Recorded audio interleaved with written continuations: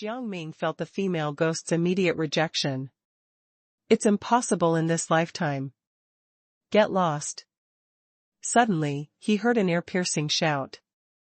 When he looked up again, Jiang Ming saw a man kneeling in front of him with a burning gaze. The man had blonde hair and blue eyes.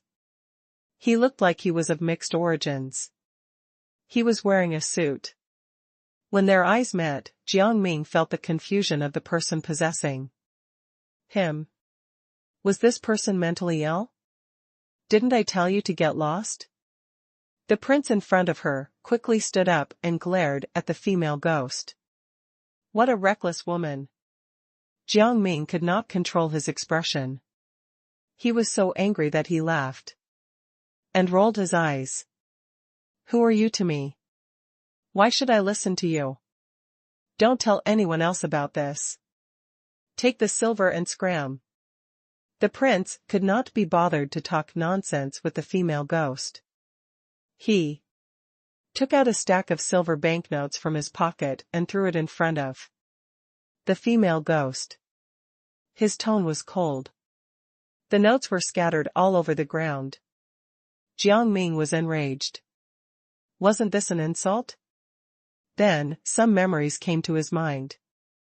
It showed that the prince was the playmate of the princess who grew up together. After that, for some reason, the prince lost his memory, and she had never interacted with him again. The prince smiled and sized up the female ghost. She was dressed quite expensively. To be able to afford these luxurious clothes meant that she probably had to sell her body to many people. Despite that, she considered what he did an insult. He looked at the female ghost in disdain. This silver. Before he could finish his sentence, the prince felt a sharp pain in his lower body. Then, he saw the female ghost's leg quickly withdraw from his weak lower half.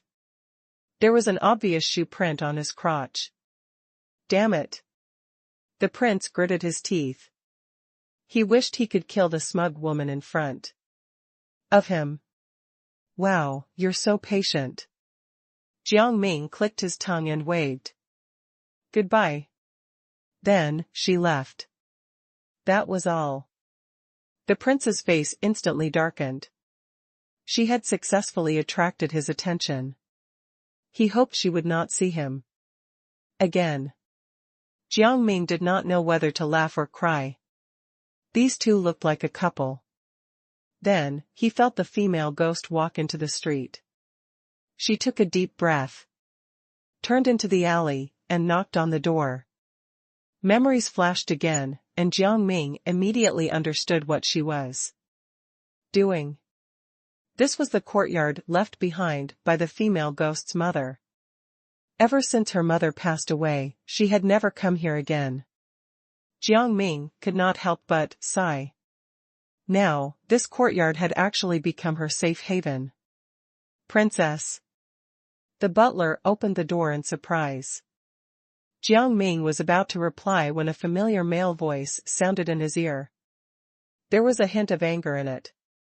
Is that you? She turned around and saw a head of golden hair that almost blinded her.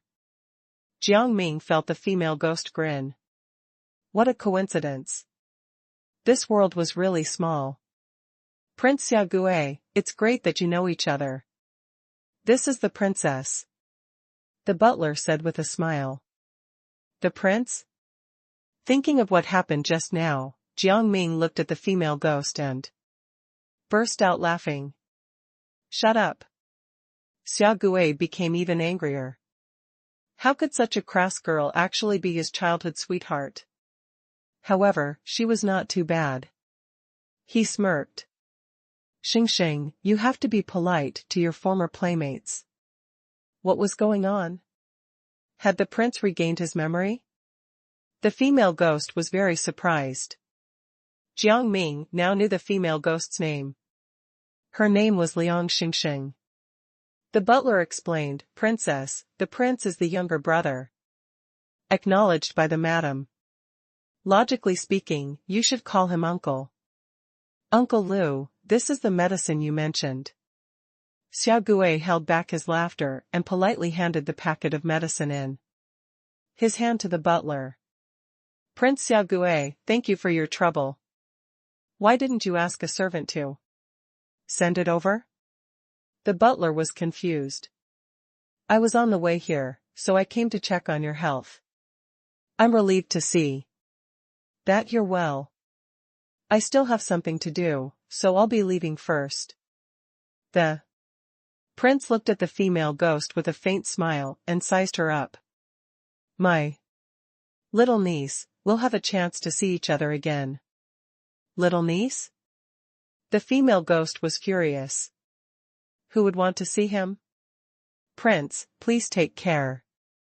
The butler gratefully looked at the prince's retreating figure as he left. Then, he said seriously, Princess, please come in quickly. I have something to tell you. Jiang Ming thought about it and felt the bond between Xiao Gui and Liang Xingxing. He could not help but feel odd. Why did this female ghost possess him to feel her emotions and actions? All right. The female ghost nodded and followed the butler into the courtyard. Seeing the familiar scene, the female ghost's eyes filled with tears. Her mother had died in an accident. Princess, the former queen expected you to come after her death and asked me to give this to you.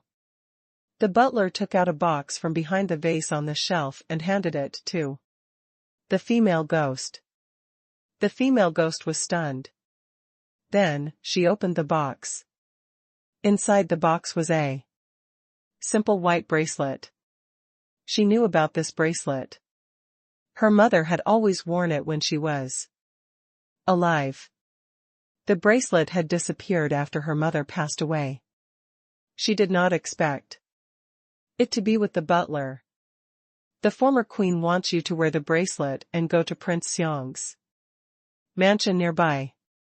Don't ask any questions and don't say no, just go, the butler said solemnly. The female ghost was confused. She nodded. I understand.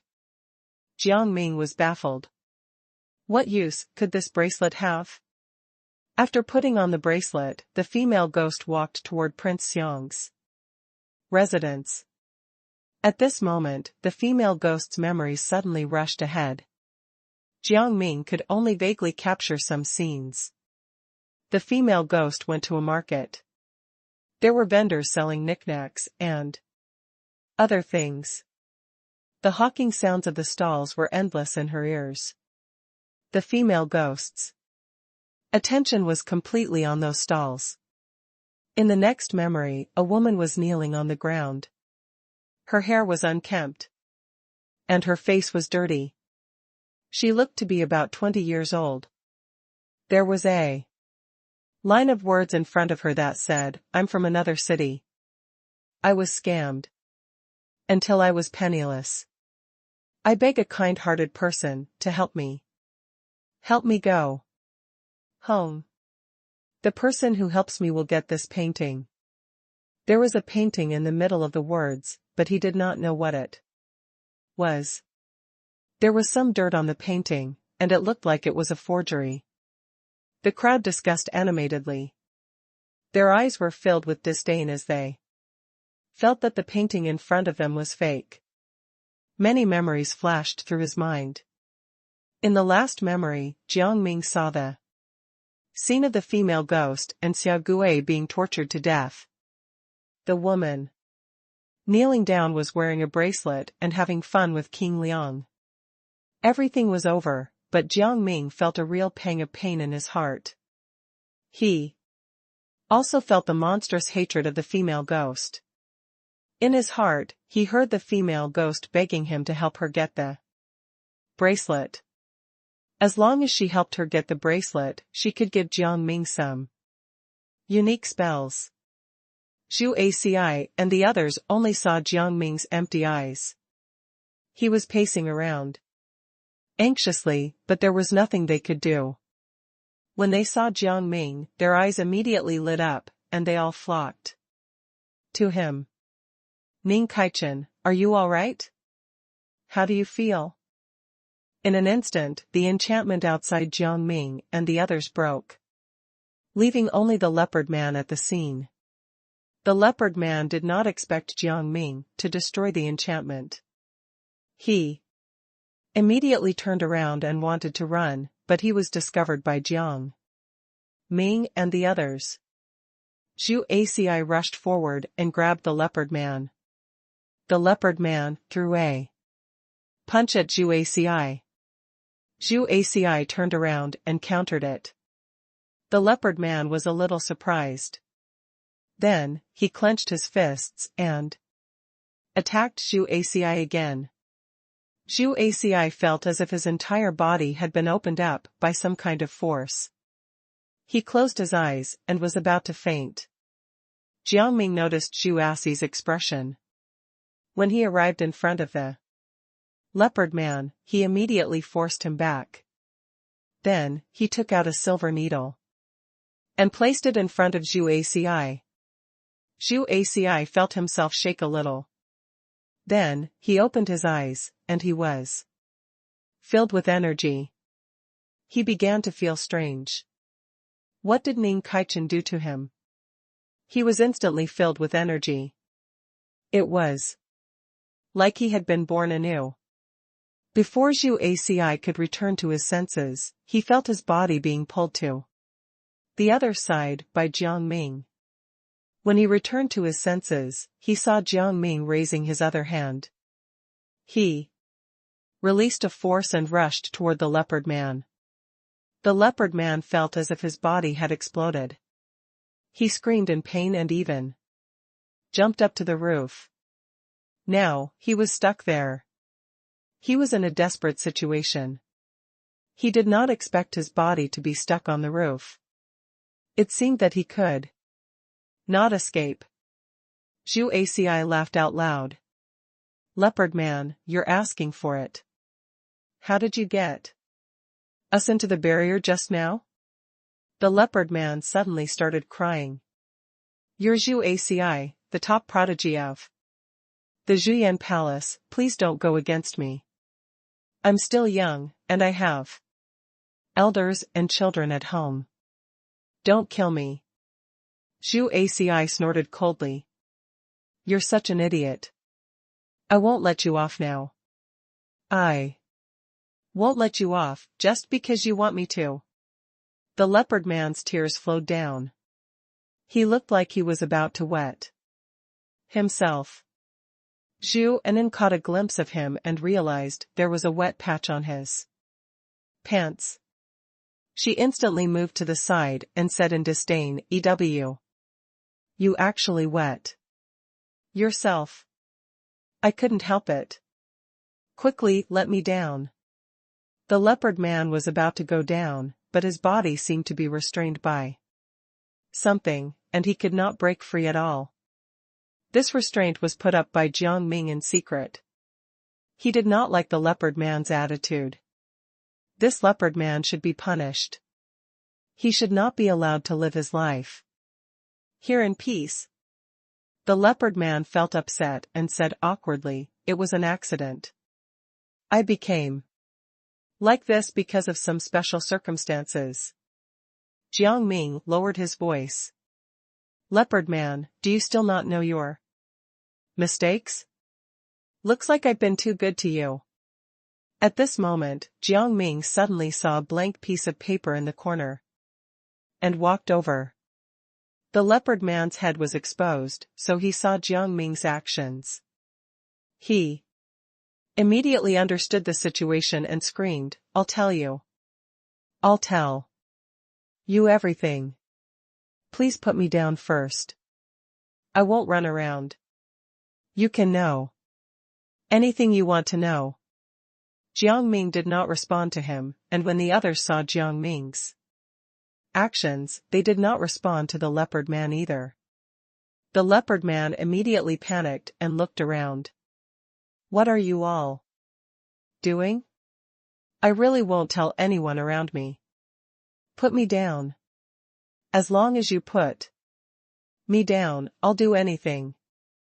Jiang Ming walked to the corner and picked up the blank piece of paper. As Jiang Ming picked up the blank piece of paper, it suddenly lit up with a purple light. The light shone slightly, allowing Jiang Ming to see the painting in front of him more clearly. The drawing depicted the female ghost that possessed him. The female ghost was lying on a chair with a folding fan in her hand. Her eyes were filled with worry. Although Jiang Ming had never seen such a scene with the female ghost, it was obvious that the female ghost was not happy. Not only that, but he could also understand the feelings of the female ghost in front of him. He understood how she felt. He would feel the same. However, at this moment, the female ghost in the painting suddenly disappeared and turned into dust in an instant. Jiang Ming was stunned for a moment. He looked at the blank paper and then at the junk on the ground. He could not help but fall silent. What was going on? The dust did not look like paint. What was this? Jiang Ming felt a little strange. Then, he looked into the distance and suddenly thought of something. He turned his gaze to everyone and said, "Curiously, I had a dream just now. There was a female ghost in the dream. I saw a lot of things about her. Did you experience something similar?" Everyone was stunned. Then, their eyes were filled with confusion. They said at the same time, "What? Ning Kaichen, what did you see that female ghost go through?" The princess's entire face was pale. She was terrified. The meaning was obvious. She had seen the female ghost before, so she was in despair now. If the female ghost suddenly came over when she had her guard down, wouldn't she be dead? When she was afraid just now, she had already used a spell. That spell was obviously useless against this female ghost. Most importantly, she was the only one who could see the female ghost. No one else could see her. Ning Kaichen was only in a dream world. She was really unlucky. She had never been so shocked in her life. However, what happened next made her furious. The leopard man laughed loudly and said, "I advise you to let me go. I'm the only one who can help you with this. You can't do anything else." These words completely turned everyone's attention over. Almost everyone's eyes were fixed on the leopard man in front of him. The leopard man suddenly felt a chill and panicked. "Put me down first. I promise to give you a satisfactory answer." Jiang Ming thought for a moment and snapped his fingers. The leopard man was forced to fall. When the leopard man stood steadily in front of everyone, he suddenly sneered. He said aggressively, "What? You still want to defeat me? What a ridiculous idea. You won't be able to defeat me even if you die. Damn it, you jerk. You pretended to be pitiful just so we would let you down." Zhu Aci was furious. He had never expected the leopard man to take advantage of their kindness. As he spoke, Zhu Aci wanted to rush over and beat up the leopard man in front of him, but he was stopped by Jiang Ming. He narrowed his eyes and looked dangerously at the colorful fluctuations in the leopard man's hand. Seeing that Zhu Aci was still not coming up to fight him, the leopard man was a little anxious. "Hey, brat, come over quickly. Do you want to run away for the rest of your life?" Zhu Aci was furious. How did the leopard man become so powerful? He wanted to see what the leopard man was made out of. It was because he was not paying attention just now that the leopard man caught hold of him. The leopard man saw Zhu Aci's expression and laughed out loud. He reached out to hit Zhu Aci. Jiang Ming saw the attack and immediately reacted. He knew that Zhu Aci could not withstand such an attack. Zhu Aci's eyes widened when he saw Jiang Ming standing in front of him. He quickly wanted to push Jiang Ming away, but it was too late. Jiang Ming was hit by the strike, and then he felt that his body seemed to have been possessed by something again. This time, he fell to the ground. Jiang Ming did not enter anyone's memories. Instead, he watched everything in front of him as a virtual soul.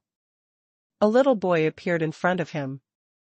Moreover, this person had golden hair and delicate facial features. This person had even knelt in front of the female ghost before. His name was Xiao Gui. Jiang Ming could not help but feel puzzled. Why would Xiao Gui appear here? Could it be that this time, he was trapped in Xiao Gui's painting? From where did this leopard man get so many paintings? He was not very capable, but he still had many paintings. Jiang Ming grinned, but he still decided to continue watching. In the previous painting, the female ghost asked him to avenge her, so he came out. What would it be this time? Looking at the scene, Xiao Gui was currently in a room. He was opening an envelope. It was as if he was eager to see something. Jiang Ming leaned over and saw a number on the letter. It was 680. He looked at Xiao Gui again, his hands trembling. Then, he saw Xiao Gui open another letter. On it was a name called Yuan Qing. And below it was a number, 681.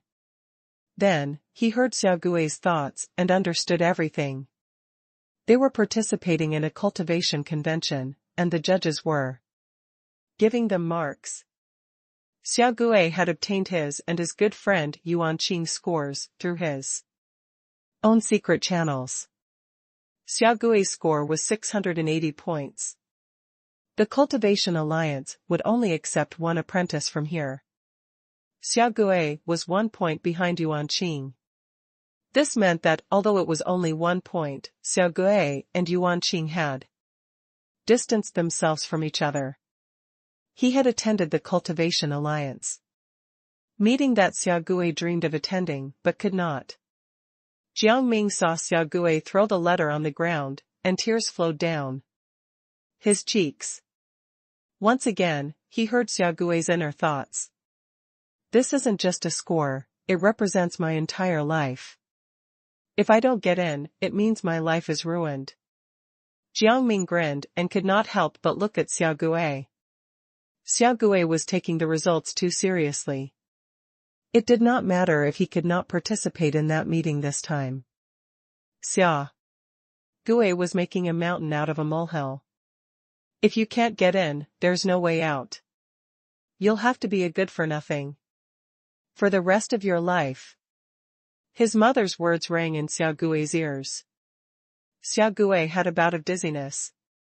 Feeling everything about Xiao Gui, Jiang Ming could not help but sympathize with him. No wonder Xiao Gui had become like this. It was all because of his mother's influence.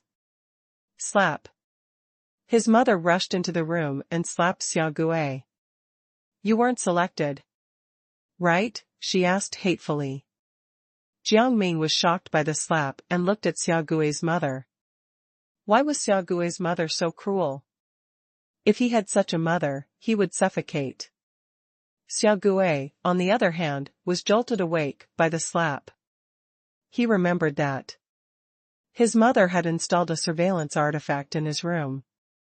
Seeing his mother's reaction, she must have known that he was not selected. Xiao Gui immediately grabbed her skirt and said in a panic, "Mother, mother. This was an accident. Give me another chance. I will definitely go to that meeting." Her mother kicked Xiao Gui away, and one of his teeth flew out. Jiang Ming was shocked by her cruelty. He reached out his hand to comfort Xiao Gui. However, Xiao Gui and his mother could not see Jiang Ming at all. Not only that, but Jiang Ming could not touch Xiao Gui and his mother either. Trash. You can't even go to the Cultivation Alliance meeting. It's over. Why? Don't you just die? The Xiao family's reputation has been completely tarnished. By you. Elf, fortunately, I didn't hire anyone to teach you. Otherwise, I would have wasted my money. Why did I give birth to such trash like you? You and your father are really the same. You can't even be selected by the Cultivation Alliance. It doesn't matter if you've started a business and earned $1 million. Tails of silver. Aren't you still being laughed at in private? His mother's scolding rang in his ears. Jiang Ming wanted to help Xiao Gui, but in the end, he could not. After all, he was just an outsider and could only watch. He was in excruciating pain, but Xiao Gui could no longer care. He knelt down and kowtowed, begging, "Mother, mother, please give me another chance. I will definitely work hard. I will definitely be able to attend the Cultivation Alliance meeting next time." Xiao Gui was sobbing internally.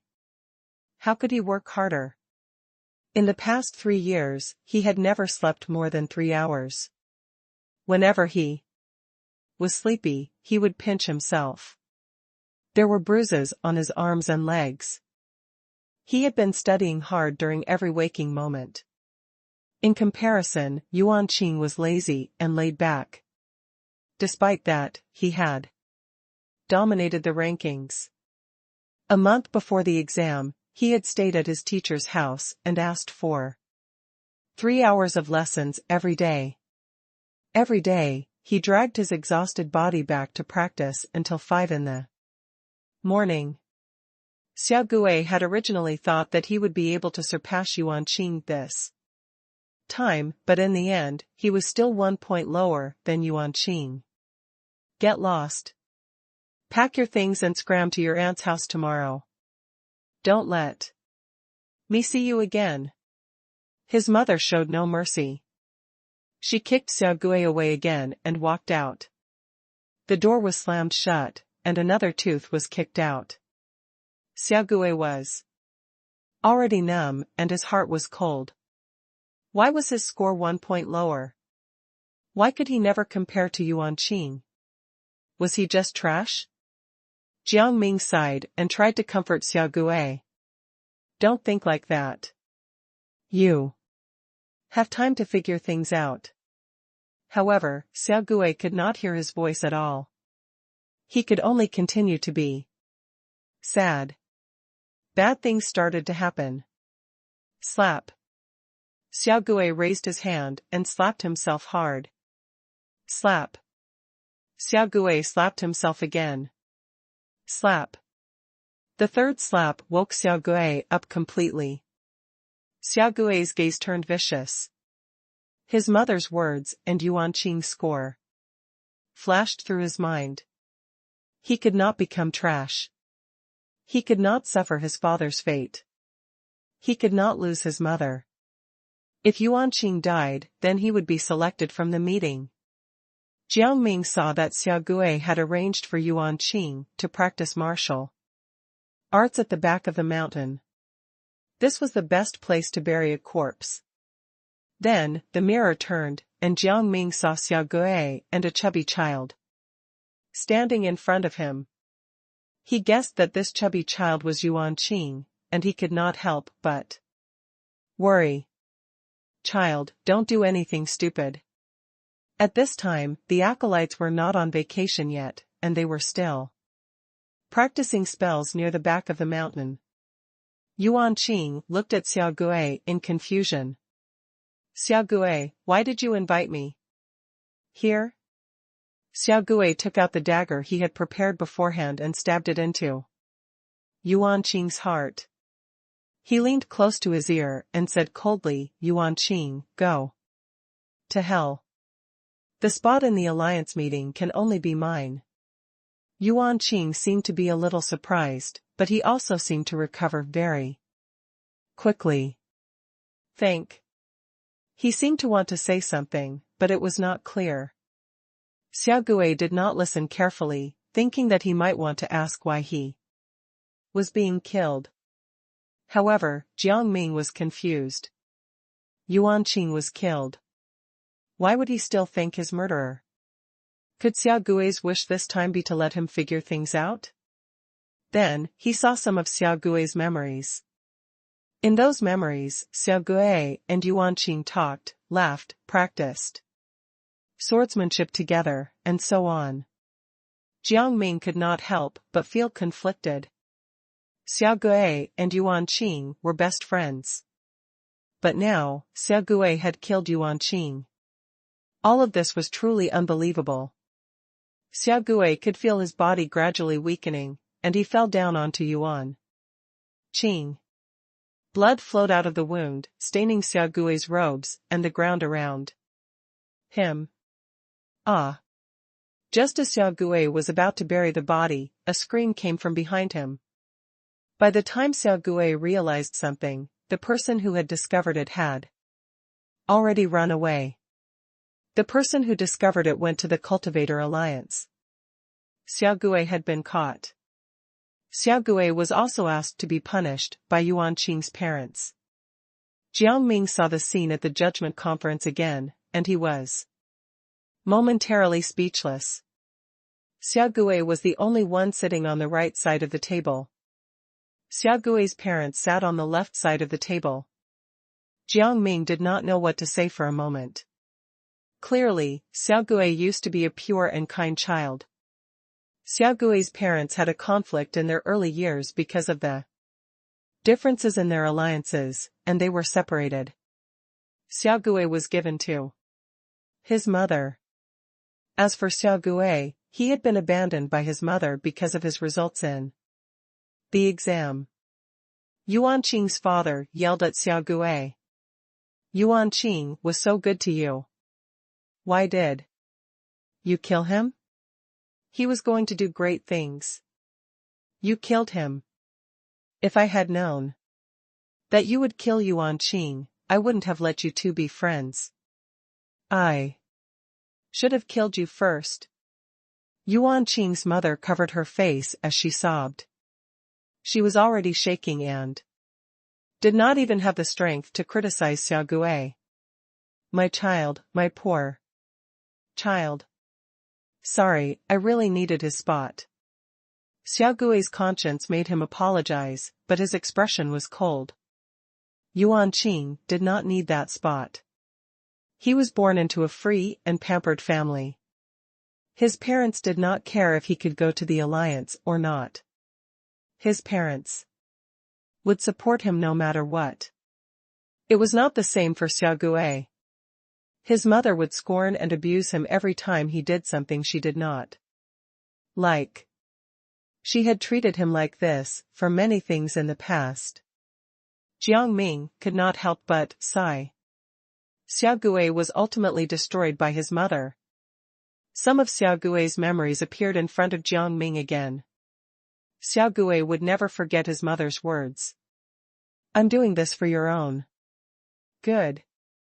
This spot could save Xiaogui's life. Yuan Qing could still have lived without this spot. If they were both going to die, then it would be better to let Xiaogui go to the alliance first. After some discussion, the alliance master finalized the verdict. Young Master Xia of the Xia family is not guilty of any crime and will be released today. It was obvious that Yuan Qing's parents could not accept this result and caused a ruckus at the scene. In the end, they were made to leave. Yuan Qing's parents did not give up. They complained about the injustice of the trial at the entrance of the building every day. Jiang Ming was dumbfounded. Was the leader of the Judgment Association seriously ill? Was he just going to let the murderer go? This verdict quickly caused an uproar in society. Xiaogui and the alliance master were at the center of the storm. The people who criticized and defended Xiao Gui, and the alliance master formed a strong contrast. As for Xiao Gui, because no one took him away, he was temporarily left in the alliance. Hearing this news, Xiao Gui was shocked as well. How can I be protected after killing someone? Is it because I'm not an adult yet? Then, the people from the alliance looked at Xiao Gui meaningfully. You are very good looking. Xiao Gui smiled. He did not expect that some people's moral judgment was based on appearances.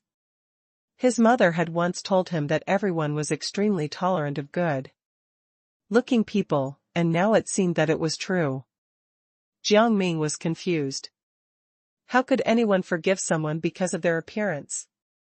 At this moment, someone from the alliance informed Xiao Gui, someone is here to pick you up. Was his mother here to pick him up? Xiao Gui got excited and ran toward the door. The alliance master stood in front of him and told Xiao Gui that he would temporarily bring Xiao Gui to his house. Xiao Gui was very disappointed. He left with the alliance master, but on the way, he learned something. Yuan Qing's father had killed someone before. Jiang Ming was stunned for a moment. However, at this moment, Xiao Gui suddenly turned into a demon and walked toward Jiang Ming. You can see me? Jiang Ming took a step back and then put up his guard. Xiao Gui suddenly laughed. Ning Kaichen, since you're trapped in my painting, don't even think about getting out. Jiang Ming thought for a moment. Are you sure you want to kill me? I still have the unfulfilled wish of the person you like. Jiang Ming had guessed that Xiao Gui liked the female ghost. Hearing Jiang Ming's words, Xiao Gui suddenly hesitated and closed his eyes. I can't let you go out. You can stay in this painting. You. Jiang Ming was a little angry. Originally, he had sympathized with Xiao Gui, but now he had decided that he would make Xiao Gui pay the price. You can't touch me at all. You're in my story, and you still want to teach me a lesson? Xiao Gui laughed loudly before disappearing. Jiang Ming was even angrier. A huge black whirlwind appeared in his hand. The black whirlwind spun around, wreaking havoc everywhere. Xiao Gui, on the other hand, was in great pain. He started screaming. Outside, Zhu Aci and the others were also affected and swept into a different space. The space was blank. Zhu Aci saw a wall made of stone. Moreover, these walls were approaching Zhu Aci and the others extremely fast. It was obvious that they wanted to squeeze Zhu Aci and the others to death. Oh no, what's going on? Zhu Aci looked at the people around him helplessly. He did not expect them to fall into such a space. He looked left and right and realized that Jiang Ming was gone. He immediately became anxious. Ning Kaichen. Ning Kaichen. Zhu Aci shouted loudly. However, Jiang Ming had no way to reply to Zhu Aci. On Jiang Ming's side, the scene changed to a new place. He was now running with a stranger's heart in his arms. His heart told him that he needed to protect this heart. Otherwise, he would not be able to leave this painting. Stop, don't run. The servants chased after him relentlessly. Jiang Ming grinned. Why was the heart still active after being removed? Also, who told him this information? At this moment, Xiao Gui repeated the rules. You should know that you have to run with your heart to the light in front of you before you can return to your world. A thick stench came from the tip of his nose. What was that horrible smell? Jiang Ming looked everywhere. The heart he was holding winked at him. He was shocked. Jiang Ming squinted at the heart. How annoying. The heart started to act coyly. Aha! Jiang Ming was so frightened that he threw it out. He felt strange. He did not want to listen to Xiao Gui. He wanted to find a way out himself. Whoosh! Jiang Ming turned around and stopped when he heard the beating of the heart. The heart was thrown into the servant's hands. Jiang Ming stared at him. The servant threw something at him, and Jiang Ming caught it subconsciously. Looking again, wasn't this the heart? Hurry up and chase him. He's running away. The servants began to shout. Jiang Ming was puzzled. He gave them the heart. Why were they still chasing him? Thinking of this, Jiang Ming simply stood still. Unexpectedly, when the servants were an inch away from Jiang Ming, they suddenly could not move forward. Jiang Ming was dumbfounded and tried to walk forward as well. Hurry up and chase him. He's running away. One of the servants' rumbling voices entered Jiang Ming's ears. Jiang Ming was shocked. It felt like he could not hear well. Just as they were catching their breaths, they began to scream. One by one, they fell down. Jiang Ming was stunned and wanted to go forward to take a look. A strong woman leaned close to Jiang Ming and pressed him against the wall. Sir, did you save my grandmother's heart? My name is Yu Junlong. Jiang Ming looked up. He saw the person staring at him deeply. Who was this? Did Xiao Gui arrange this? He would not back down. Thinking of this, Jiang Ming kicked him. Yu Junlong spun around, and her face fell to the ground. Ah, my face. She immediately started crying and sat on the ground without moving. Hey, are you all right?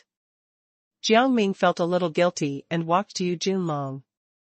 Unexpectedly, Yu Junlong's expression changed instantly, and the corners of her mouth curled up. Wow! I successfully attracted your attention. Jiang Ming was so angry that he punched her. Get lost. Yu Junlong's face swelled up from the blow. Seeing that they could not get out, Jiang Ming brought Yu Junlong to the side room. Yu Junlong's wound was being treated by a doctor. From time to time, she would reveal a sinister smile. Be mine. I'll treat you. Well. Jiang Ming tilted his head and could not be bothered to talk to her. You're ignoring me. Very good. You're just my type. Jiang Ming faced her and rolled his eyes. Sir, I admire you very much. Tomorrow, we will go and get married. Jiang Ming waved his fist. He was sick of this. Then, he got to the point and looked at Yu Junlong. How can I get out? He had already destroyed the space, but he still could not leave. Yu Junlong did not say anything. Instead, she said seriously, You injured me. You have to take responsibility for me. Jiang Ming had lost his patience, and he was ready to beat her up. Don't force me to hit you. The most important thing for a woman is her face. Don't force my hand. Yu Junlong was terrified. She touched her face and said, You can't treat me like this. I can tell you the way out, but you have to take me with you. I've been trapped here by Xiao Gui for a long time. I'm very bored here. I only know how to play some games. Jiang Ming grinned. Sure, you can tell me now. How do I get out? I can get Xiao Gui to come out. When the time comes, capture him and kill him. Otherwise, we won't be able to get out. Yu Junlong looked up and signaled for Jiang Ming to hide. As for Zhu Aci and the others, their situation was already grim. The walls had already blocked everyone in a small, square area. Be careful. Zhu Aci shouted. Yu Junlong started to perform a devilish dance. Flowers began to dance along with her movements. Jiang Ming was hiding at the side When he saw Yu Juanlong's actions, he could not help but snort. Her actions were hilarious. At this moment, Xiao Gui was lured out and stood in front of Yu Junlong. Almost in an instant, Yu Junlong suddenly felt her entire body tighten. Then, another gust of wind appeared beside her.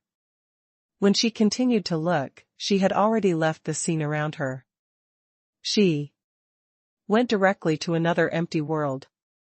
Anyway, there were other people besides Jiang Ming.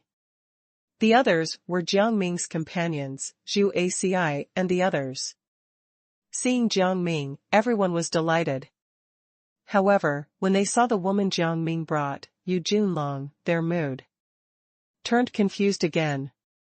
Not only that, but they began to tense up again because the four walls had already moved forward, and they could not stay any longer. Jiang Ming realized their current predicament and released a huge tornado from his body.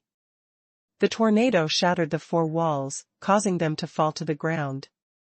Then, the others returned to reality.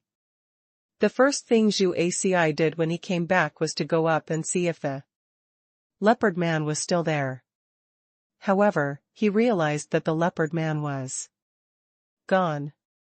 There was only an empty hole in the roof. Master Morong also noticed the leopard man's departure. He felt upset about his roof. This leopard man left without fixing his roof. How rude. Seeing that the leopard man had run away, Zhu Aci could not find the leopard man anymore. He simply focused his attention on the woman Jiang Ming brought.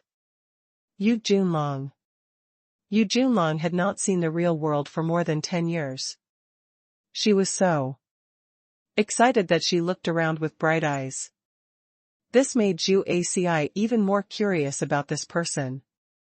Where are you from? I've never seen you before. Yu Junlong was stunned for a moment before she looked at Zhu Aci. Now that she had returned to the real world, she suddenly became bashful. Her eyes were filled with embarrassment.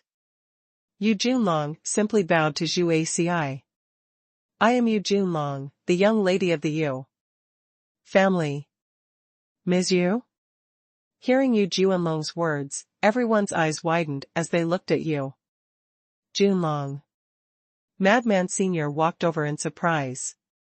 More than 10 years ago, the secret cultivation family, the Yu family, lost a talented young lady. Could that be you? Then, his eyes became suspicious again. He shook his head repeatedly and felt that it was not possible. How could Ming Kaichen find the person whom the Yu family had been trying to find for more than a decade? Wasn't this bizarre? The young lady of the Yu family had probably died long ago. You know my parents? Yu Junlong became even more excited. Her entire body trembled as tears flowed out of her eyes. She had not seen her parents for more than 10 years. She did not know how her parents were now. She did not even know if her parents were alive or dead. I don't know you. I only know your parents' reputation. How can you be the young lady of the Yu family? Madman Sr. sounded confused, and then he immediately questioned Yu Junlong. Madman Jr. also followed suit, his mind sinking into some memories. Back then, the Yu family's young lady's matter was turned upside down. No aristocratic family would be able to accept the fact that the young lady had disappeared for no reason. The head of the Yu family and his wife tried their best, but they still couldn't find their daughter. She had disappeared completely. Her parents aged terribly out of stress. How could this be? Yu Junlong could not believe it. She took a few steps back, her eyes filled with tears. Her parents were so energetic. How could they have become like this? Then, she could not take it anymore. She sat down and covered her face as she cried. Her silence made everyone present fall silent. Seeing that Yu Juanlong's attitude did not seem to be fake, everyone did not know what to say for a moment. What happened to the Yu family head and his wife back then was indeed a tragedy. Master Long also stepped forward and said, "If you're really the young lady of the Yu family, then you should be able to find your parents. I heard that the spells of the Yu family all respond to each other. If you use magic, your parents will definitely feel it." After hearing Master Long's words, everyone nodded in agreement. Hearing this, Yu Juanlong's eyes lit up. Then, she closed her eyes and a golden dragon appeared from her body. Then, she opened her eyes. The golden dragon immediately soared into the sky and arrived at an unknown place. Yu Junlong looked at Master Long gratefully. "I've been locked up by Xiao Gui for too long and have long forgotten about this matter. It's all thanks to you that I can remember. Thank you so much."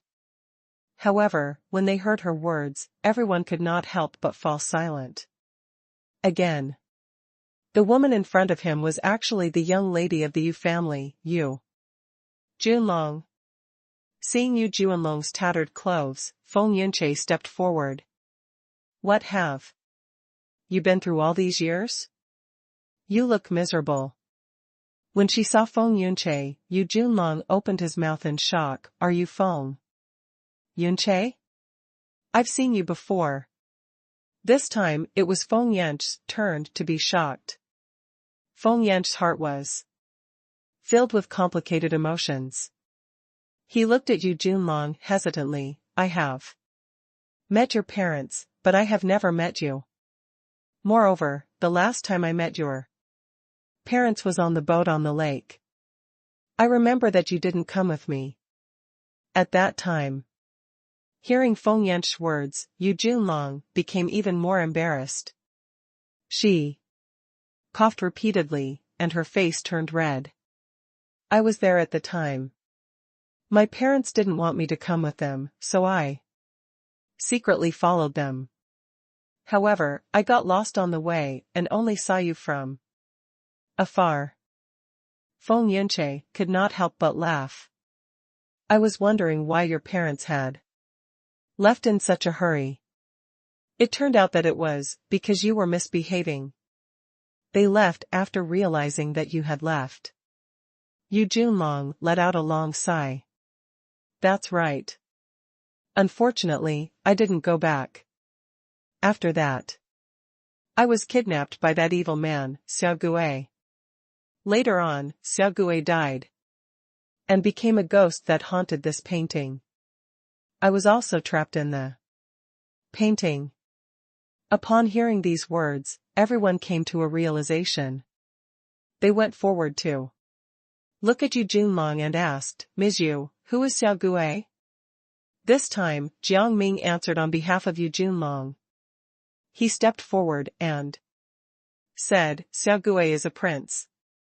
Upon hearing this, Zhu Aci suddenly thought of something. He took a step forward and looked at Jiang Ming hesitantly. Could Xiao Gui be the prince of the Helian Xia dynasty, which had fallen into decline and disappeared? Jiang Ming thought for a moment and nodded. That should be right. He was engaged to someone from the Daliang kingdom. Zhu Aci nodded. He grinned and said, "It really is him."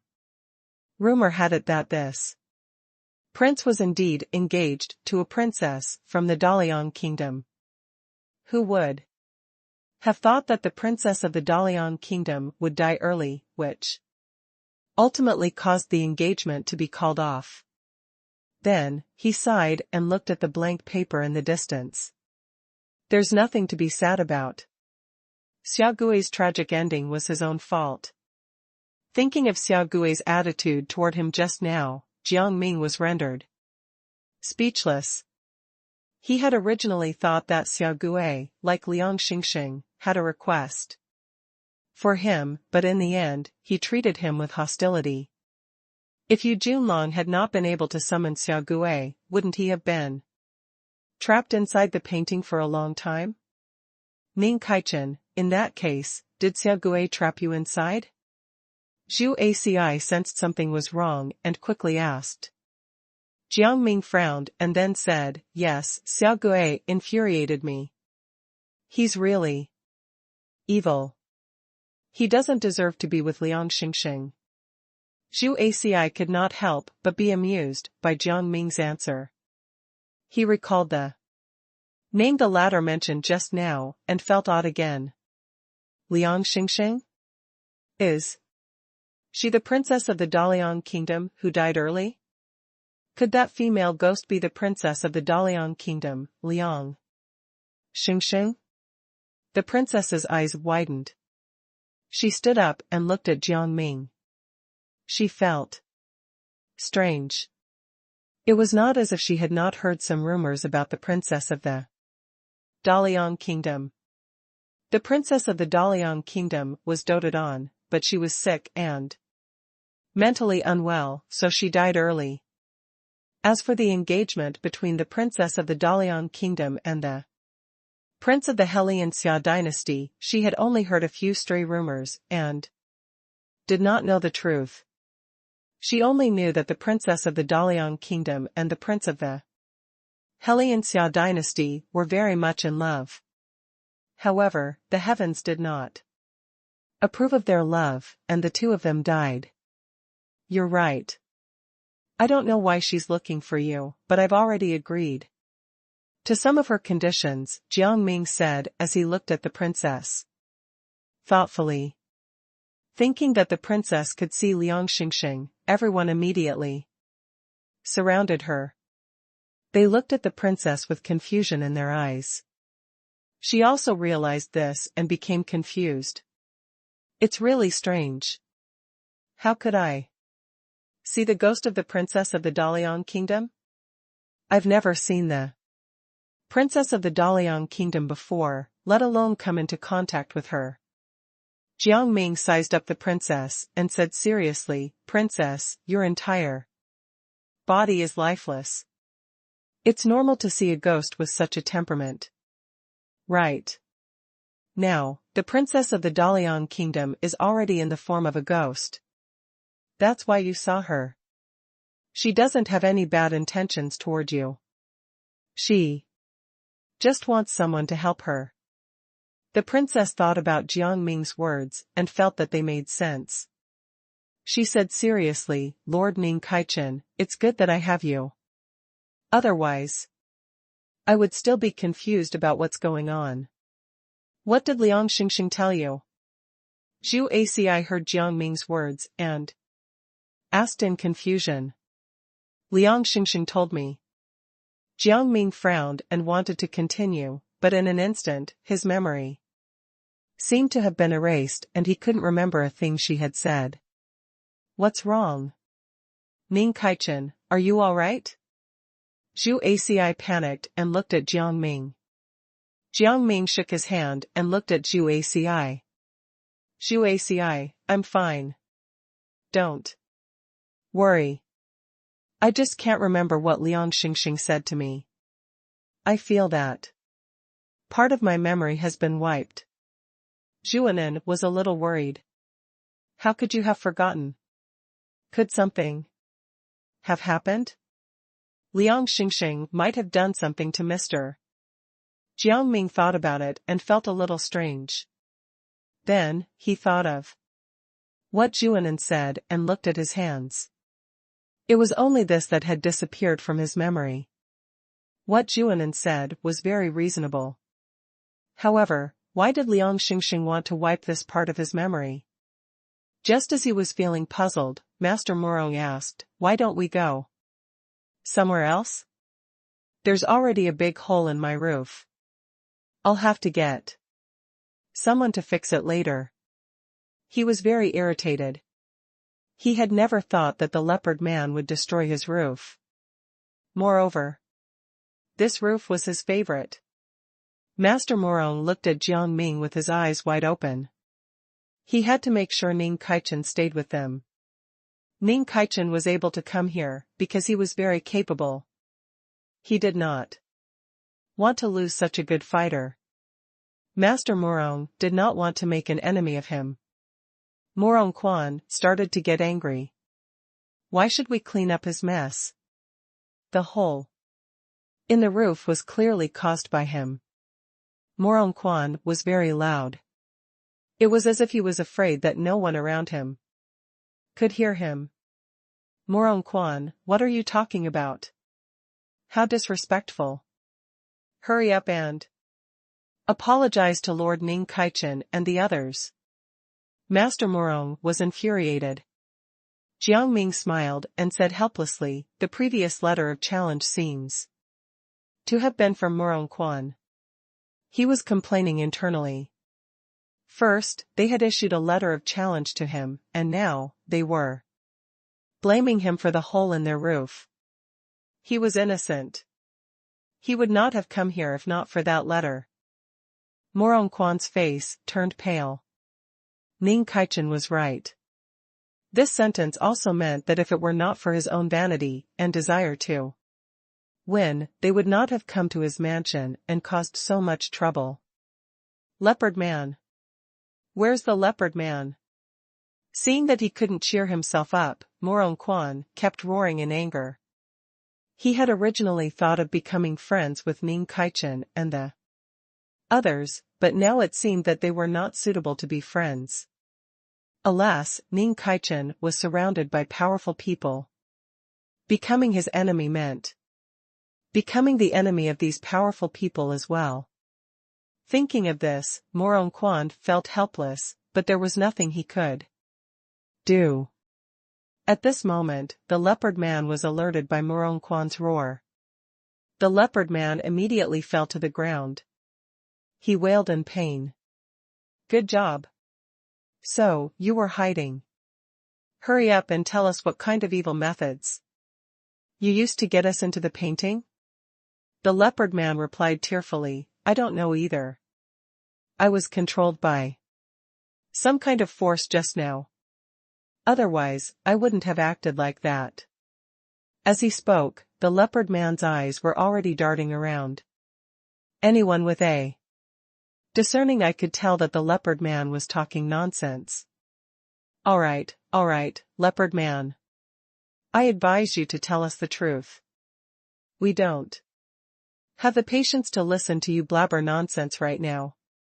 Zhu Aci lost his patience and went forward to tie the leopard man up. He tied him up tightly on purpose.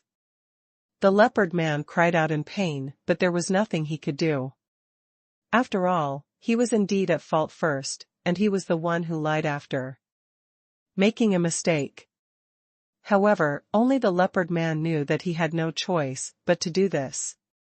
I'll tell you everything. Just let me go. The leopard man's entire body was in a terrible state. Large purple patterns had appeared on his body, and it was a shocking sight. What's going on? The princess covered her mouth in disbelief and stuttered. Recently, she had seen a lot of people with strange markings on their bodies. She did not expect this human-beast hybrid to have something on his body as well. The leopard man suddenly let out another furious roar. His eyes were red. As if he was being controlled, he ran toward Jiang Ming and the others. It was obvious that he was coming menacingly. Jiang Ming threw his folding fan over and pinned the leopard man to the wall. At this moment, the leopard man could no longer move and instantly turned into ashes. However, the strange thing was that when the leopard man turned into ashes, a few images appeared where he once stood. From the images, it was obvious that it was Prince Xia Gui of the Helian Xia dynasty.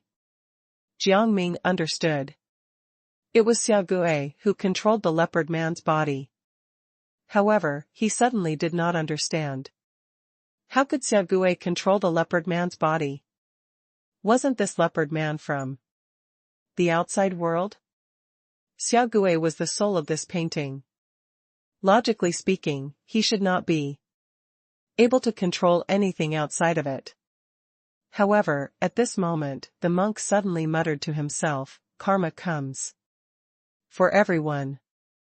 The leopard man paid the consequences for what he did. This confused everyone present. Zhu Anan looked at the monk and asked, curiously, "What do you mean? Did you understand everything all along? No wonder you didn't say anything just now. I've always recognized Liang Xingxing and Xiaogui's paintings. Those paintings were formed from their resentment. The leopard man must have made a deal with them to get rid of us," the monk said firmly, and then looked at the leopard man's ashes, coldly. The leopard man had it coming. I used my heavenly eye to see his every move. He's not a good person either. If he dies, everything will be over. You still have a heavenly eye? Zhu Aci was dumbfounded.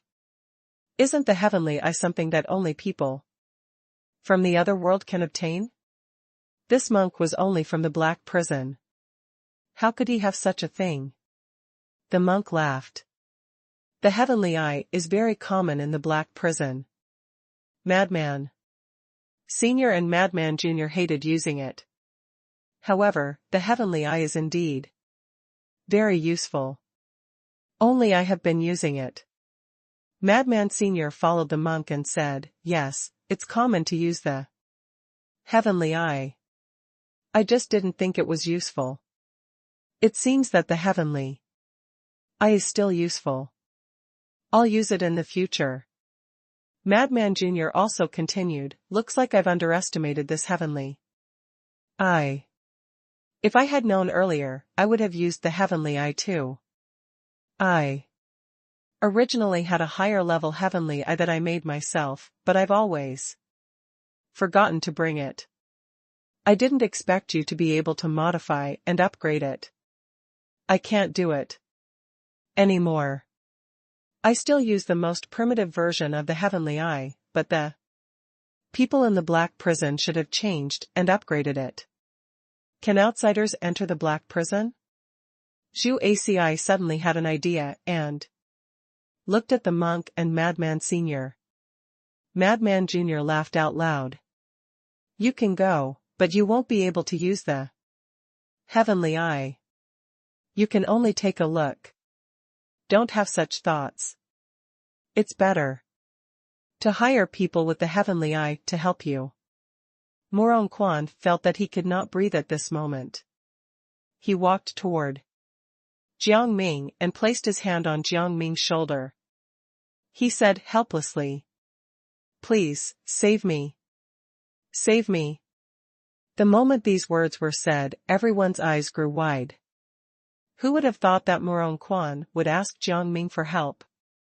Jiang Ming could tell that Morong Quan was suffering from asthma, so he did not say anything. Instead, he went forward and attacked Morong Quan with his silver needles. He was already very familiar with using silver needles.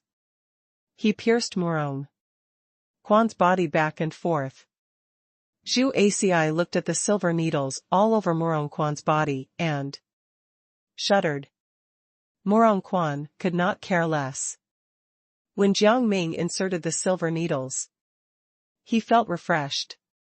A warm current flowed in his heart, and he was unusually happy.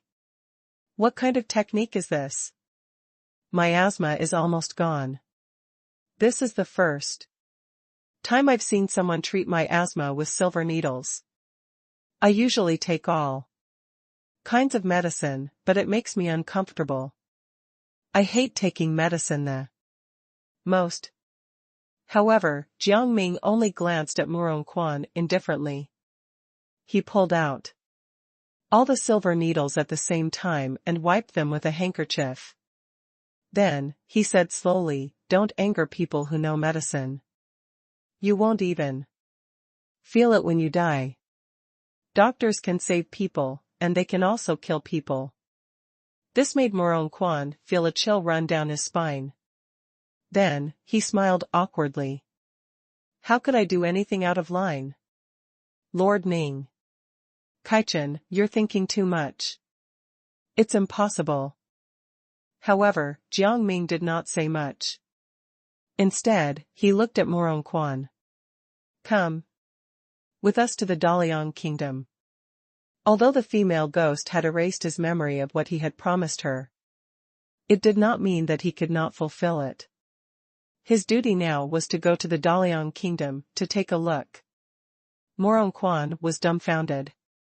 He exclaimed and asked, curiously, why do we have to go to the Daliang kingdom? He felt uneasy. Recently, there was a joyous occasion in the Daliang kingdom. If Jiang Ming went, he would probably turn the joyous occasion into a funeral. However, what he did not know was that the joyous occasion had already turned into a funeral. Within the Daliang kingdom, the Prince Regent's residence was filled with joy. Red lanterns were hung high up, and the place was filled with laughter. They all said that the second princess, Liang Cixi, who had been fighting on the battlefield for many years, was finally getting married. She and the Prince Regent were a perfect match. It was the perfect love story. Liang Cixi had already put on her wedding dress. She looked at her exquisite face in the mirror, but her eyes were cold. Princess, the auspicious time is about to arrive. The maid hurried over and knelt down to pay her respects. I understand. When the maid entered, the coldness in Liang Cixi's eyes disappeared without a trace. She smiled and stood up. As the regent, Mu Beiqing was weak, the emperor had allowed him to sit in a carriage instead of riding a horse. Hearing Mu Beiqing's usual coughing, Liang Cixi got into the carriage. Laughter lingered around the newlyweds. Behind them, the dowry was carried by a team of servants.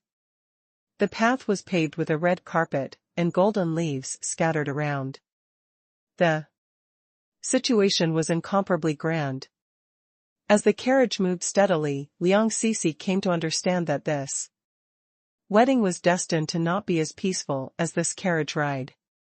Men, quickly find the imperial physician. The princess is unwell. As soon as she got out of the carriage, Liang Cixi spat out black blood, and her body swayed. The people around them were extremely flustered, and no one actually cared about Liang Cixi. Liang Cixi smiled. At this time, there was actually no one beside her to support her. Perhaps she should not have been so obsessed with killing her enemy. Liang Cixi did not feel the pain from the hard ground as she had expected. Instead, she felt a warm embrace. She was stunned and tried to open her eyes. But she could not. When her last bit of consciousness was about to disappear completely, a familiar cough sounded in her ears. Liang Cixi paused. Who was this? When she woke up again, Liang Cixi's face was pale, and her body was weak. She slowly ate some porridge. The maid, Yuya, who had followed Liang Cixi to kill her enemies, had returned. Liang Cixi dismissed the other maids. Yuya kneeled on the floor in surprise. Congratulations, General. The issue with your heart has finally been resolved. It has been hard on you to train the troops in the frontier fortress these past few days. You can rest well by my side for a few days. Liang Cixi was no longer as weak as before. She put the porridge aside. Her eyes were completely cold, as if she had become a different person. The black blood she spat out was a show for Mu Beiqing and her father. Although Mu Beiqing was plagued by illness, his talent was outstanding. He was also good at winning over people's hearts. Almost half of the people in the court were his people. His power had also expanded to the point where he had to be eliminated. Her father could not wait for the day Mu Beiqing died of his illness, so he made her pretend to be poisoned and frame Mu Beiqing. Everyone said that Mu Beiqing was a man who was deeply in love with the princess. They could make the public believe that he had become possessive and toxic, which led him to poison the princess. Thank you, General. Yu Yi was overjoyed beyond measure. She was happiest when she was with Liang Sisi. How is Mu Beiqing now? Liang Sisi frowned worriedly. Mu Beiqing was a cunning old fox. She did not know if he had escaped or not. General, please rest assured. I saw Mu Beiqing wearing a prison uniform with his hands and feet bound by shackles. He followed the other slaves on the way to the border and was in an extremely miserable state. Yu Ye's report was thorough. Liang Sisi fell silent, and she inexplicably thought of the coughing sound she had made when she fainted. Hopefully, it was not Mu Beiqing. They were enemies and had never interacted much. She consoled herself and waved her hand. Yuya, you've exerted yourself for many days. Rest early. Understood. Yuya left. With the big problem with her heart resolved, Liang Sisi felt like a huge burden had been lifted off her shoulders, and she laid down comfortably. No one would be a stumbling block to her father. The Daliang kingdom had finally settled down. She suddenly felt sleepy after being so relaxed. She yawned and fell asleep. Very quickly. Liang Sisi, you vicious woman. I have no enmity with you, why do you want to harm me? Mu Beiqing's face contorted as he grabbed Liang Sisi's throat. Liang Sisi felt like she could not breathe. Liang Sisi opened her eyes and sat up. Darkness filled the entire palace, but Mu Beiqing was nowhere to be seen. She heaved a sigh of relief. She knew that it was just a nightmare. Mu Beiqing had been exiled by her father. Wiping the sweat off her forehead, Liang Sisi was about to continue lying down to sleep when her hand touched something. She touched it again. It was extremely smooth, like jade or something. Liang Sisi woke up in shock and quickly called for someone to light the candles. How could there be something like jade on her bed? Liang Sisi saw the object clearly under the light of the candles. It was a high-quality and flawless jade pendant that was quite expensive. When she turned it over and looked carefully, there was a word on it. It said Mu Beiqing? Liang Sisi subconsciously threw the jade pendant away, and her entire body broke out in cold sweat. Why was Mu Beiqing's jade pendant on her bed? Did Mu Beiqing escape? Liang Sisi immediately regained her composure. If Mu Beiqing had really escaped, he would definitely want to torture her to death. After all, she had schemed against him. She could not let Mu Beiqing have his way. Call Yuya over. All right. The servant girl was about to leave when Liang Sisi quickly shouted, Bring me another towel. The servant girl was very fast. A towel was quickly brought in, and a basin of water was thoughtfully added. Yuya stepped forward respectfully. Princess, may I know what's the matter? Liang Sisi lowered her voice. It's time to call Prince Liang back. I wonder how the alliance between Prince Liang and Master Long is going. Yuya became anxious. General, don't worry. I'll hurry to Prince Liang's place. At the same time, Jiang Ming and his men brought Morong Quan to his mansion. Who would have thought that just as they sat down, Yuya would arrive immediately after, requesting to visit Prince Liang. Morong Quan suddenly became nervous when he heard that Yuya was coming. He glanced at Jiang Ming and the others, and said hesitantly, "Please leave for a while." Hearing Morongquan's words, everyone retreated. "Why have you decorated your mansion so ostentatiously? Don't you know that this is causing trouble for the Daliang kingdom?" Morongquan smiled. "We are both working for the Daliang kingdom. Why do you care about these minor things?" "I want to have fun too." Yu laughed and then said helplessly, "We still don't have anything in common.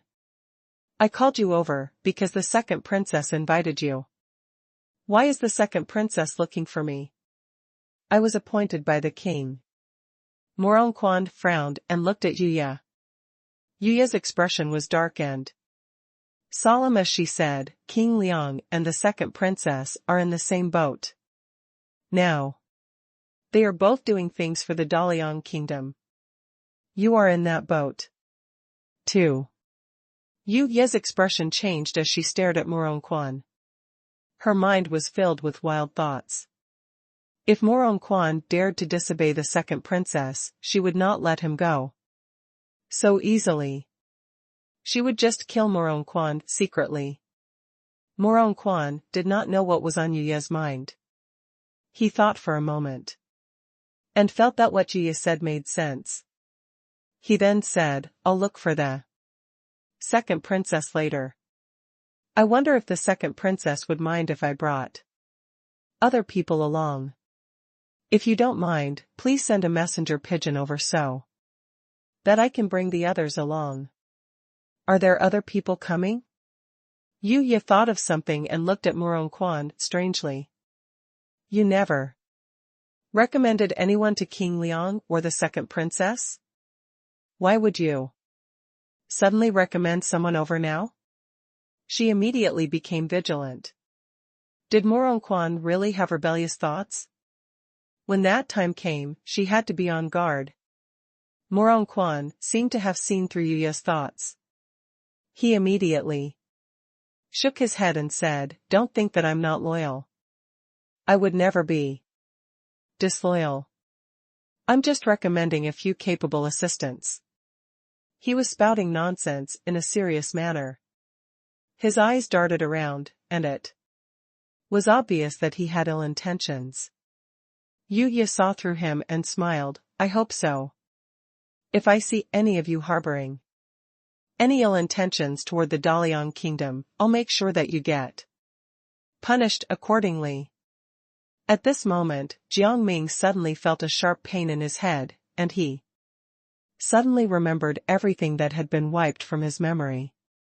That female ghost, Liang Xingxing, wanted him to find the bracelet. Liang Xingxing's eyes were filled with tears. It was as if she wanted to say something, but she could not. His expression revealed a sense of despair. Liang Xingxing's voice was hoarse.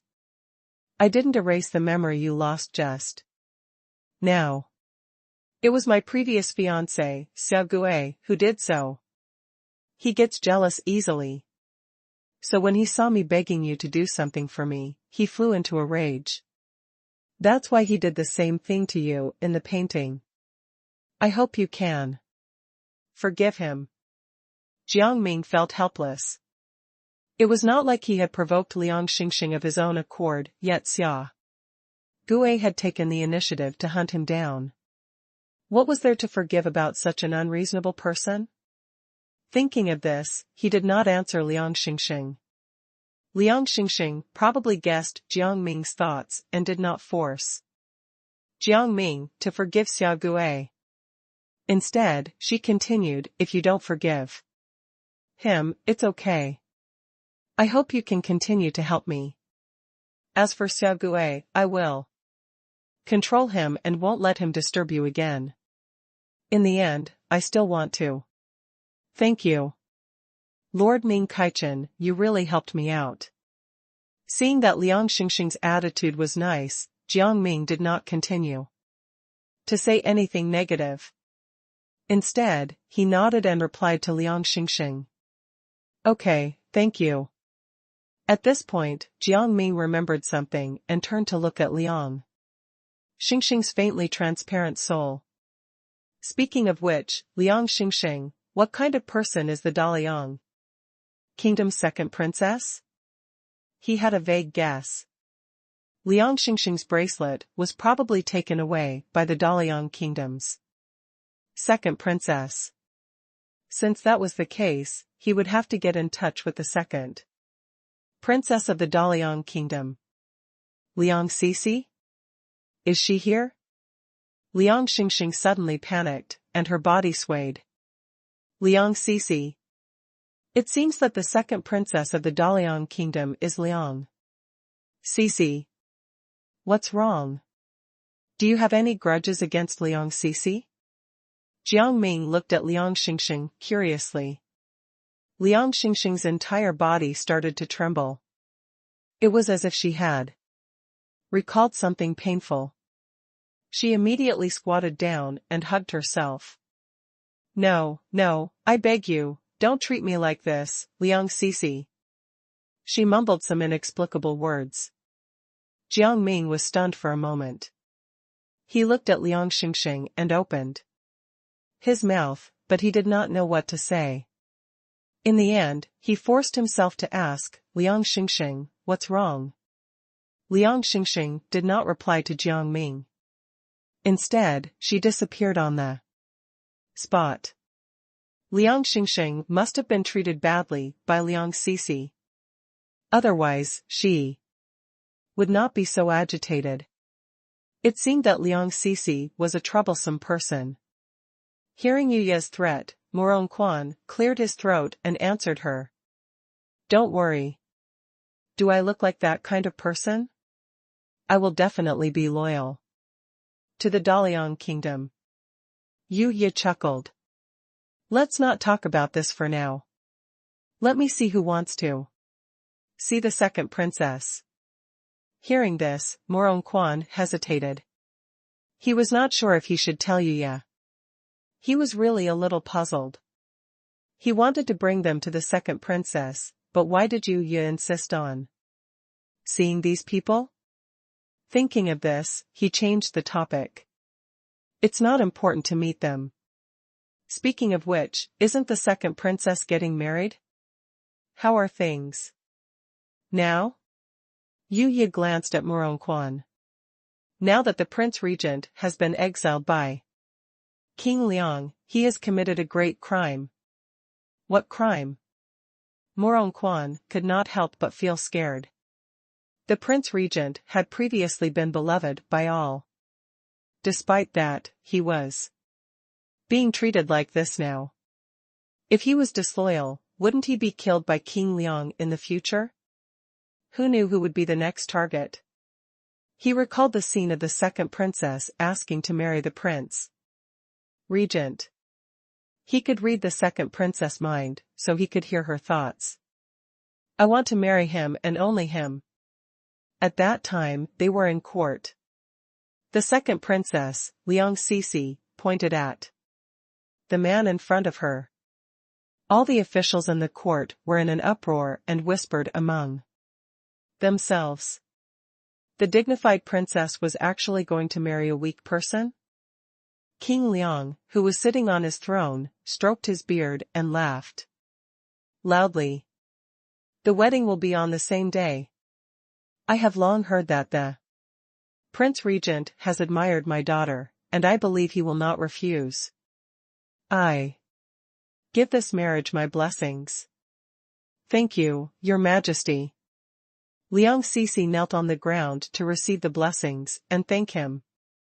The corners of her eyes were filled with bloodthirst. How dare he spread rumors that she had a good relationship with Long Yang? He deserved it. The man did not change his expression. He immediately went forward to receive the decree. I accept your blessings.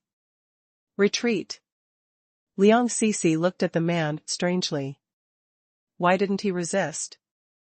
Didn't he have someone he liked? Was Mu Beiqing thinking of messing with her? After the court retreated, Liang Cixi deliberately followed behind Mu Beiqing. She was maintaining a distance that was neither too far nor too close. Morongquan was also watching from the back. He was silently observing everything in front of him. When there were fewer people around, she slapped Mu Beiqing and laughed. Hey!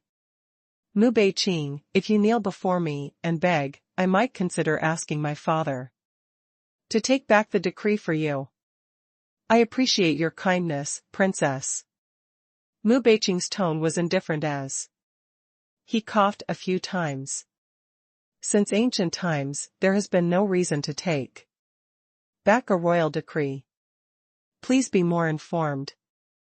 I will take my leave first. Seeing that Mu Beiqing was not angry at all, Liang Sisi was completely stunned. In the end, she suddenly realized something and shouted. Mu Beiqing, how dare you scold me? I will never be happy with you. At that time, Morongquan thought that Liang Sisi liked the Prince Regent, Mu Beiqing, and that she was just acting like a spoiled princess. However, in the end, he never expected that Mu Beiqing would be captured as soon as the second princess married him. Yu Ye noticed that Morongquan was in a daze. She called out to him. Strangely, Your Highness? Prince Liang?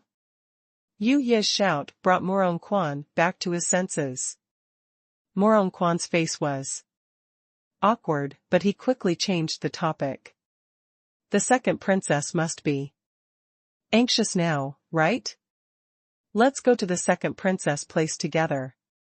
Yu Ye grinned. Prince Liang, you seem to have forgotten what I said just now. I want to know who those people are first. Upon hearing Yu Ye's words, Jiang Ming walked out and looked at Yu Ye in front of him. Yu Ye saw a tall and thin man.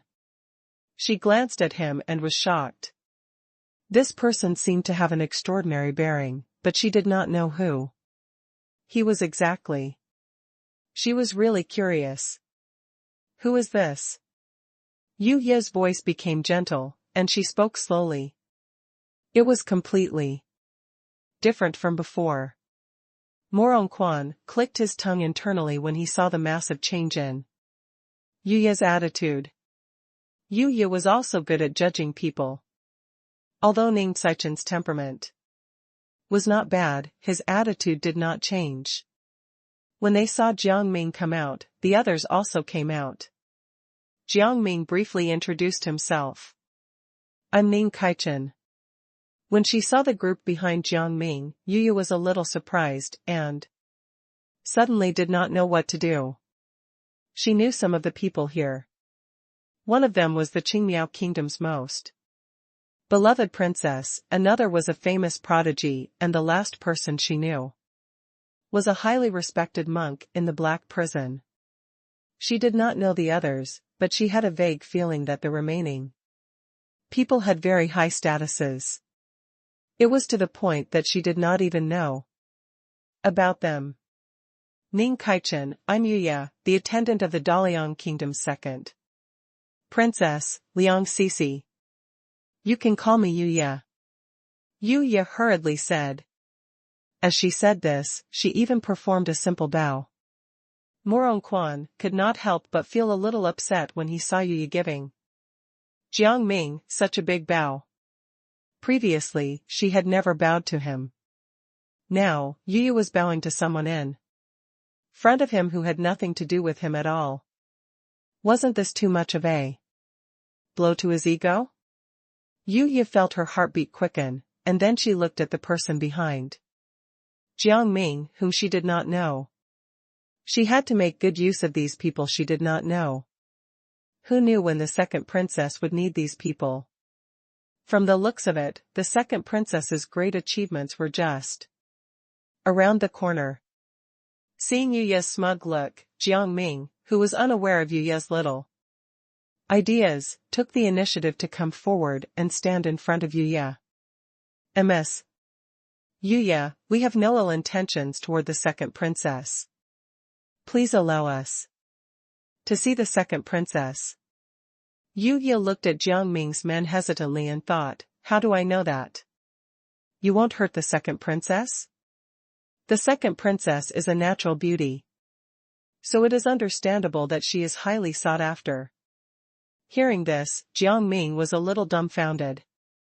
The second princess seemed to be a little narcissistic. Moreover, her attendant was crazy. They were of noble status. Why would they care about the second princess? He could not say this out loud. At this moment, Yu started to act presumptuously. I bowed to you, so you have to return my courtesy, no matter what. This is a matter of courtesy. This made everyone even more shocked. According to some of their identities, they should not bow to a servant. Even if their families were in dire straits, they could not bow to a servant. Zhu Aci was the first to speak. I'm the #1 prodigy of the Zhuyan Palace. Who are you? Are you worthy of my respect? Upon hearing this, Yu felt as if she had been slapped, and she immediately became embarrassed. Why am I not worthy of your respect? I'm a famous person, by the second princess sighed. Yu was a little arrogant. She had long lost herself in her interactions with Liang Sisi and could no longer distinguish her true standing in society. Zhuanan pointed out the core of the problem. No matter how respected you are still a servant. Whether we return the greetings or not depends on our mood. Yu Ye's words made her feel awkward. She looked at Morongquan and said, Prince Liang, let's go to the second princess's mansion now. The second princess might be getting anxious from waiting. Morongquan also said casually, yeah, I think so too. Let's go. He could be considered to be friends with Yo Yar, so he could not let her be too embarrassed. Yu Ye heaved a sigh of relief and looked gratefully at Morongquan. Please prepare a few more carriages, Your Highness. The carriage is easy to deal with. This is a small matter. As he spoke, Morongquan clapped his hands and ordered the servants to prepare some carriages.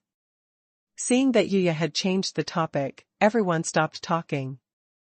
Some things did not need to be so complicated, and there was no need to get to the bottom of them. When the carriage was ready, everyone got on it. Yuya got into a carriage with Jiang Ming. Everyone could tell what Yuya was thinking, so they did not stop her. The princess snorted. She was just an attendant, yet she still wanted to win the favor of Lord Ning Kaichen. She was really arrogant. After Yuya got into the carriage, she secretly looked at Jiang Ming cautiously. Jiang Ming noticed Yuya's gaze and could not help but find it funny. He looked at Yuya and said, if you have anything to say, just say it. I can listen. Yuya coughed.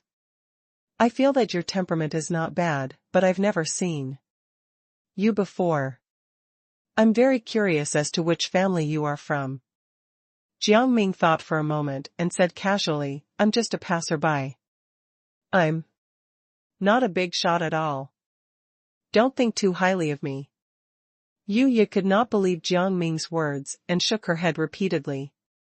That's impossible. No one with a high status would follow a passerby. Since you're unwilling to say it, I won't force you. I don't care. I just want to be friends with you, okay? Yuya felt that the probability of becoming Jiang Ming's partner was basically zero. In that case, she could become friends with Jiang Ming. If anything happened to the second princess, she could ask Ning Kaichen for help. Jiang Ming did not care if they were friends or not. He shrugged and said, anything is fine. I don't think there's a problem. Yuya was stunned for a moment, and then she became a little distressed. Ning Kaichen was too indifferent. If anything happened to her, could she still count on him? Jiang Ming understood Yuya's thoughts and immediately said, I'm not that free. If something happens to your second princess, I won't be able to help. You'd better find someone else. Yuya pursed her lips and immediately became awkward again. However, she could not continue to say anything, so she casually lifted the curtain and changed the subject. The scenery today is really beautiful. When the curtain was lifted, the flowers outside the curtain were revealed in front of Jiang Ming and Yuya. Only then did Jiang Ming realize that they had come to the wilderness. There were still some weeds outside. Yuya was confused. We are going to the palace. Why is this carriage in the suburbs? Jiang Ming immediately sensed that something was wrong and asked someone to stop the carriage. However, the coachman in front of him did not seem to hear him and kept running forward, not giving Jiang Ming and the others a chance to stop. Seeing this, Jiang Ming roughly understood the current situation. He conjured some fine sand in his hand and sprinkled it under the curtain. Trash, trash. How long has he been running to be so energetic? The pressure in his voice was very urgent, causing the coachman to tremble involuntarily. However, he could still barely accept it. He immediately stabilized his body and looked at Jiang Ming. Lord Ming Kaichen, Lady Yuya, this is the shortcut to the palace. I've only reached the outskirts. Please don't blame me. As Jiang Ming and Yuya's carriage stopped, the carriages behind them also stopped. The crowd behind them did not realize that they were on a strange road. They quickly lifted the curtain and asked Jiang Ming and Yuya, what happened? This horse seems to be irritable. When I looked at it just now, it was still all right. Upon hearing this, Jiang Ming comforted everyone behind him. It's not a big problem. Don't worry. It's just a small matter. It'll be resolved soon. Zhu Aci sensed danger. He looked at the coachman in front of him and said aggressively, Coachman, are you taking us to a strange place? Who are you? Hurry up and tell us. The coachman pretended to be flustered and hurriedly said, how is that possible? The two of you have really misunderstood me. Why would I bring you all to a strange place for no reason? Zhu Anan raised her eyebrows and looked at the barren land surrounding them. She was a little unhappy. How can there only be a few flowers on the path to the palace? Hurry up and tell us the truth. Otherwise, you'll pay. The coachman became even more flustered. I'm so sorry. I can't tell you. At most, you can just take my life. I'm willing. As he spoke, the coachman took out a dagger from his waist and was about to stab himself, but Jiang Ming stopped him. Something popped out of Jiang Ming's hand and knocked the coachman's dagger off. With a clang, the blade fell to the bottom. The coachman also secretly heaved a sigh of relief in his heart. Unexpectedly, Jiang Ming's next sentence surprised him. We won't touch you. Just tell us who's behind this.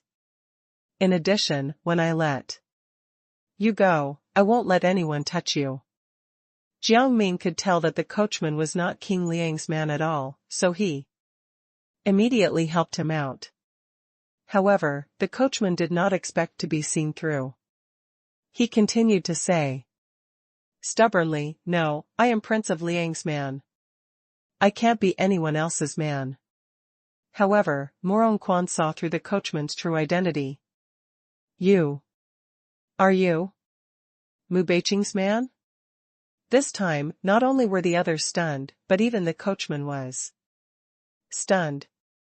The coachman did not expect Morong Quan to hit the nail on the head. He panicked, but he managed to remain calm. There's something wrong with your argument, Prince Liang. If I were the former Prince Regent's man, I would definitely have killed you all. Why would I bring you all to this place? The coachman's words were frank. Because of this, Jiang Ming was even more convinced that the coachman was not a simple coachman but someone else in disguise. They spoke simultaneously. It was obvious that these coachmen wanted to protect this coachman.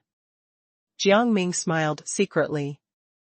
It seemed that they had walked into a den of thieves. Now, they did not know where the real culprit was. He was a little curious. What did the former regent, Mu Beiqing, want to do to them? It seemed that they had come to the Dalian kingdom this time to get involved in the imperial court. Jiang Ming immediately regretted it.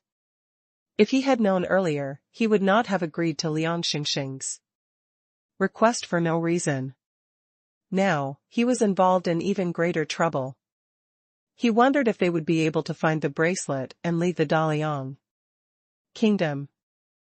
At this moment, a major event had occurred in the royal family. Now that the Prince Regent had fallen, someone else had to take over. At this moment, Liang Xingxing had already arrived at the meeting room. She was very confident and planned to take over the affairs of the Prince Regent. The first prince, Liang Lingyun, had also arrived in the meeting room. He was already holding his head high. They had already held a meeting about the replacement. This was the second meeting. He did not think it was necessary to attend the last meeting because he did not think he would be the successor of the Prince Regent. This time, he felt that he would be the successor to the Prince Regent. As the new Prince Regent, he had to show Liang Xingxing his power on the first day. He had long disliked his sister. She was too involved in many things. This was especially true for the matters of the royal family. Although she had helped the Dalian kingdom eliminate their greatest threat, she could no longer interfere in his plans. The future heir of the Dalian kingdom had to be him. If this continued, his position would be in danger. Liang Xingxing was a little surprised to see her brother here. Lingyun, I thought you didn't like attending occasions like these? Why are you here today? Times are different now.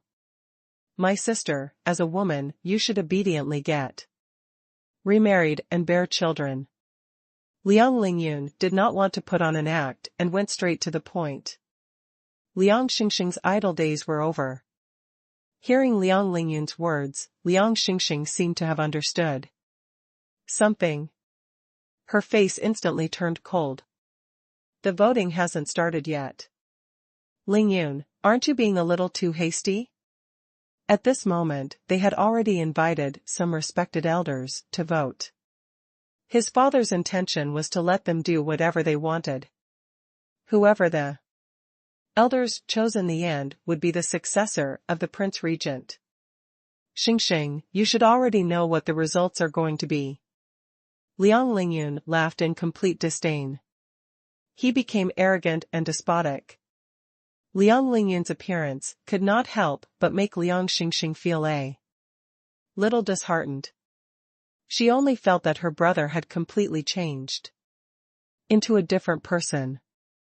She also instantly understood that some of the bad things that had happened before were probably related to her brother.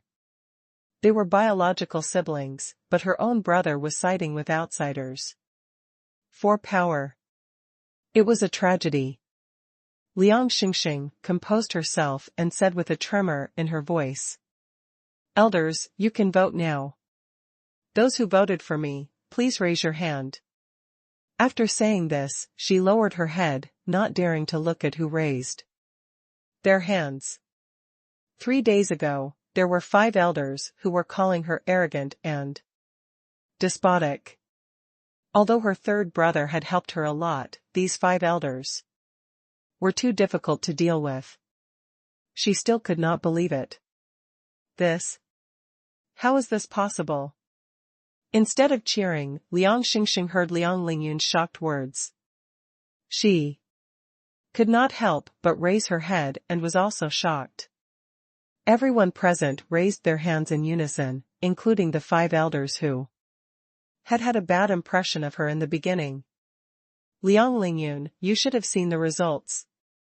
Liang Xingxing secretly let out a sigh of relief. She was not proud of herself, but she looked at Liang Lingyun dejectedly. She really did not expect that her younger brother, who she grew up with, would treat her like this. However, she also did not expect these elders to vote for her. How did her third brother do it? Damn it, just you wait, Liang Xingxing. Since they had already shed all pretenses of cordiality, Liang Lingyun could not be bothered to continue being nice. He rushed out of the door fiercely and slammed it. After exiting the main door, the second prince, Prince Liang Yudu, was just about to enter to congratulate Liang Xingxing. He ran into Liang Lingyun. Why are you here? Liang Lingyun could not say anything and glared at Liang Yudu. Liang Yudu raised his eyebrows when he sensed his brother's hostility. Can't I go in? Liang Lingyun rolled his eyes. This meeting room is not a place you can enter. Liang Yudu grinned. If this guy was not his elder brother, he would not have been so polite. Liang Lingyun did not want to waste his breath on Liang Yudu. He was anxious to understand the current situation and left in a hurry. Liang Yudu did not want to argue with Liang Lingyun either, so he entered the courtyard. At this moment, Liang Xingxing did not care about Liang Lingyun's departure. She smiled and said, since everyone is still willing to let me take the position of the Prince Regent's successor, I hope that everyone will not change their minds again.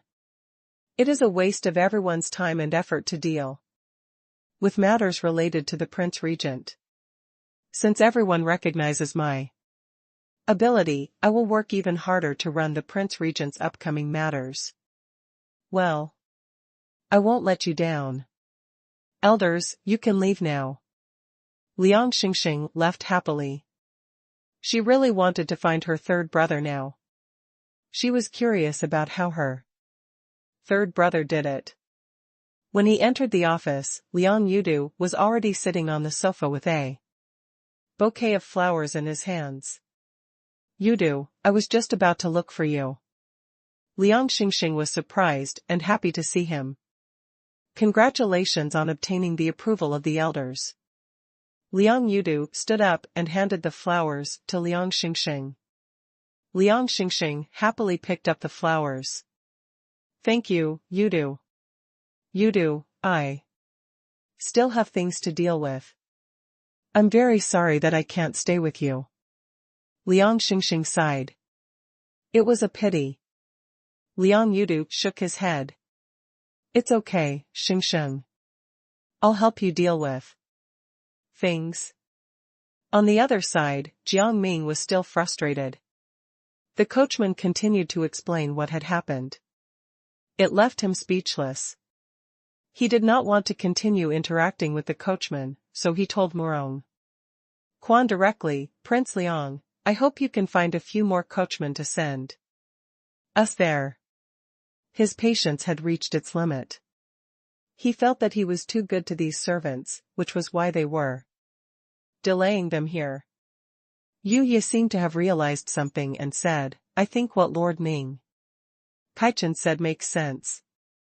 Prince Liang, let's do as he says. How can we find a new coachman in the wilderness? Why don't we drive the carriage ourselves? Let's find the way ourselves. Murong Quan could not help but feel upset. He did not bring any servants with him, so he had never seen the roads here before. He was afraid that they might get lost. Things would not be so simple after they got lost. It would take them a long time to reach the second princess palace. That's it. Jiang Ming felt that it made sense, so he agreed. The coachman immediately panicked. How can we let you drive the carriage?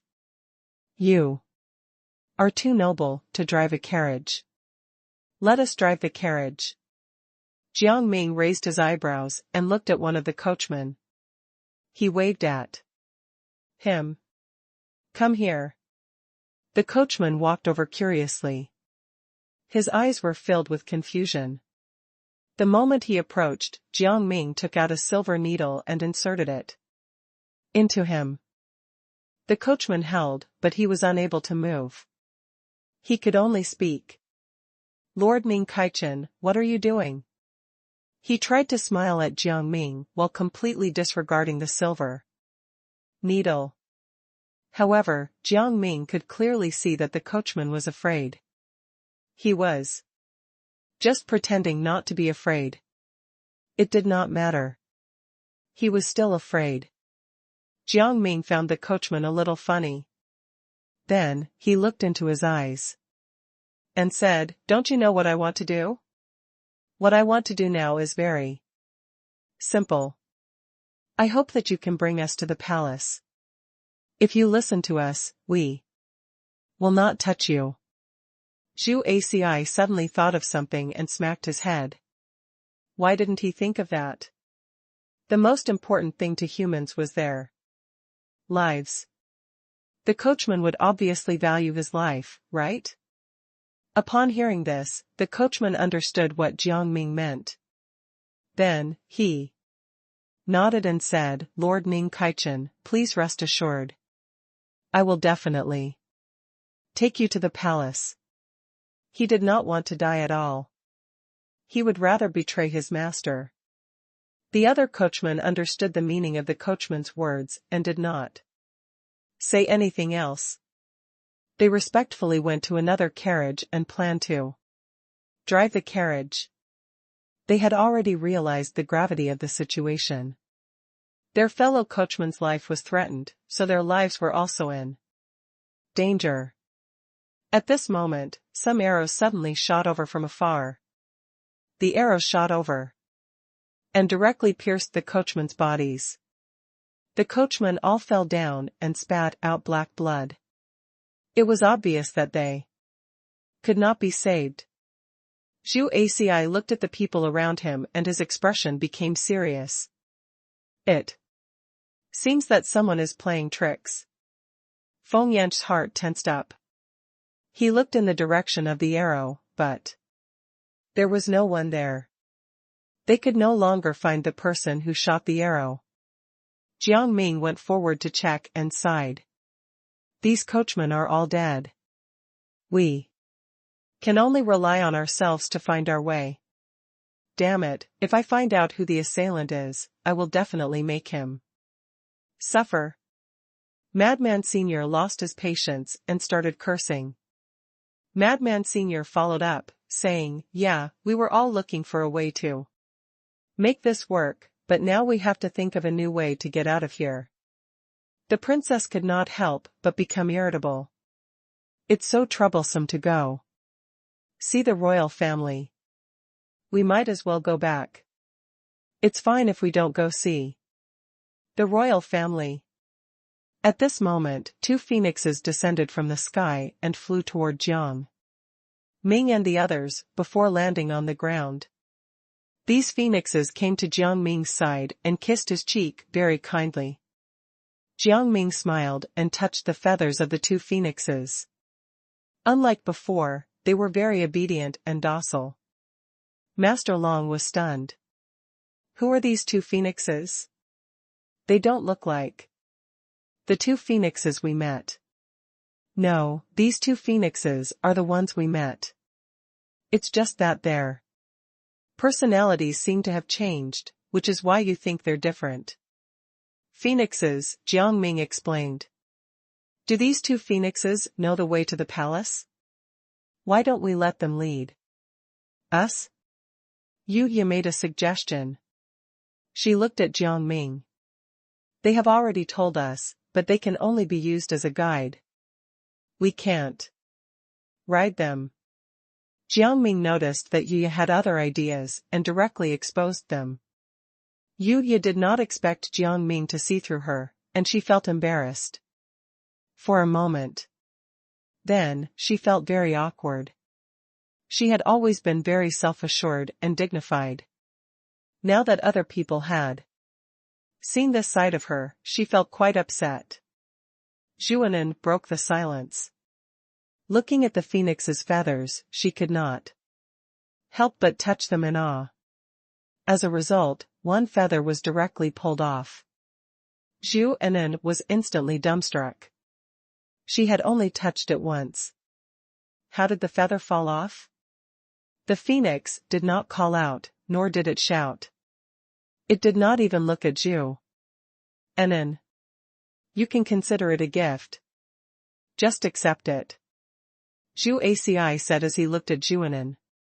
Zhuanan felt that what Zhu Aci said made sense, so she put away the feather. Yuya and the others also boarded the carriage. This time, because the coachman was dead, they were the ones driving the carriage. The phoenixes led the way. Their bright red wings were flamboyant and charming. When the guards in the palace saw the phoenixes, they could not help but jump in fright. They all thought that the phoenixes were here to attack the Daliang kingdom. Just as they were getting their men ready for the attack, a soldier with sharp eyes immediately noticed the carriage behind the phoenixes. The carriage was gorgeous, and there was a royal emblem on the outside. This made the soldiers confused. It's someone from the royal family. The soldiers could not help but become anxious and quickly opened the gates for everyone. The group entered smoothly, and their path was unobstructed. When they arrived at the palace, Jiang Ming and the others got out of the car. Liang Cici's palace was nearby. Yuya brought Jiang Ming and the others to the front of the palace. At this moment, Liang Cici saw that no one had come over for a long time, so she began to play with the little prince and princess in boredom. The little prince and the little princess were both born from the concubine of King Liang. This concubine was already dead. Liang Cici was very supportive of these two motherless children, so she brought the two children under her name. These two children were also smart and obedient, which made her very happy. The little princess's voice was soft and sweet as she shouted at Liang Cici. Cici, will anyone come over later? Should we leave for a while? The little prince also said considerately, Cici, I recently learned a recipe for a new pastry that you like to eat. I'll make it for you later. The more Liang Cici looked at the two children, the more she liked them. She stroked their hair and said with a smile, there will indeed be people coming later, but it won't stop you from staying here. You can make pastries, but you must be careful. Her gaze was filled with love, and she could not help but sigh in her heart. She was already very happy to have these two. She did not need to have other children in the future. However, at this moment, the servants suddenly rushed to Liang Cici. Princess, it's bad. Your best friend, the Minister of Rights, is seriously ill and seems to be on her last breath. What? Liang Cici widened her eyes and stood up in a panic.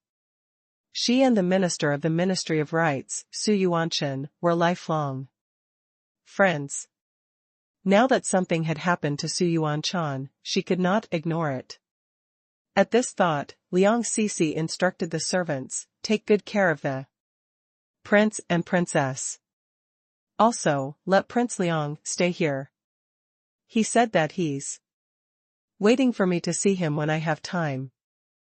Liang Cici crouched down again and comforted the little prince and little princess. Miss Su is fine. She's just dealing with a lot of things and collapsed from exhaustion. Don't worry. The little prince and the little princess looked at each other and saw suspicion in each other's eyes. However, they did not say anything. They just nodded and let Liang Sisi leave in peace. However, before she left, Liang Sisi clearly wanted to cry. The little prince and the little princess both saw this, and the little princess was extremely puzzled. This is the first time that our elder sister is acting like she's about to cry. It's really strange. Also, we haven't seen Miss Su since the day we came back from the lake.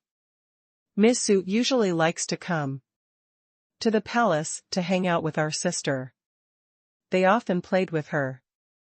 They were quite close to her. The little prince stroked his chin like a mini adult.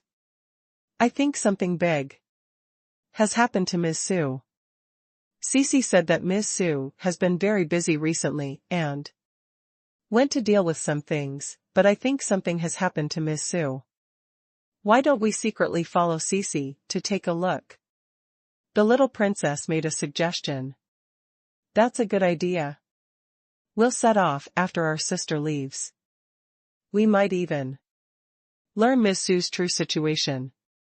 The little prince's eyes darted around. After Liang Sisi left, the two kids decided to sneak out when the servants weren't paying attention. This was the first time she had run out by herself. The little princess was rather nervous. She was not very good at talking to strangers, and she did not even want to talk to them.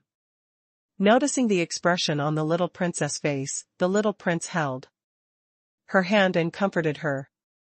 It's okay. I'll go with you. I'll go first. The little princess nodded firmly. Walking out of the palace, the little prince brought the little princess into a carriage. The coachman was extremely confused when he saw the two children. This was the first time he saw children sitting alone in a car. Little ones, where are you going? The little prince thought for a moment. The situation just now was urgent. Miss Su had to be in the minister's residence. They might as well go there. Thinking of this, he hurriedly said, "Coachman, go to the minister's mansion." "All right, sit tight." The coachman was also kind-hearted. He thought that the two children were out to look for their sister, so he quickly drove the car. The little princess thought of something. She tugged at the corner of the little prince's clothes and whispered, "Did you bring silver?" The little prince patted his pants pocket and smiled, revealing the dimples at the corner of his mouth.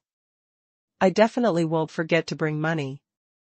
I've prepared some money. It's enough for us to find Miss Su." "That's good." The little princess heaved a sigh of relief and looked out the window with anticipation. At this moment, Su Rongyan had appeased Huang Jichao, and he was in a good mood. Su Rongyan's attitude had been much better recently. Now that no one was disturbing her time with Huang Jichao, she could live her life comfortably for the time being. Perhaps in a while, she would be able to become the first madam of the Huang family. At that time everything would be over. She was the daughter of a concubine in the minister's residence and had always been suppressed by Liang Sisi and Su Yuanchan. Now that Su Yuanchan was seriously ill, she had an affair with the eldest son of the Huang family, Huang Jichao. At that time, Liang Sisi would never forgive them. Su Rongyan stood up. Thinking of Huang Jichao, she wished she could roll her eyes to the sky. This B** star did not treat her like a person at all. When he was happy, he would come over to play with her. When he was unhappy, he would threaten her.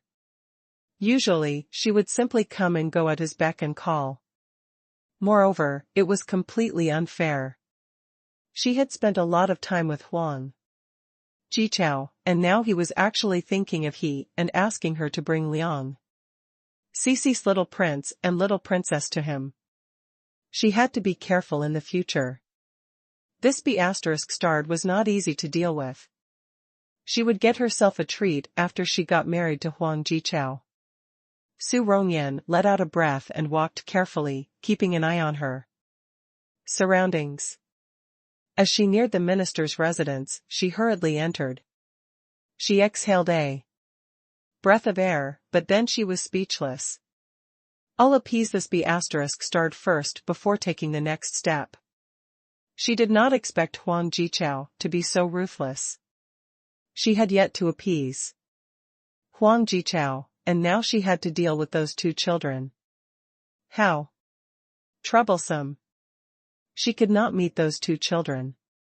How could she get her hands on them? Just as Su Rongyan was fretting, a carriage stopped in front of the door, and the little prince and little princess walked out. The little prince had thought it through. If they went directly to the door of the residence, they would definitely attract attention. They could not sneak in, so they had to get off at a further place. When she saw the little prince and the little princess, Su Rongyan's face was flushed red. She immediately rushed over to the little prince and the little princess and said with a smile, "Why are you here? Are you looking for my eldest sister?" When he saw Su Rongyan, the little prince was on guard. "You're Su Rongyan, the concubine daughter here? Is there anything you need from us?" Su Rongyan scratched her head. "That's right. I'll go into the mansion with you. I'll take care of you if anything happens." "No need." The little prince shook his head. He knew that Su Yuanchan and Su Rongyan did not have a good relationship. He did not know why she had suddenly come here. "Let's go together. The residence is just in front anyway." "Are you afraid that I'll eat you up?" Su Rongyan forced a smile, trying to make herself look friendly. Only she knew how forced her smile was. These two children were really hard to deal with. All right then." The little prince did not know how to refuse, so he nodded. Su Rongyan heaved a sigh of relief. She finally got these two to follow her. When Jiang Ming and the others entered the palace, the servants were shocked to see so many people. When they saw Yuya's face, they trembled and said, "Ms. Yuya, something happened to the young lady of the residence." The second princess went over first and asked you all to stay. She will come over after she is done with her work. All right. Yuya was stunned for a moment before nodding. She knew that the young lady of the minister's residence was weak and sickly. But she did not expect it to be such an emergency. She also did not know how the young lady of the minister's residence was doing now. Thinking of this, Yuya could not help but worry. The young lady of the minister's residence treated her very well. If possible, she really wished to visit the young lady of the minister's residence. But now that Prince Liang had brought this group of people into the palace, she could not just refuse and leave. It would also be impolite. Morong Quan saw Yuya standing there in a daze and asked, curiously, "Yuya, what's wrong with you?" Yuya sighed, then gritted her teeth and scanned the people around her. "I want to see the young lady of the minister's residence. If you have any problems, you can look for Prince Liang." Jiang Ming grinned. Morong Quan was also technically a guest. It was not good to leave all the guests here, right? What was Yuya thinking? However, Morong Quan said to Yuya, "You go ahead."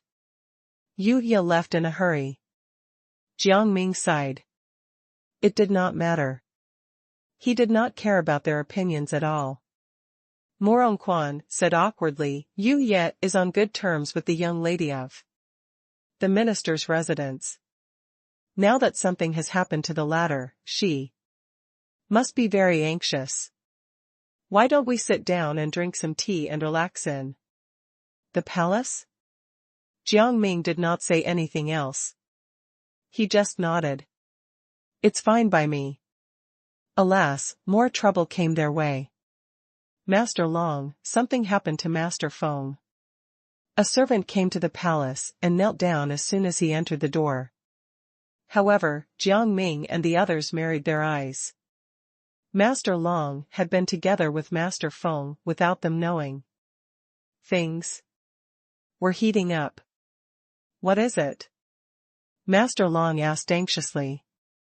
The servant said simply, Master Feng recently obtained a batch of damaged stones, but the merchant has already run away. It's difficult to sell these stones now, and Master Feng is extremely busy. This?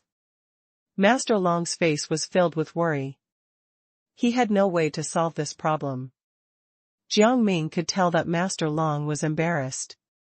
He leaned close to Master Long's ear and explained in detail. Master Long was instantly enlightened. He clapped his hands. Wonderful. As expected of you. Hurry up and settle this matter. When the time comes, we'll be waiting for your wedding. Jiang Ming snickered. Master Long's wife had died early, and Master Feng was quite old. The two of them were quite compatible. I'll definitely invite you when the time comes. Master Long did not know what to say. He coughed and left immediately. Walking out of the palace, Master Long immediately rushed to Master Feng's place. Inside, Master Feng was still fighting with various powerful people for cooperation opportunities. Master Long's heart ached when he saw his pale face.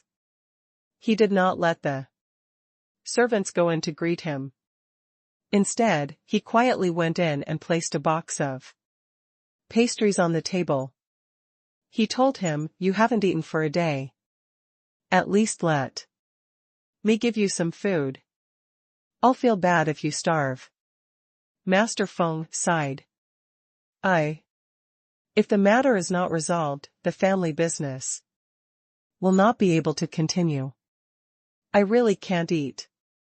Master Long hugged him with an aching heart. You always like to hide things. If you have any difficulties next time, you can tell me. I already know about your problem, and I have a strategy to solve it. Master Feng paused and looked at him. What strategy?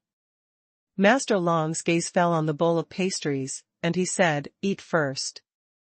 I'll tell you after you eat, okay?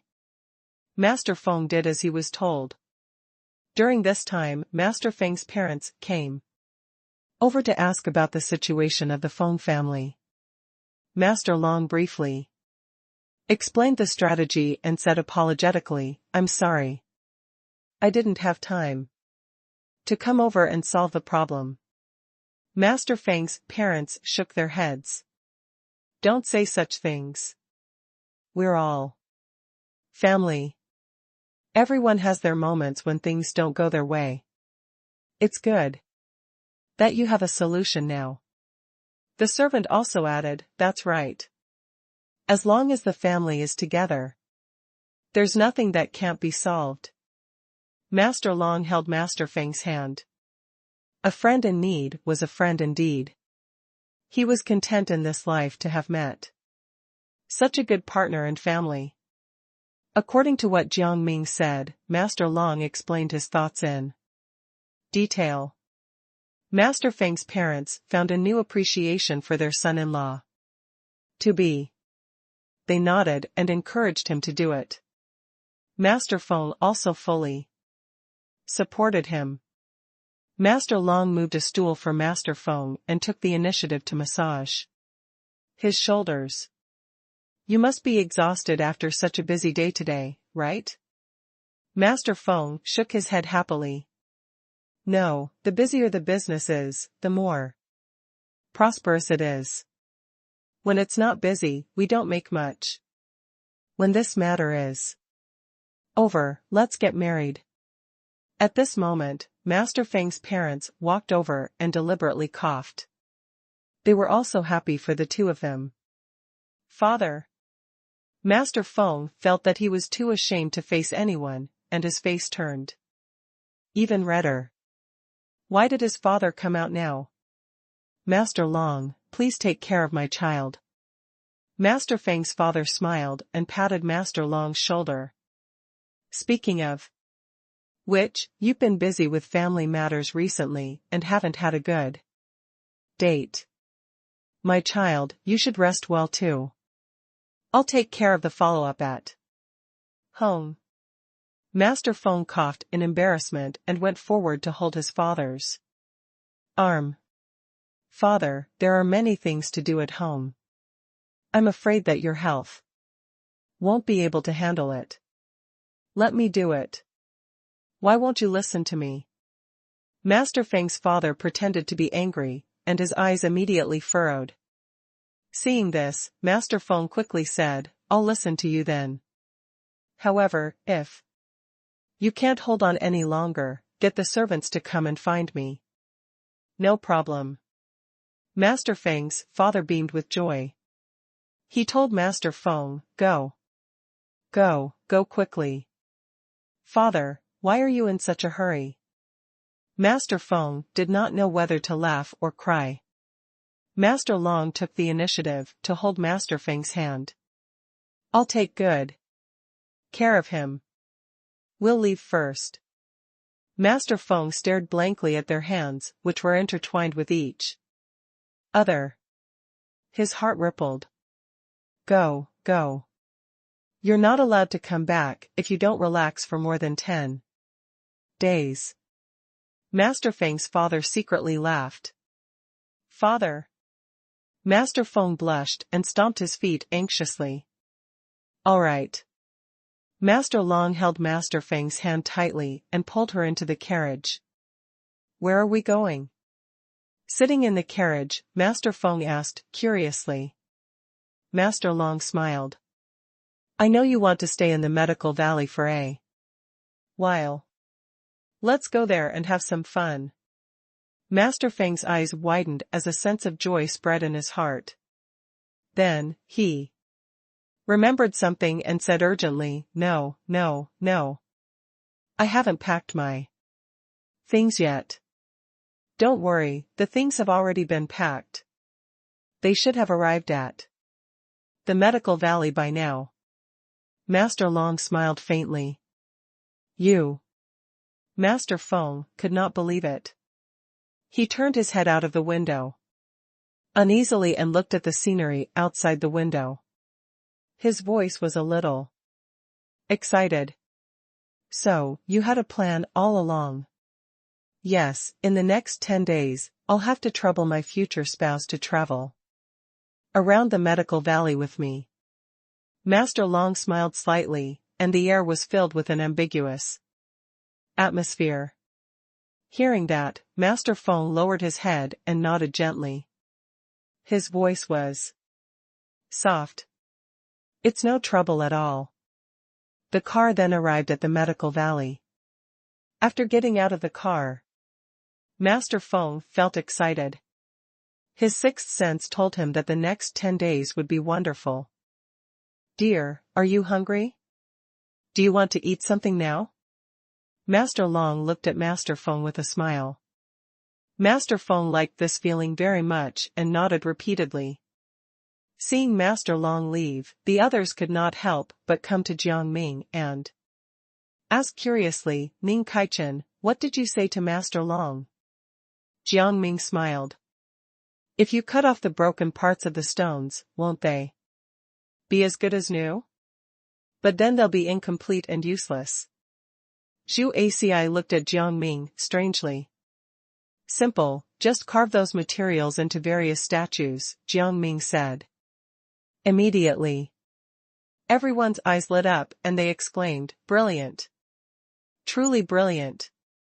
In the wing room of the minister's residence, Su Yuan-chan was unconscious. Liang Sisi carefully helped Su Yuan-chan up and chatted coldly with Su Yuanchan's brother, Su Machan. Su Yuanchan had been in a coma for the past few days. Liang Cixi was in a bad mood, but she looked strong on the surface. She knew that she could not collapse so easily at this time. Using the pillow as a support, Su Yuanchan was settled down. Liang Cixi picked up the porridge she had made and fed it to Su Yuanchan bit by bit. Su Machan watched quietly from the side, his gaze mostly on Liang Cixi. Ever since his argument with Liang Cixi and Liang Cixi's marriage to the Prince Regent, he had not had any contact with this woman. She had been chatting so happily with another man before, but why did she look so forced and even cold when she was talking to him just now? Her expression changed faster than the wind. It was better before. He was getting angrier, and his mood was terrible. Second princess, come out for a moment. Su Machan pursed his lips. It was not a solution to continue like this. If Su Yuanchan woke up and saw them like this, she might feel worse. For the sake of Su Yuanchan, it was better to have a good talk with her. Is there anything you need? Liang Cixi asked calmly as she looked at Su Machan. Yes, it's very important. Su Machan was a little irritated by Liang Cixi's attitude. Why was this woman treating him like a stranger?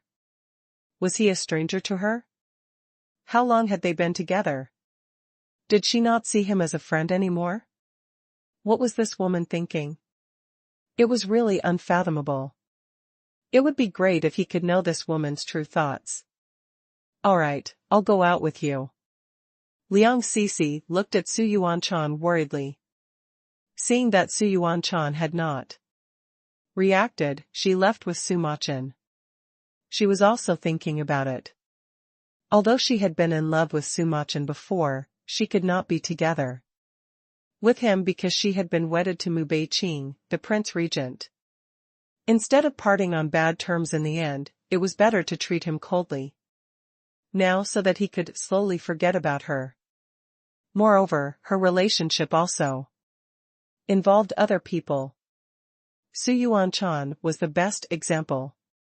She had once wasted a lot of time and energy because of her and Su Machan. If this continued, it would only hurt more people. Yes, they were not wrong, but unpleasant things had happened. There was still a barrier between them. Even if they could be together in the end, there would be several issues. Tell me, what do you want to say? Liang Cixi's attitude was still indifferent as she walked out the door. Seeing her attitude, Su Machan finally could not take it anymore. His eyes suddenly turned red. Liang Cixi, how can you be like this? If you have something to say to me, say it to my face. Let's clear up any misunderstandings we may have. There are no misunderstandings. I don't want to have too much contact with you. When I wake up, I will return to the palace to live. Liang Cixi forced herself to calm down and looked straight at Su Machan. She was determined not to let Su Machan detect any of her emotions. As long as this matter was over, she could go to the palace and help Su Yuanchan. Having a relationship with Su Machan would only hurt them both in the long run. You don't want to have too much contact with me? Su Machan felt like his heart had broken. This woman was really ruthless. She wanted to cut off everything immediately. They had so many beautiful memories between them, and now it was over with. Just one sentence? This woman really knew how to drive people crazy. He had loved her so much. And now she was telling him that their relationship was worthless? Why? Su Machan was livid. Liang Cixi was about to answer when her personal attendant suddenly rushed over. At the same time, Su Machan's personal attendant followed. Liang Cixi let the attendant speak first. Second princess, bad news. The little prince and little princess are missing. Coincidentally, the little prince, the little princess, and Su Rongyan had arrived at the entrance of the minister's residence. When she saw the little prince and little princess, she had wanted to take the opportunity to inform the people of the alliance, to set up an ambush in the minister's residence. However, the little prince kept staring at her, so it was not easy for her to act. She could only give up for the time being. She planned to wait for these two children to enter the residence before taking action. It was just a matter of patience. Liang Cixi and Su Machin were burning with anxiety as they walked out of the minister's residence. As soon as they left the place, they saw the little prince and the little princess and ran over happily. Xia Rongyan had already noticed Liang Cixi and Su Machin running over. She could not be bothered to talk to the two children and quickly ran away. If Liang Cixi recognized her, she would be done for. Su Machin was not someone to be trifled with. If she lied to Liang Cixi and told her that she had brought the two children here, she would definitely not believe her. She would still be in a lot of trouble and might also attract Su Machin's attention. Right now, the most important thing for her to do was to hide her wickedness from these two people. She could not let these two people be wary of her. Otherwise, it would be difficult to deal with Huang Jichao. The longer the matter dragged on, the more difficult it would be for her to kidnap the little prince. She might even be kidnapped by Huang Jichao again. It was a pity that this opportunity was gone. Xia Rongyan felt indignant, but there was nothing she could do. She could only watch everything from afar and think of other ideas. Liang Cixi was a little angry when she saw the little prince and the little princess. Why are you running around like this? What if something had happened? The little prince and the little princess lowered their heads. We're sorry. Liang Cixi could not bear to scold the two of them, so she said helplessly. You can't do this again. Yu Ye had also rushed over. When she saw Liang Cixi, she said, Second princess, I've already made arrangements for Prince Liang. How is the young lady from the minister's residence? Liang Cixi did not know whether to laugh or cry when she saw that Yu Ye had come, but she did not blame her. She only said gloomily, she's not in a good state. Even the imperial physicians have been here, but there's no way to treat her. Now, we can only find a new famous doctor to treat her. Yu Ye thought for a moment. When she thought of Jiang Ming releasing the silver needles, her eyes lit up. Second princess, there might be someone who can cure her. Who is it? Liang Cixi could not help but be pleasantly surprised. Quickly bring me to see him. Of course.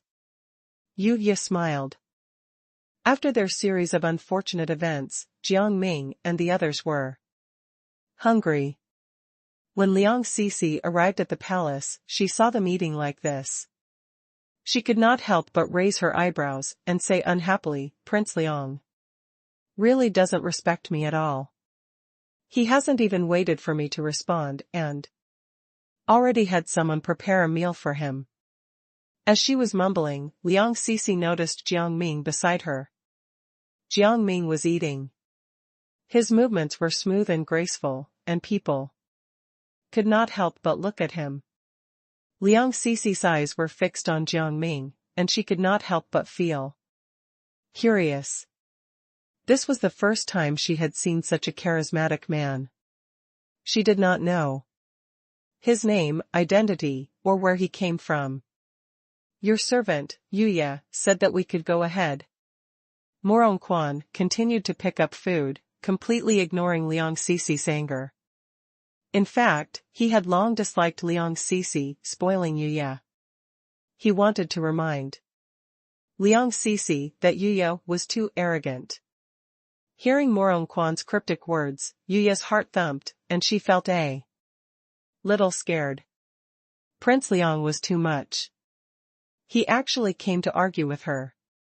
Yuya noticed Morongquan's thoughts and looked at Yuya. Her tone was very light.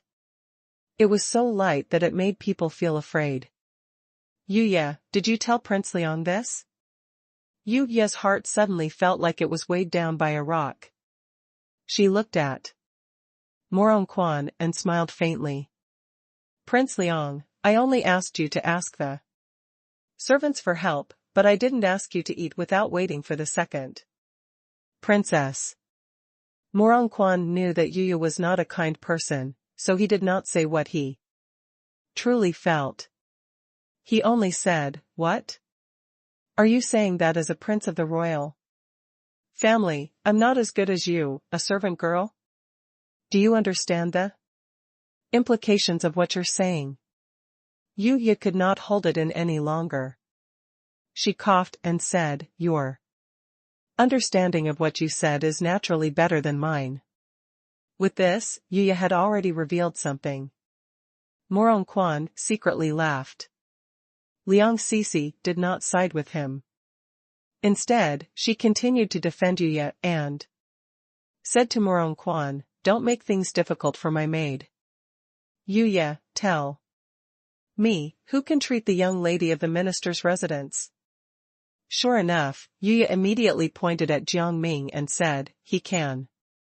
Jiang Ming's hand that was holding his cutlery paused. Then, he looked at Yuya with a faint smile. Pointing at people is not very friendly. Liang Sisi understood the implications of his words and immediately put Yuya's hand down. She looked at Jiang Ming respectfully and bowed. Sir, I hope you can help me treat the young lady of the minister's residence. I can give you anything you ask for. No matter how difficult it is, I'm willing to give you whatever you want as long as you're willing to treat my good friend. Seeing that Liang Sisi's attitude was good, Jiang Ming could not refuse anymore. He just said, it's not that I can't, but I'm not a very powerful person. If I can't treat your friend, don't blame me. Jiang Ming would not brag. In his opinion, he could not tell the other party that he had 100% guarantee. No matter what, he had to give himself a way out. Liang Sisi understood what Jiang Ming meant and said, Sir, please rest assured. If you can't treat her, I won't blame you. Liang Sisi had finally become humbler. The moment she heard Jiang Ming agree, Liang Sisi wanted to cry tears of joy. Her good friend had endured so many years of illness and torture, and this time it was finally possible for her to be cured. Seeing that Jiang Ming was going to work again, Zhu Aci could not help but feel a little indignant. He shouted at Liang Sisi, can't you let him have a good meal first? He hasn't even eaten properly. He felt annoyed on behalf of Jiang Ming. They were having consecutive problems. He had only eaten a few mouthfuls of food and was already leaving. It was the same when he went to Master Long's place. The banquet had only started for a short while, but trouble had already found them. Sir, please rest assured. As soon as the treatment is over, I will personally serve you. In order to let Jiang Ming save her good friend, Su Yuanchan, Liang Sisi had put in a lot of effort. She had never served anyone before, and this was the first time she had offered second princess. Yuya was in disbelief. Her pupils trembled. It was somewhat unbelievable. This young lady of the minister's residence was very fortunate to be treated like this by the second princess. Let's go. Saving the patient is more important.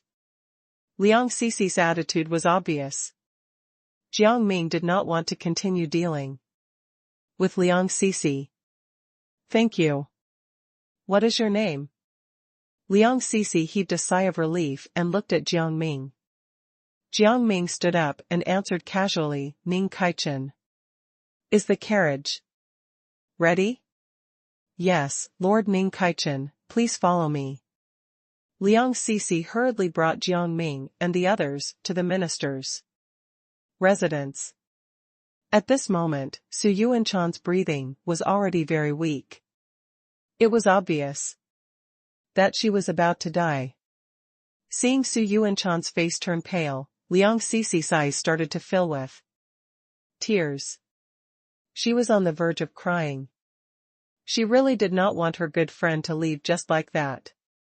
Su Machan had already gone out to look for a doctor and was not in the mansion. Lord Ning Kaichen, can you see if she can be cured? Liang Cixi's tone was tearful. She could not accept her good friend dying. If she could, she wanted to use her life in exchange for the life of her good friend, Su Yuanchan. Jiang Ming went forward and checked Su Yuanchan's pulse. Her aura was intermittent, and it was obvious that she was beyond cure. However, if he could dredge her organs and force out the impurities inside, it should be enough. After he figured it out, Jiang Ming told Liang Cixi and the others to leave. Zhu Aci and the others were already used to his way of operating and left immediately. Liang Cixi was still a little worried, so she lingered for a while before leaving.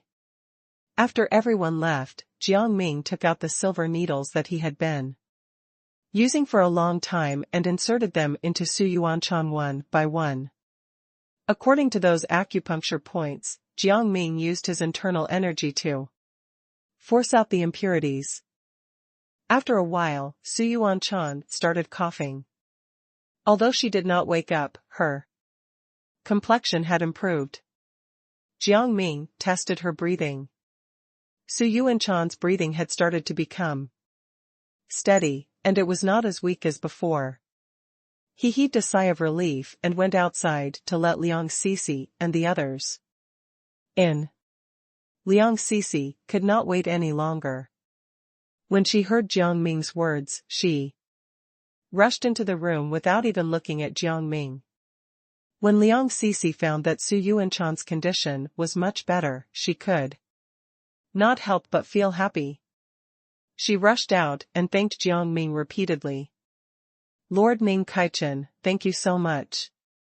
Yuanchan's condition is finally under control. As she spoke, her tears flowed out. Jiang Ming could tell that Liang Cixi loved Su Yuanchan, so he comforted Liang Cixi. As long as she rests a little more, she will be able to fully recover. Thank you. Thank you. Liang Cixi was so happy that she could not speak and kept nodding. At this moment, someone suddenly shouted from outside the door, His Majesty has arrived. Everyone could not help but look at each other in confusion. Why was King Liang here? Just as everyone was thinking about the reason why, King Liang had already walked out. His entire body exuded a dignified aura. This is the first time I've seen Lord Ning Kaichen so close to my daughter. King Liang stroked his beard and smiled at Jiang Ming before turning to look at the second princess, Liang Cixi. His tone seemed calm, but there was also a hint of dominance in it. He seemed to be simultaneously happy and unhappy. King Liang, you flatter me. I only just met the second princess. Jiang Ming looked at King Liang in front of him. He did not feel nervous, but he felt a little strange in his heart. Why did King Liang look so murderous? Was he that protective of his daughter? Was there a need for him to be so authoritative? King Liang suddenly laughed and looked at Jiang Ming. He snorted coldly. My second daughter never talks to anyone casually. This is quite strange. Zhuanan immediately opened her mouth and bluntly retorted, Lord Ning Kaichen is pursued by tens of thousands of people. He doesn't need the second. Princess. Please don't think of Lord Ning Kaichen that way, King Liang. She originally wanted to address him the way she usually did, but when she thought about how they were in front of King Liang, she did not dare to address him so intimately. Father. Don't say that. Liang Sisi could tell that her father was unhappy and quickly went forward to hug King Liang's arm. She smiled and said, Lord Ning Kaichen has helped me a lot. If it wasn't for Lord Ning Kaichen, I wouldn't have been able to learn so many things. Seeing that Liang Sisi was not lying, King Liang's expression eased a little. But it was still unpleasant. He looked at Ning Kaichen with displeasure. Lord Ning Kaichen, I will welcome the foreign envoys later and hold a banquet. Please come too. Although he said that he was inviting him, it was obvious that he was looking down on him. Jiang Ming rejected him directly. No thank you. This is for your foreign envoys. Why should I attend? In his heart, Jiang Ming did not like King Liang. He was not a lamb that could be slaughtered. He wanted to be spoken to with respect. If King Liang's attitude toward him was this bad now, what would happen at the banquet? He did not mind letting King Liang, who had never suffered before and lived in luxury all day, suffer. He did not mind letting him know the taste of his own medicine. However, King Liang did not guess Jiang Ming's thoughts at all. Instead, he was still showing off. He bared his teeth and said, I can't accept that. The food I prepared is very exquisite. If you miss it, it will be a pity. Why don't you attend, Lord Ning Kaichen? I will definitely treat you well. After all, this is the first time I've seen my second daughter praise someone like this. I wish to keep you here, Lord Ning Kaichen. In the end, King Liang clearly expressed his dissatisfaction with Jiang Ming and Liang Sisi's intimacy. He was eager to kill Jiang Ming. Madman Jr. understood the underlying meaning of King Liang's words and immediately said, Your Highness, why do you say that? Lord Ning Kaichen can get everything he wants easily. Why does he need to participate in this banquet? Liang Sisi did not want Jiang Ming to be put in a difficult position by her father, so she immediately said, Father, Lord Ning Kaichen's medical skills are superb. He's really a rare talent. I think it's better to hold a banquet for Lord Ning Kaichen so that all the ministers can get to know him. Liang Sisi's intentions were good, and her attitude was also very good. This reduced Jiang Ming's resentment. Jiang Ming had thought it through clearly. If King Liang's attitude toward him changed, he would temporarily forgive King Liang on account of Liang Sisi's attitude. Yu Ye listened from the side, not daring to even breathe loudly. Not to mention anything else, when she was in the carriage, she saw the ruthlessness and determination of Lord Ning Kaichen when he threw the silver needles. At that time, who knew what would happen if King Liang's attitude continued to be bad? At that time, King Liang would not be able to survive. She hoped that when Lord Ning Kaichen got angry, he would not vent his anger on her and second Princess Liang Sisi. Unexpectedly, King Liang was completely unable to understand the situation. Nor did he understand why his second daughter was so biased towards an outsider. He immediately said with a bit of anger, I want Lord Ning Kaichen to attend this banquet. As for holding a special banquet for him, I don't think Lord Ning Kaichen needs it. Isn't Lord Ning Kaichen skilled in medicine? There shouldn't be a lack of patience in these banquets. Do I still need to hold a banquet specifically for Lord Ning Kaichen? King Liang's words were sarcastic. It was obvious that he wanted to make things difficult for Jiang Ming at the banquet later. The princess of the Qingmiao kingdom stepped forward.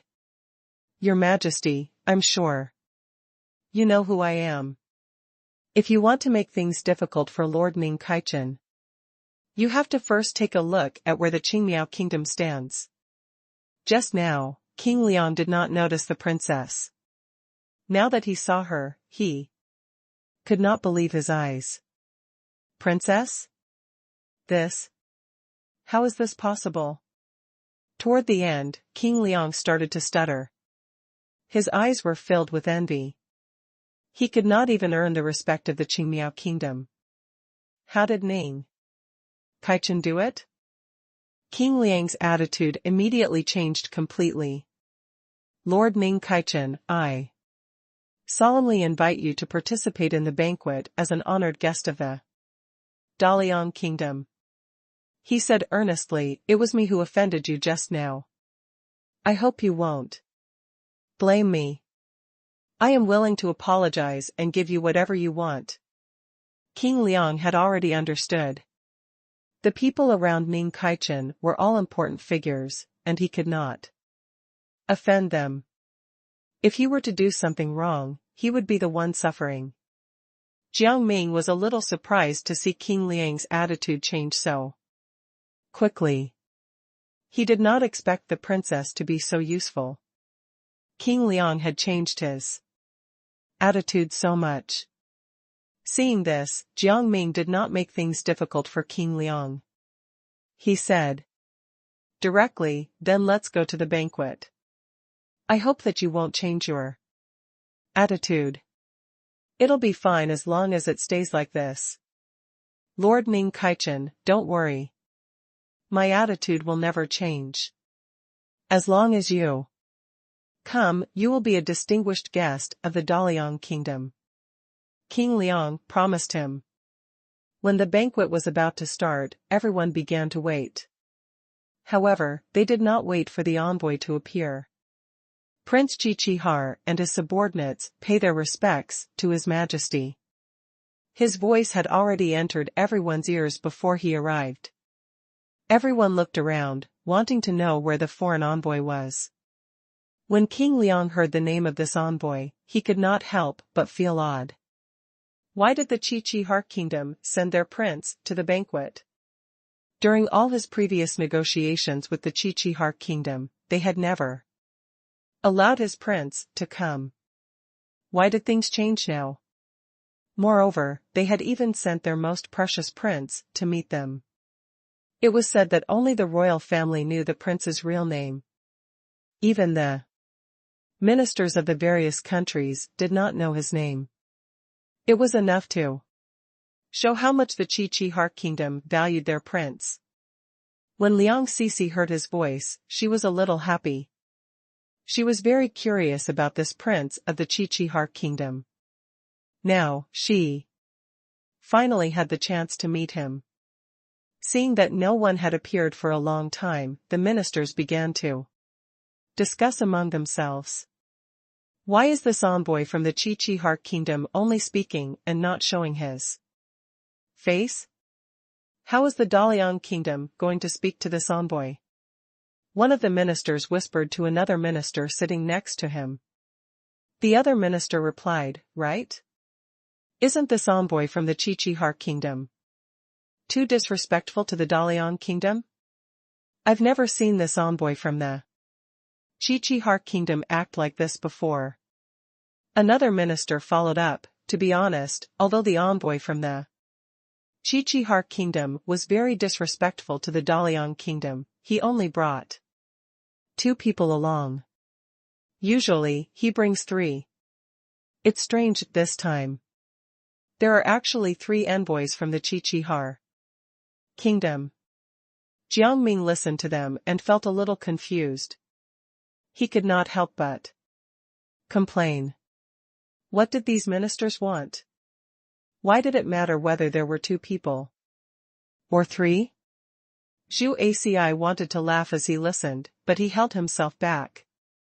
This was the first time he heard that the number of envoys sent by a country was actually an issue.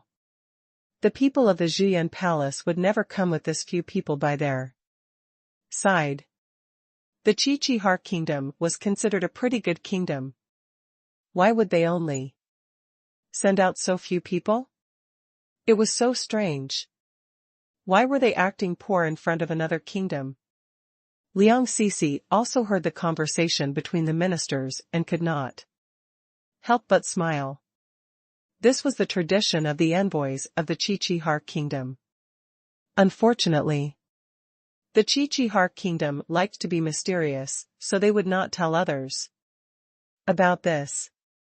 It was only because she had accidentally overheard the conversation between her father and King Qiqihar that she knew about this strange tradition. Although she was confused as to why the Qiqihar kingdom had such a strange tradition, she still chose to respect it. At the same time, Prince Qiqihar put his hands behind his back and walked in slowly. The head eunuch then called out, "The envoy of the Qiqihar kingdom has arrived." King Liang immediately sat up straight. His eyes were shining. Prince Qiqihar finally appeared before him. Prince Qiqihar was wearing purple robes and a white jade crown on his head. He had delicate features and a serious and focused expression. His eyes were very bright. Those who did not know better would think that he was a heartbreaker. This was Liang Sisi's first time seeing Prince Qiqihar, and she could not help but carefully size up the person in front of her. She had been to the Qiqihar kingdom once before, but she did not see Prince Qiqihar. She had always regretted it. Now, she could finally see him. Prince Qiqihar looked at the people in the seats and could not help but feel better. His trip to the Dalian kingdom was indeed worth it. All kinds of people were present at this banquet. What piqued his curiosity the most was Jiang Ming, who was sitting on the right. He had an indescribable desire to get to know him. However, since he was at the banquet now, he could not go over and chat with him so suddenly. After thinking for a moment, Prince Qiqihar came up with an idea. Later, he would call Jiang Ming out and chat with him. "Lord Qiqihar, please sit down. The journey must have been hard on you."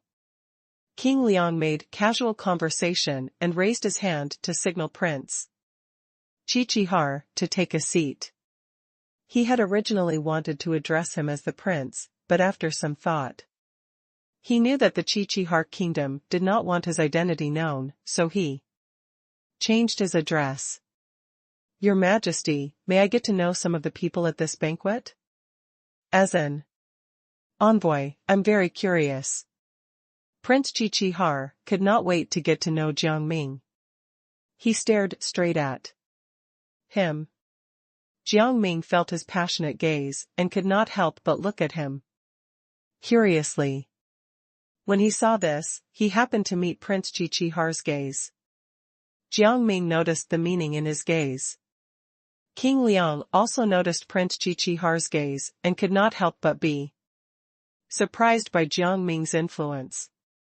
He immediately raised his hand in Jiang Ming's direction. "This is Lord Ning Kaichen, a doctor with superb medical skills and an honored guest of the Dalian kingdom." With just these words, Jiang Ming's status in the Dalian kingdom was solidified. "Lord Ning Kaichen, I am the envoy of the Qiqihar kingdom, Lord Qiqihar. It is a pleasure to meet you."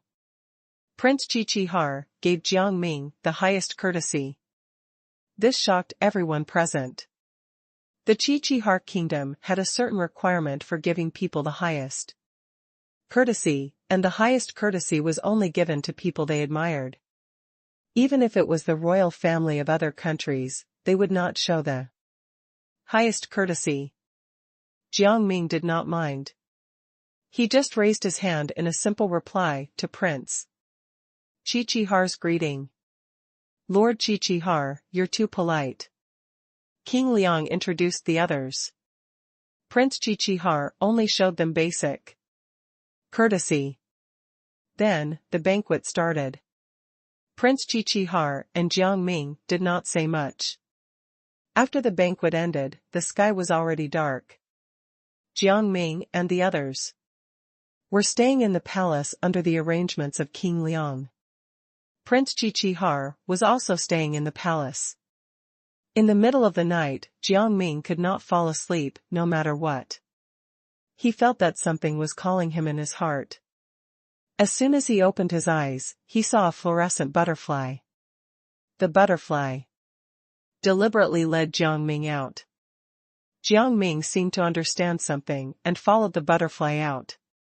He knew that someone wanted to see him, so he did not mind going to take a look. Hey, Ning Kaichen, come drink with me. You don't mind if I don't give you a toast, do you? On the roof, Prince Qiqihar went back to being casual. He was holding a wine bottle and shaking it at Jiang Ming.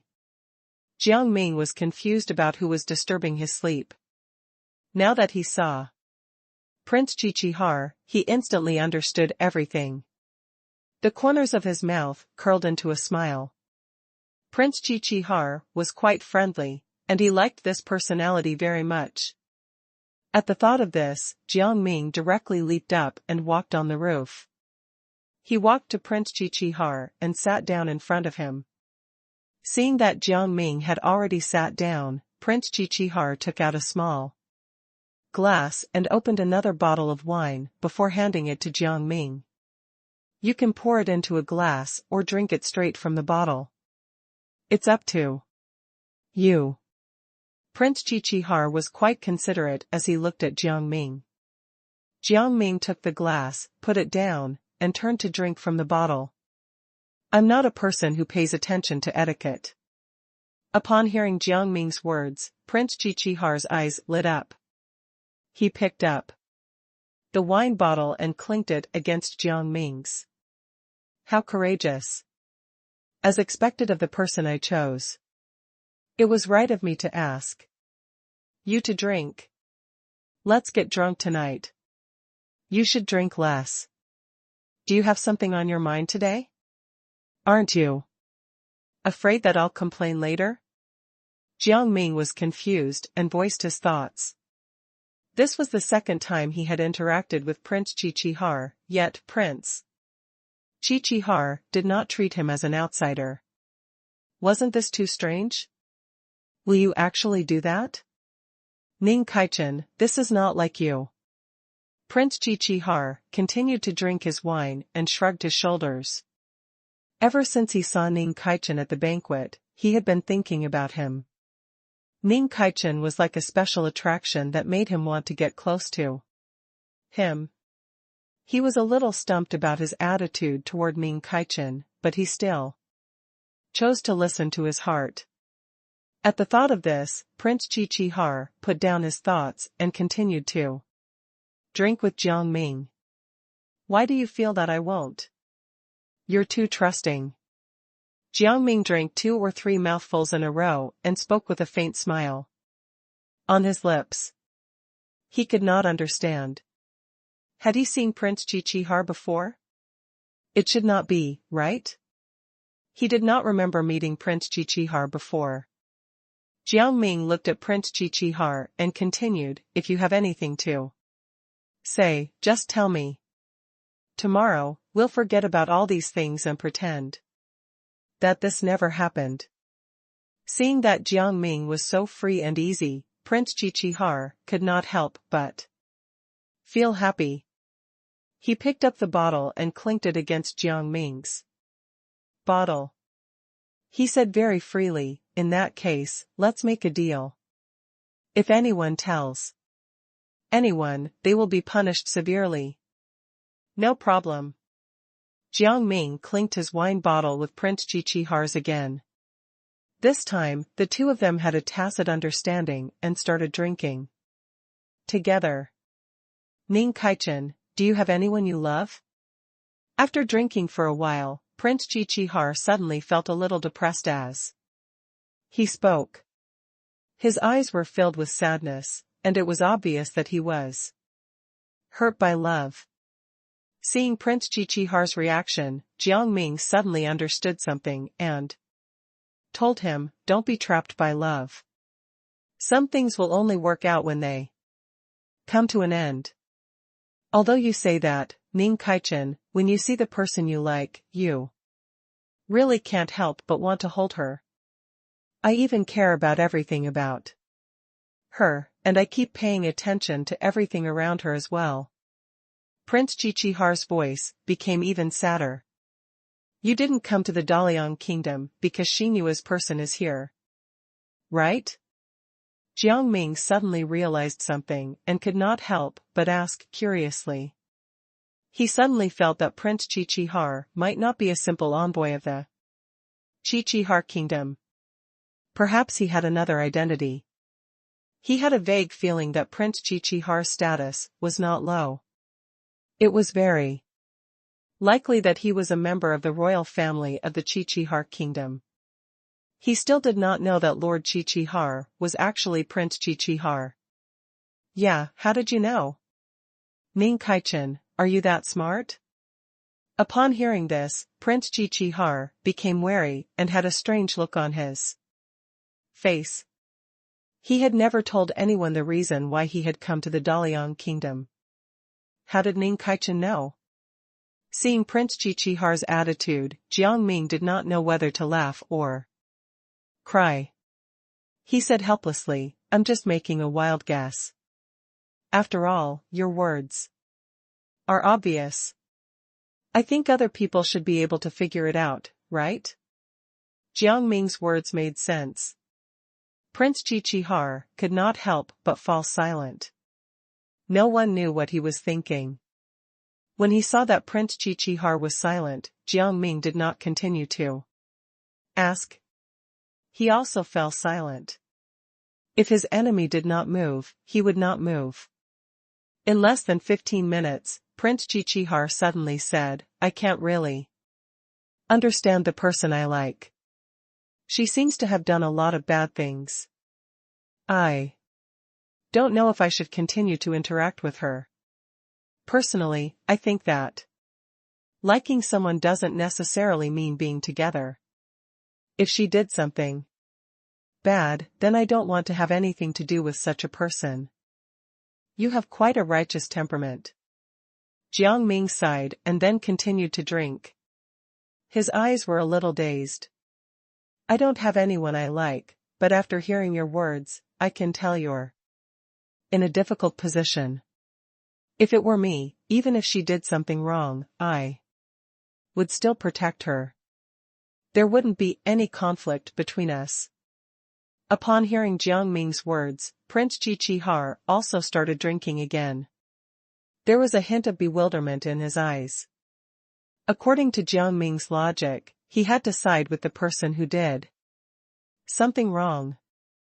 However, according to his own logic, he was unwilling to associate himself with such a person. This thought made him feel conflicted. Jiang Ming also lowered his head. His mind was blank. It had been so long, but he did not seem to have found anyone he liked. At this moment, a woman's cry woke them up. She put her hands on her hips and grinned. She looked at the two of them strangely. "What are you doing? Waking up in the middle of the night and coming here to drink? Do you want to die?" The person who came was Liang Sisi. In order to prevent others from being woken up by her voice, Liang Sisi deliberately lowered her voice. She was very cautious. As soon as she finished speaking, she immediately went directly to Jiang Ming's side. "You're in a good mood. Why did you come here instead of sleeping? I remember that your palace is in the opposite direction from here." Prince Chichihar continued to drink as he teased Liang Sisi. There was an indescribable meaning in his eyes. Jiang Ming looked at the prince, then at Liang Sisi.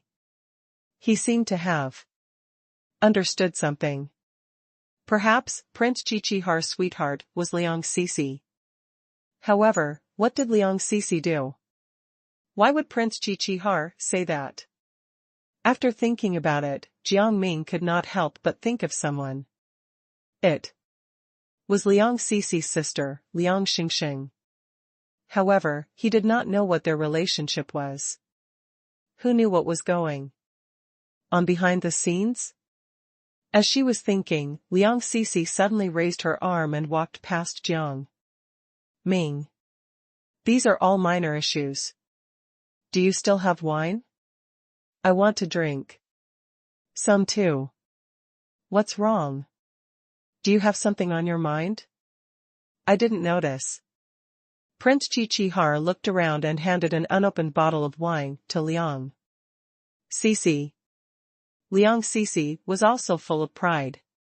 She opened the bottle herself without asking for help. What are you talking about? How can I have something on my mind? I'm happy every day. Upon hearing Liang Sisi's words, Prince Qiqihar did not know what else to say. He looked at Jiang Ming, indicating that he wanted him to start a conversation. Jiang Ming saw through Prince Qiqihar's thoughts and immediately wanted to say something else. Before he could say anything, a few black shadows flashed past. The three of them immediately became nervous and clenched their wine bottles tightly. Liang Sisi lowered her voice and said, "These people might want to kill us." Just as she said that, the group of people suddenly rushed behind Liang Sisi and the others. Jiang Ming felt the daggers in their hands, and a chill ran down his neck. Liang Sisi reacted extremely fast. She rushed behind this group of people, quickly pulled out her hairpin, and stabbed it into the neck of one of the enemies. Ah! A painful howl was heard. Liang Sisi quickly pulled out the hairpin and continued to stab him continuously. The blood on the man's neck was all over Liang Sisi's dress. Liang Sisi did not seem to mind at all. A bracelet appeared in her hand, and she grabbed the bracelet to tie the man's hands. The man only felt his hands suddenly ache. When he looked down again, his hands had been tied. Damn it! You evil woman! The man flew into a rage out of humiliation. He went forward and wanted to slap Liang Sisi, but his hand was broken by Jiang Ming. The sound resounded in the ears of the three people. That man immediately realized something and wanted to counterattack, but it was already too late. He could not help but shout, and his voice alarmed the people of the Daliang Kingdom. Assassins! Assassins! The candles were lit one after another, and the palace was bright. The sound of people panicking was very clear. However, by the time King Liang brought his men over, that man had already committed suicide by consuming poison. There was no trace of him at all. The other two had escaped. Jiang Ming and the others were helpless and could only put it aside for the time being. The next day, they planned to go out and relax for a while, so they split up and went to the market. Jiang Ming accidentally knocked into a stall and quickly tidied the place up with the owner. Are you Ning Kaichen? After tidying up, the owner rolled his eyes and grabbed Jiang Ming's sleeve. He refused to let Jiang Ming leave. Yes, why? Do you know me? Jiang Ming looked at the owner, who pulled him back, strangely. The owner's eyes were suddenly filled with tears. I knew it. I knew my prayers would be answered. You're finally here. As he spoke, he knelt down and kowtowed to Jiang Ming. Jiang Ming's heart skipped a beat. He quickly went forward to help the man up. What happened? Also, how do you know me? The owner realized that he had lost his composure. He stood up shakily and said, I'm good friends with the imperial doctors in the palace. Your medical skills have long been famous among them. That's how I learned about you. I know that your medical skills can also kill people. I beg you to save my son. My son was kidnapped by a group of villains. At this point, the owner's eyes were filled with tears, and he almost choked. I understand how you feel. Tell me in detail. When was the last time you saw your son? Jiang Ming could not refuse the owner, so he continued to ask. There was some hope in the owner's eyes. He looked at Jiang Ming with bright eyes and pointed to the distance. I went to the forest to cut wood and saw my son, but after I chased after him, I found that my son was gone. The owner could not hold back his tears anymore. He muttered to himself, my wife is now terminally ill. I don't know when this bitter life will end. The owner's eyes were filled with sorrow, and his entire body was haggard. Seeing the owner like this, Jiang Ming could not help but sympathize with him. He patted the owner's shoulder and comforted him. The bitter days will definitely pass. Don't think too much about it. Your wife might get better. The owner let out a long sigh and suddenly felt a little helpless. We've almost used up all our silver. Now, I can barely support my family with this business. I don't know how long my old body can last. He glanced at the owner's body. The owner's clothes were tattered and had many patches on them. Try to treat yourself better. These are not long-term solutions. Let's go to your house first. Jiang Ming felt bad and helped the owner push the cart. The owner immediately said, no need, no need. I can push it myself. I don't need to trouble you. Then, he lifted the cart and walked toward his home. He said to Jiang Ming while carrying the cart, Lord Ning Kaichen, you don't have to help me with anything. Although I'm wearing tattered clothes, I've never been unhappy. Instead, I've always been looking forward to waking up every morning and seizing the day. Jiang Ming was stunned. He followed the owner and then could not help but look at the owner. This was the first time he had seen someone who lived such a hard life yet was so optimistic. He should learn from him.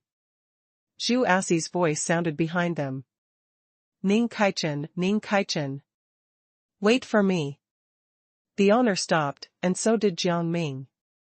Both of them turned their heads at the same time and looked at Zhu Asi behind them. Zhu Asi was wearing a garland on his head and a mask on his face, but he was still recognizable. The owner felt that he would embarrass Jiang Ming by his side, so he deliberately lifted the cart and walked about a meter away from Jiang Ming. Jiang Ming noticed the owner's actions and quickly said, no, you don't have to do that. Zhu Asi walked over, took off his mask, and said excitedly, Ning Kaichen, why don't you go have fun? What are you wasting time for? Then, he took out a mask from his pocket. It was a fox mask. He waved the mask in front of Jiang Ming and said excitedly, I think this mask suits you. Do you want to try it on? Let me see. Looking at the fox mask, Jiang Ming was interested. He took the mask and put it on his face. The fox mask made Jiang Ming look very mysterious. Other people use masks to hide how ugly they are. However, this fox mask is shining brightly because of you. Zhu Asi could not help but sigh. His eyes sparkled. After looking for a while, Zhu Asi suddenly noticed the shop owner beside Jiang Ming. He looked at the man strangely. Who are you? Why are you with Ning Kaichen? He had a feeling that this shop owner had come here with a request. Otherwise, he would not have left the stall in a mess. Zhu Aci secretly glanced at the stall and could not help but complain. Ning Kaichen was always troubled by random people. I want to go with this owner to save his son. Do you want to come with me? Seeing Zhu Aci asking, Jiang Ming answered him directly. Zhu Aci felt helpless. He knew that these people would not look for Ning Kaichen for no reason. Sensing Zhu Aci's expression, the owner began to beg. I beg you, please come. And save my son.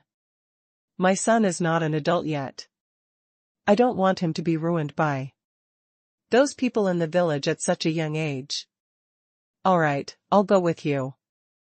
Seeing that the owner was so pitiful, Zhu Aci's heart softened, and he simply agreed. Then, Jiang Ming and Zhu Aci helped the owner push the stall to his house and followed the owner in the direction of the stockade. However, when they were near the exit of the village, the owner could not find the exit no matter how hard he tried.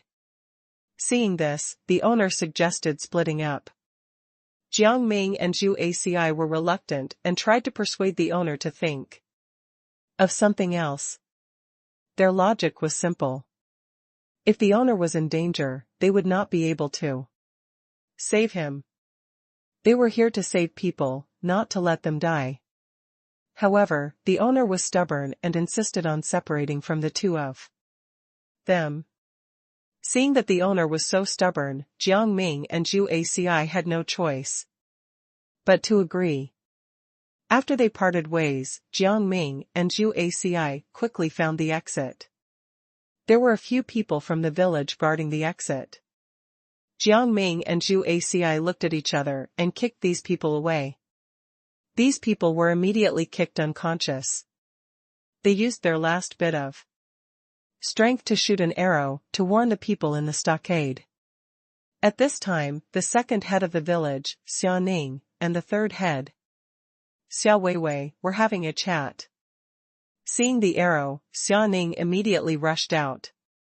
Xia Ning thought that he could defeat Jiang Ming and Zhu Aci, so he rushed out with his underlings.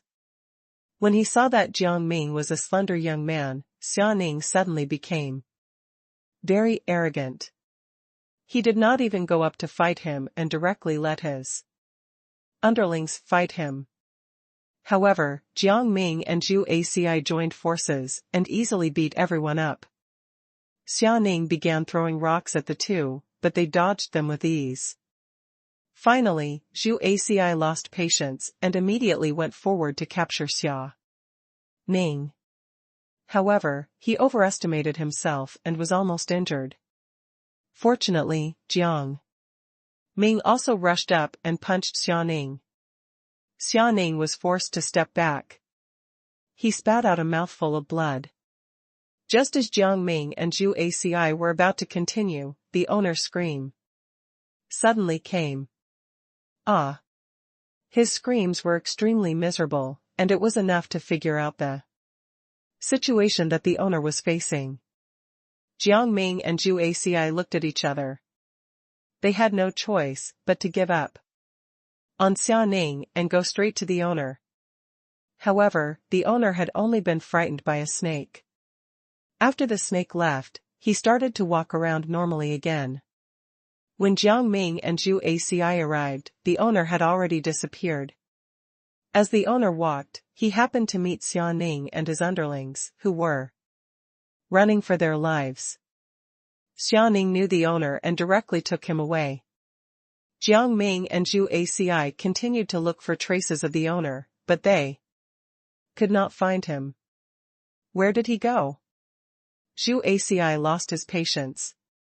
He was captured by Xia Ning. Jiang Ming remembered Xia Ning. Alright, let's continue helping people, Zhu Aci said helplessly. Zhu Anin came over at this time.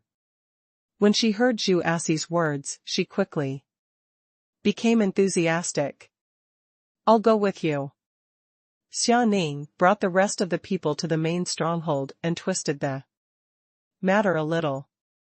He made it sound like he had beaten Jiang Ming and Zhu Aci up badly and had come back victorious. Listen up, if anyone dares to come in, beat them up.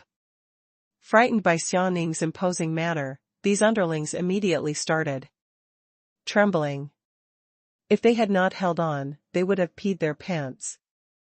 Did you hear me? Why didn't anyone answer? Why? Are you not willing to listen? To me now?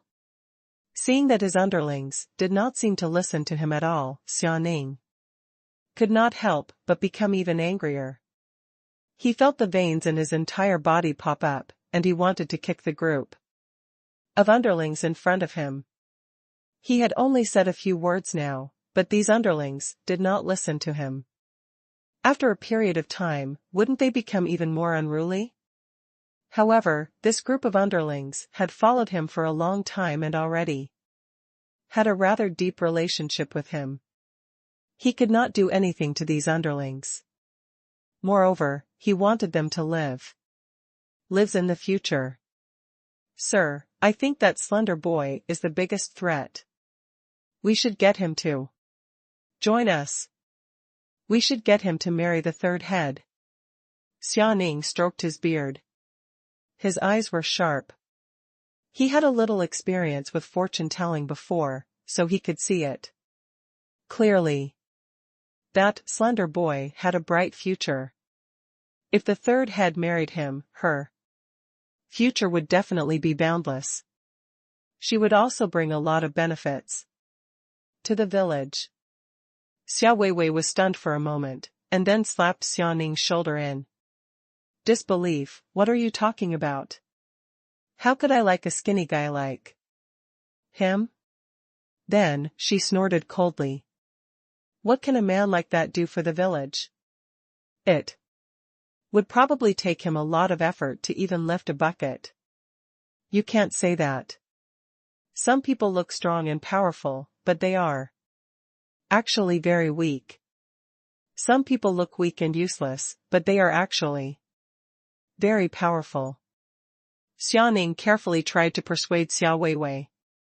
He could probably imagine the happy life his sister would have after she got together with that slender boy. He sincerely hoped that his sister would be happy and that the village would prosper. Her tone was very disdainful. Xia Ning raised his chin and said, "At first, I had the same thoughts as you. But when you really talk to someone, you will realize how little you know and how regretful it is to give up on someone." It looks like you're in love. Xia Weiwei snorted. You can't be like this in front of outsiders. Don't let anyone say that. You're uneducated and ignorant. Xia Ning raised his eyebrows and then said again, "Listen to me. I will definitely not let you suffer. When the time comes, marry that boy and your back will be bright." All right. I will consider it, Xia Weiwei said helplessly, rubbing her chin from time to time. It seemed that she had to go and meet that slender boy. Otherwise, she would really be letting down her second brother. All right. I won't force you if you're unwilling. Seeing Xia Weiwei's slightly forced interest, Xia Ning secretly sighed in his heart. This sister of his was really stupid. Jiang Ming was walking around the mountain with Zhu Aci. The mountainous terrain was extremely strange. Wandering around almost made people dizzy. Ning Kaichen, can we really find those people? Zhu Aci felt that his entire body was burning. He really could not understand what the village was doing in such a remote place. It seemed that the Zhuyan Palace was still the best. Zhu Anan wiped the sweat on her forehead with a handkerchief and panted. The location of this village is really hard to figure out. We've been walking for a while now, but we haven't even found the entrance. It's really confusing. It's not that there's no entrance. It's just that the entrance has been locked up by them. We can't be so impulsive next time. Jiang Ming could not help but feel a little regretful. He sighed, and then his eyes darkened. In the end, he was the one who harmed the owner. If he had not gone to look for him, the owner would not have been captured by the people in the stockade. Ning Kaichen, don't blame yourself. No one would have thought that the broken place was only one camp of the stockade. Their main camp is in another place. Zhu Aci became serious. He hoped that they could find the entrance of the village and save the owner. Zhuanan suddenly realized something and said excitedly. Her footsteps moved to the side. At this time, Xiao Weiwei happened to be out of the house. She walked near Jiang Ming and the other two. When Jiang Ming and the others quickly arrived at the flat area next to them, they happened to run into Xiao Weiwei. Pretty boy? Xiao Weiwei was slightly shocked. Suddenly, she thought of something and quickly covered her mouth. She turned around and wanted to run. However, how could Jiang Ming let her run away? He quickly rushed over and grabbed the back of Xiao Weiwei's neck, pulling her back. Xiao Weiwei was so angry that she wanted to break free from Jiang Ming's hold. However, Jiang Ming had already anticipated this. Xiao Weiwei stopped struggling. She threw a slap at Jiang Ming. However, she was no match for Jiang Ming. She could not even compare to Jiang Ming in strength. He grabbed her hands and held them tightly. Get lost. Let me go. Xiao Weiwei was anxious and could not help but curse. You're a girl. You must not swear. Zhu Aci heard it clearly and came over to tease Xiaoning.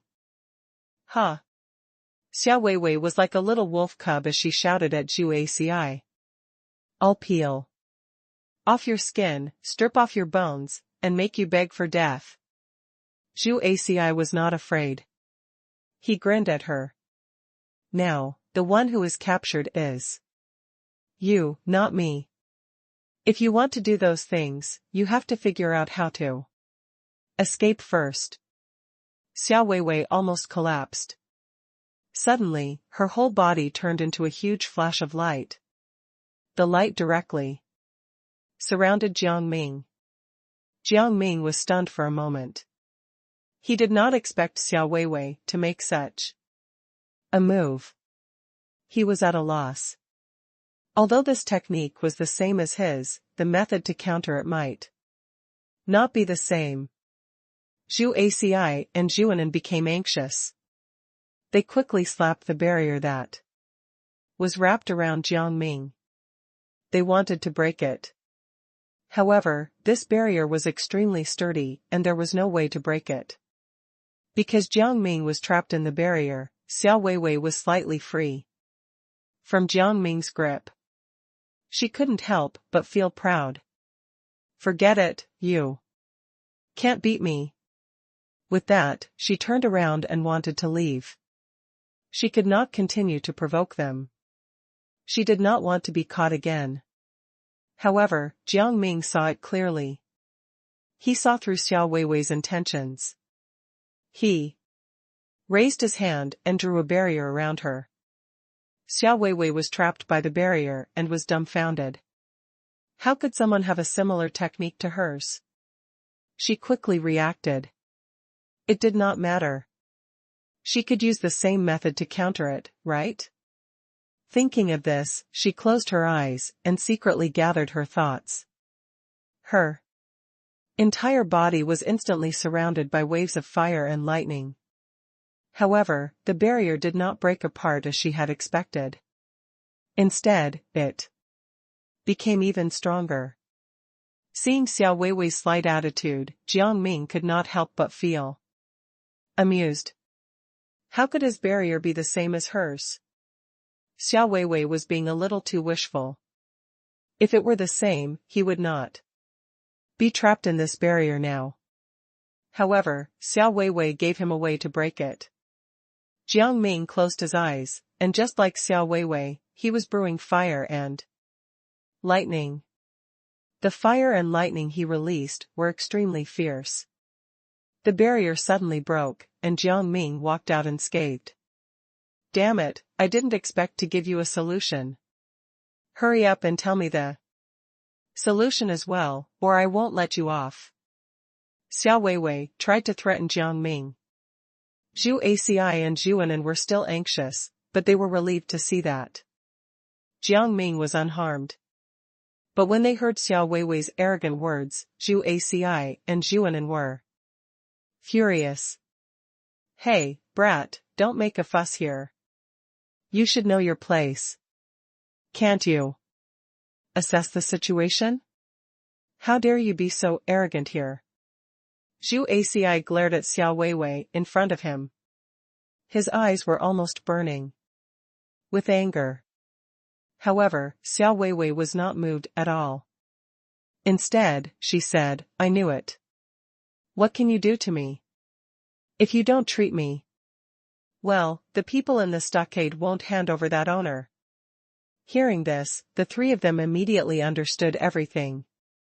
So, it was because of the owner that Xiao Weiwei was so arrogant.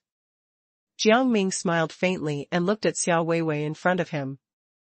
Did you know that I already fought with your second brother? Xia Ning's heart thumped slightly, and she stepped back in disbelief.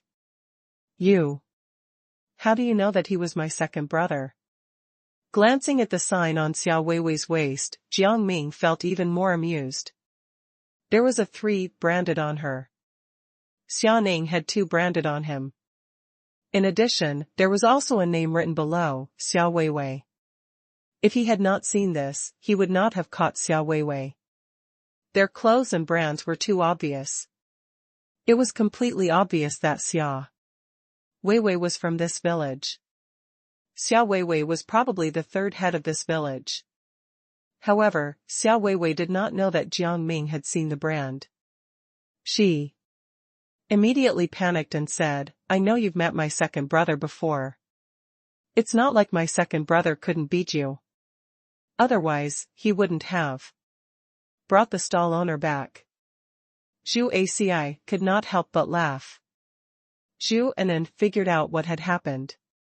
Xia Ning had obviously been beaten up by Jiang Ming. Before he had fled, he had heard the owner screaming. In order to save the owner, Jiang Ming had no choice but to let Xia Ning go.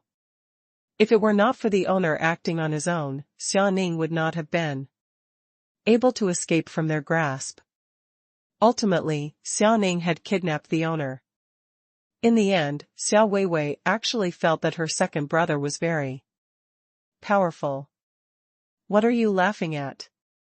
Xiao Weiwei could not help but shout at Zhu Aci. Then, she felt that Zhu Aci looked familiar. She relaxed her brows and asked doubtfully, aren't you the #1 prodigy of the Zhuyan Palace, Zhu Aci? Hearing this, Zhu Aci could not help but feel good. He asked curiously, how do you know me? Although the Zhuyan Palace was very famous, he had never thought that the people in the stockade would know him.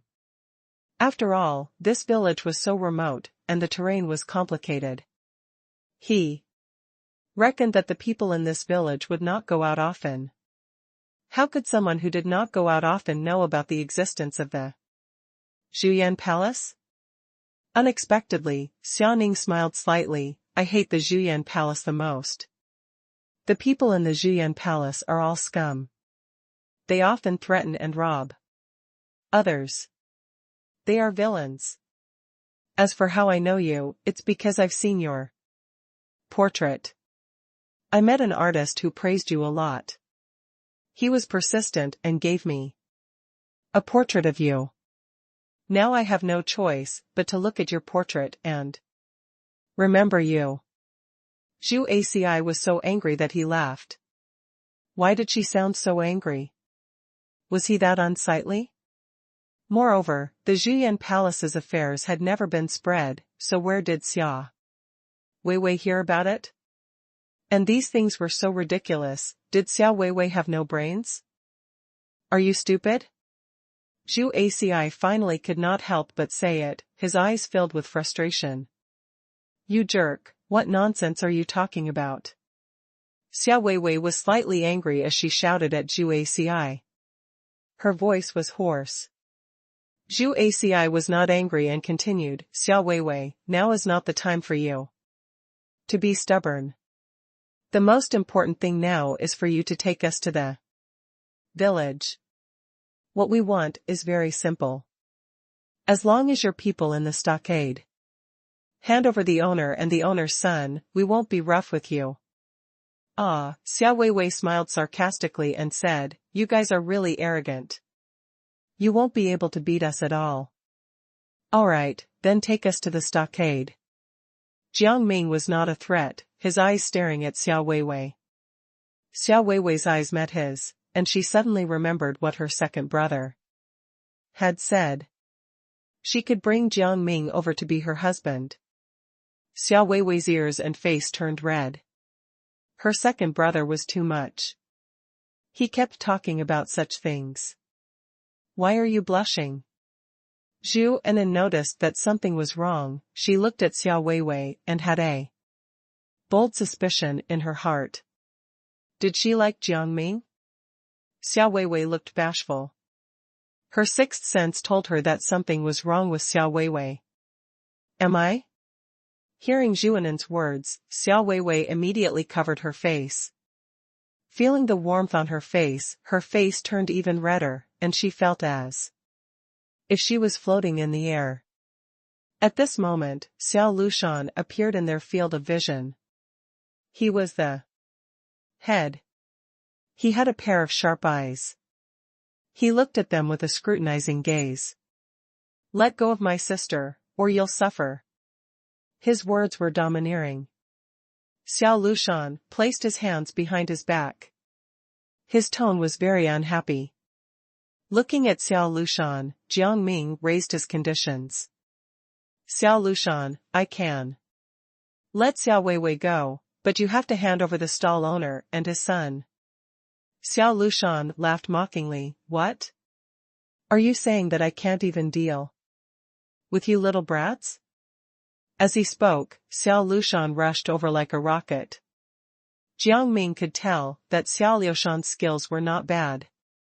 When Zhu Aci and Zhu Anan wanted to attack Xiao Lushan, he stopped them. Ming Kaichen? Zhu Aci looked at Jiang Ming, strangely, his eyes full of confusion. Zhu Anan also felt odd. Mister, what's wrong? At this time, Xiao Lushan had already rushed over. Jiang Ming could not be bothered to communicate with Zhu Anan and Zhu Aci anymore. He also rushed over. Xiao Weiwei was slightly worried about her oldest brother. She secretly tightened the dress in her hand. She wanted to cast a spell to sneakily attack Jiang Ming. However, she realized that she could not cast any spells with the barrier surrounding her.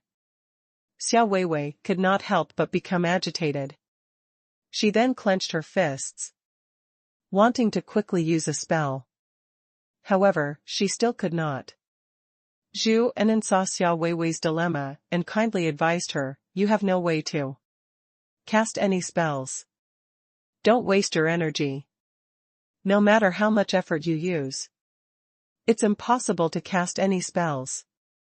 Xiao Weiwei was angered by these words, but she had no choice but to admit that what Zhu Anan said was true. Xiao Lushan heard Xiao Weiwei's words and quickly said to Xiao Weiwei, don't worry, Weiwei. I will definitely save you. I don't need your help. At this time, Xiao Lushan had already started fighting with Jiang Ming. His techniques were sharp, and his sword was slashing out in a frenzy. Sparks were a common occurrence. Seeing that Xiao Lushan was fighting with Jiang Ming, Zhu Aci could not help but get anxious. He wanted to go forward to help, but was stopped by Zhu Anan. Zhu Aci, we'll attack later. Xiao Lushan isn't an ordinary person. We'll be the ones at a disadvantage. Xiao Weiwei laughed out loud, you guys can't beat my brother. My brother is invincible. He doesn't care about you losers at all. Just as she said this, Xiao Lushan suddenly spat out a mouthful of blood and watched Jiang Ming's fist hit his chest. Lushan. Xiao Weiwei could not help but feel anxious, and tears began to fall from her eyes. How could this have happened? Release the owner and his son. Otherwise, this will only be the beginning. Jiang Ming's words were very cruel. He had originally thought that Xiao Lushan was very powerful, but he was actually just a weakling. Now, he only wanted the owner and his son to return home safely. He did not want to kill anyone else. Okay, no problem. But when I release the owner and his son, I beg you to let my sister go. Realizing that the person in front of him was not an ordinary person, Xiao Lushan quickly agreed. No problem. Just like that, the owner and his son were released, and Xiao Weiwei was also released. Jiang Ming and the other two returned to the palace safely. However, King Liang felt that the assassin that night was sent by Jiang Ming, and insisted on going to court with Jiang Ming. Jiang Ming was speechless. He brought Zhu Aci and Zhuan into the royal court. Ning Kaichen, do you plead guilty? In the court, King Liang threw a token at Jiang Ming with a cold expression. Just as the token was about to hit Jiang Ming, Zhuan caught it and threw it back at King Liang's head. Her aim was very good. When it hit King Liang, a patch of red appeared on his forehead. Blood flowed down and onto the table in front of him. This was the first time King Liang had seen blood on his head. He could not help but jump in fright, and he even fell off his chair. Blood! Blood! King Liang cried out shakily, his eyes rolling back as he fainted. Following that, the officials below panicked. Your Majesty! King Liang! The king has fainted. Men, quickly get the royal physician. Someone among the officials shouted. Everyone was huddled together, not knowing where to go. Seeing the chaotic situation here, Jiang Ming glanced at Zhu Aci and the others. Let's go. King Liang had been hurt, but he did not care at all. King Liang had framed them. He deserved to bleed. If it were him, he would make King Liang suffer and let him learn a lesson. Liang Sisi happened to be running toward the royal court and bumped into Jiang Ming and the others who were leaving the hall. She could not understand her father's thoughts. The assassin had also attacked Ning Kaichen and Zhu Aci. How could it be an assassin sent by Ning Kaichen and the others? If it were really an assassin sent by Ning Kaichen would definitely not have killed the assassin. Liang Sisi felt that her father's IQ had dropped, and she started to worry. It's fine. You can go and see your father. Jiang Ming glanced at Liang Sisi. He did not vent his anger on Liang Sisi, just because she was the daughter of King Liang. Instead, his attitude was the same as before. Zhu Aci started to sound sarcastic. Princess, your father is really something else. He threw something at us in the court. I wonder what kind of sin Ning Kaichen has committed for him to be treated this way. Zhuanan also nodded and said angrily, what's wrong with your father? Who would send assassins and then kill them? How stupid. Take a rest first. I will explain this matter to my father. Don't worry. With me around, I won't let my father capture you again. Liang Sisi tried to persuade the three of them. She became anxious and looked at the three of them. She did not want Ning Kaichen and the others to have so many bad thoughts about her and her father. She hoped that they could get along with her and her father peacefully. It's useless to say anything now. We don't need your father to do anything. We will leave in a few days, Jiang Ming said calmly. His current plan was very simple. He did not want King Liang to apologize at all. In his opinion, no matter what King Liang did, nothing could make up for the harm he had caused them. Princess, go and see your father first. Don't try to dissuade us, Zhu Ci said helplessly to Liang Sisi. He had the same thoughts as Jiang Ming. Now that Liang Sisi was still indulging in her fantasies, he could not help but have a headache. This princess of the Daliang kingdom was so naive and ignorant. All right then. If there's anything you need, you must tell us. I'll help you. If I can. Liang Sisi could tell that everyone did not want to talk to her, so she lowered her head and sighed. Knowing that Liang Sisi's intentions were different from King Liang's, Jiang Ming patted Liang Sisi's shoulder. Liang Sisi felt a little comforted. In the end, she looked at everyone reluctantly and rushed to the hall. This princess is not bad, Zhu Ci said. Then, they went to the courtyard. At this moment, the princess and the others were waiting for news. They had wanted to go with them, but it would not be good to have too many people in the royal court, so they did not go. Jiang Ming explained, and the others instantly calmed down. If anything happened to Ning Kaichen, they would be very sad. Now that they had been together for so long, Ning Kaichen had long become an inseparable part of them. However, Prince Qiqihar suddenly walked in front of Jiang Ming. He placed his hands in front of his chest and crossed them. He knelt down on both knees and made the most noble gesture in the Qiqihar kingdom. He lowered his head and looked at Jiang Ming piously. Please come to the Qiqihar kingdom, Lord Ning Kaichen. The Qiqihar kingdom will definitely give you the highest courtesy. Seeing Prince Qiqihar's actions, Jiang Ming felt a little strange. This form of address and this action was so strange. Why would Prince Qiqihar suddenly invite them? Moreover, ever since he drank with Prince Qiqihar, he had not talked to Prince Qiqihar. He really did not expect Prince Qiqihar to be so friendly with him. Seeing that Jiang Ming did not respond for a long time, Prince Qiqihar suddenly felt a little strange. He could not help but look up at Jiang Ming. Ning Kaichen? Ning Kaichen? Seeing that Jiang Ming seemed to be dazed, Prince Qiqihar was full of confusion. Could it be that Ning Kaichen did not want to come to his kingdom? Although the Qiqihar kingdom was not as good as the Daliang kingdom, they were very nice to people.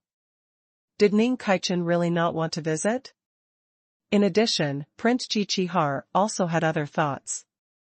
His lover, Liang Sisi, felt guilty toward Ning Kaichen and the others. If Ning Kaichen went to the Qiqihar kingdom, then Liang Sisi might also go to the Qiqihar kingdom. At that time, he would have more time to spend with Liang Sisi and find a capable helper for his father. However, even though he thought this way, Prince Qiqihar was still a little uncertain. His father had taught him to have confidence in his kingdom and himself. He had to do everything bravely. However, he knew that Ning Kaichen was not an ordinary person, and he was not someone that ordinary people could afford to hire. He was just hoping that he would get lucky. Jiang Ming was jolted back to his senses by Prince Qiqihar's shout. He coughed and said, Lord Qiqihar, is it really okay for you to tell me this now? Aren't you just an envoy? Not really. As long as you agree to go to the Qiqihar kingdom with me, I won't just be an envoy. Prince Qiqihar had sincere eyes. Those who did not know better would think that this prince lived a simple and free life. Hearing this, Jiang Ming suddenly felt a little odd. Why did he agree to let Prince Qiqihar take him to the Qiqihar kingdom? Was Prince Qiqihar not just an envoy? It seemed that he was not an envoy now. Was he conspiring with the king of the Qiqihar kingdom? As long as he followed the others to the Qiqihar kingdom, this guy would be able to obtain some power. Jiang Ming understood and looked at Prince Qiqihar. Did you make any deal with your king? Or do you have another identity? Zhu Aci understood what he meant and started explaining, Lord Qiqihar, we can't stand your little ideas. No matter what, Ning Kaichen was friendly with you. In order to show my sincerity, I'll tell you my real identity. I hope you can keep this a secret. I am Prince Qiqihar of the Qiqihar kingdom. His expression was earnest. However, Zhu Aci was still suspicious. He continued to ask, how do we know that you're Prince Qiqihar? You might be lying to us. Upon hearing this, Prince Qiqihar could not help but become anxious. He took out a white-green jade pendant from her waist. The word prince was written on the front of the jade pendant. The luster and material of the jade pendant also looked extremely exquisite. For a moment, Zhu Aci could not help but be stunned. Then, he quickly reacted. All right, we get it. The princess said faintly, anyone can carve a jade pendant. Anyone can choose the material and luster. This made Prince Qiqihar feel upset. The Qiqihar kingdom was not very rich, so having such a jade pendant was considered a luxury. However, in the Qingmiao kingdom and other places, this jade pendant was very ordinary. Don't make things difficult for him. He is the prince of the Qiqihar kingdom. Jiang Ming saw that the jade pendant reflected the light and immediately understood. Only high-quality jade could do that. Alright, if you get deceived, I won't help you. The princess was a little resentful and did not know what to say. In the end, she acted like a brat. Jiang Ming could tell that the princess was doing this for his own good, so he said happily, thank you, princess. I understand your good intentions, but this man is indeed the prince of the Qiqihar kingdom. His senses told him that the man was telling the truth. Thank you for believing in me. Now that it was Prince Qiqihar's turn to thank him, he could not help but heave a sigh of relief. If they did not believe in his identity, then he really could not do anything to them. It would be even more difficult to get Ning Kaichen to come to the Qiqihar kingdom and work for it. Jiang Ming did not see through Prince Qiqihar's thoughts. He only said hesitantly, our current situation does require us to go somewhere else. I hate trouble. King Liang has always been looking for trouble with us. But if we all leave, it will bring disaster to the Qiqihar kingdom. The Daliang kingdom will definitely not let this matter rest. Zhu Anan raised a different opinion at this time. Everyone felt that it made sense and then looked at Jiang Ming. No matter what, Jiang Ming was now their leader. They had to let Jiang Ming make the decisions. Prince Qiqihar, what are your thoughts? Regarding this matter, Jiang Ming needed Prince Qiqihar to show some decisiveness. Regardless of their attitude, it was now Prince Qiqihar who was begging them to go to the Qiqihar kingdom. It doesn't matter either way. If the Daliang kingdom makes a move against The Qiqihar kingdom, will do everything in its power to protect you. Prince Qiqihar said confidently. If not, the royal family of the Qiqihar kingdom will die a tragic death. This was the attitude Jiang Ming wanted to see. He immediately agreed. Sure. Then, Jiang Ming asked the others to stay in the Dalian kingdom for the time being. He only brought Zhu Aci and Zhuanan with him. Although Prince Qiqihar's attitude was not bad, who knew what the king of the Qiqihar kingdom would say? Liang Sisi also needed to be appeased. However, not long after they got on the carriage, they encountered another accident. Prince Qiqihar, the king requests that you get off the carriage immediately. Countless daggers were shot into the carriage, and the horses were drenched in blood. Jiang Ming frowned. Recently, this carriage had been intercepted quite frequently. Were they jinxed? After seeing the enemy clearly, Jiang Ming's first sentence was, "You're not from Qiqihar at all." These words undoubtedly painted a target on the person in front of him. Everyone's pupils constricted as they all looked at the person in front of them.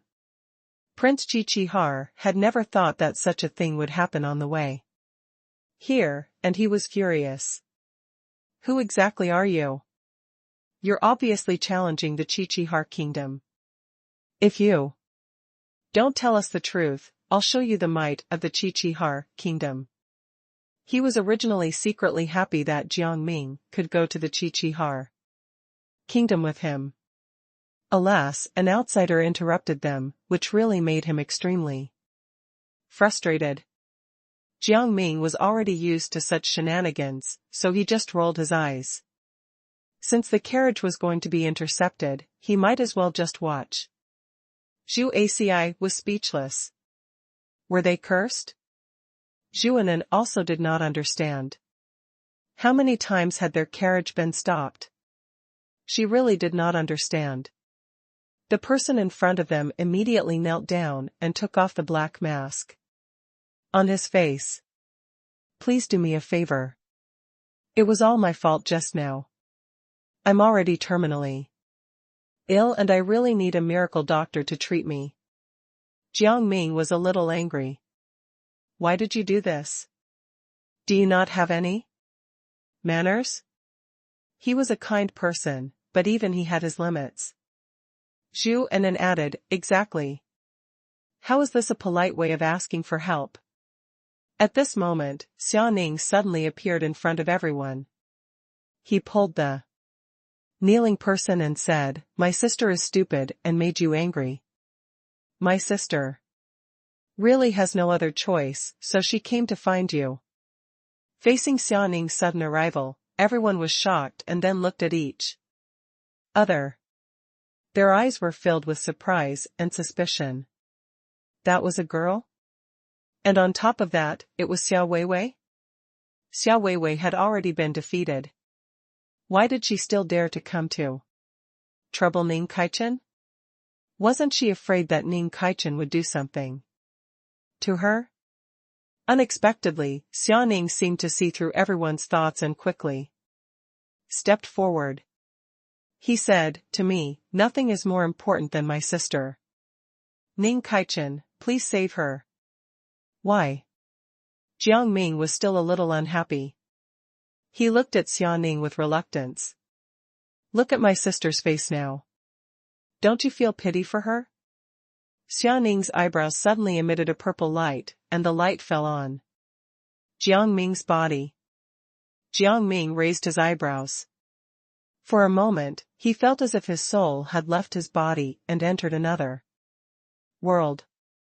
The scenery in front of him also changed. In an instant, he also felt his body ache. It was as if he had been hit. The pain made it difficult for him to open his eyes. He could not help but grimace. In the end, he just barely opened his eyes. The woman in front of him knelt down with tears streaming down her face. Zhao, your sister can't handle hard work. Going to school is her only way out. Just help your sister out. It's not like you haven't done hard work before. You can do whatever you want. Your sister is very smart. As long as you give this opportunity to her, we'll definitely have a good life in the future. If you don't give me a recommendation letter, I'll die. Xiao Weiwei stood at the side with her hands on her hips and said arrogantly, I'm a princess. A princess should go to school. A servant like you should get lost and do all the dirty work. Jiang Ming felt that his body was numb now. He handed the recommendation letter over. Okay, but we'll sever our mother-daughter relationship after my sister goes to school. This was not the first time the woman in front of him had begged. Jiang Ming felt the memories of this body. When her father was drunk and abused her because her sister's doll was in her father's hands, she begged to be beaten by her father again to get the doll back. When her mother divorced her father, she begged the body's owner to stop her father, who was planning to snatch her sister away. The owner did not care that her body was beaten up badly. When her sister was laughing when she saw that her sister's hand was cut by a knife, the woman in front of her cut herself again to make her sister happy.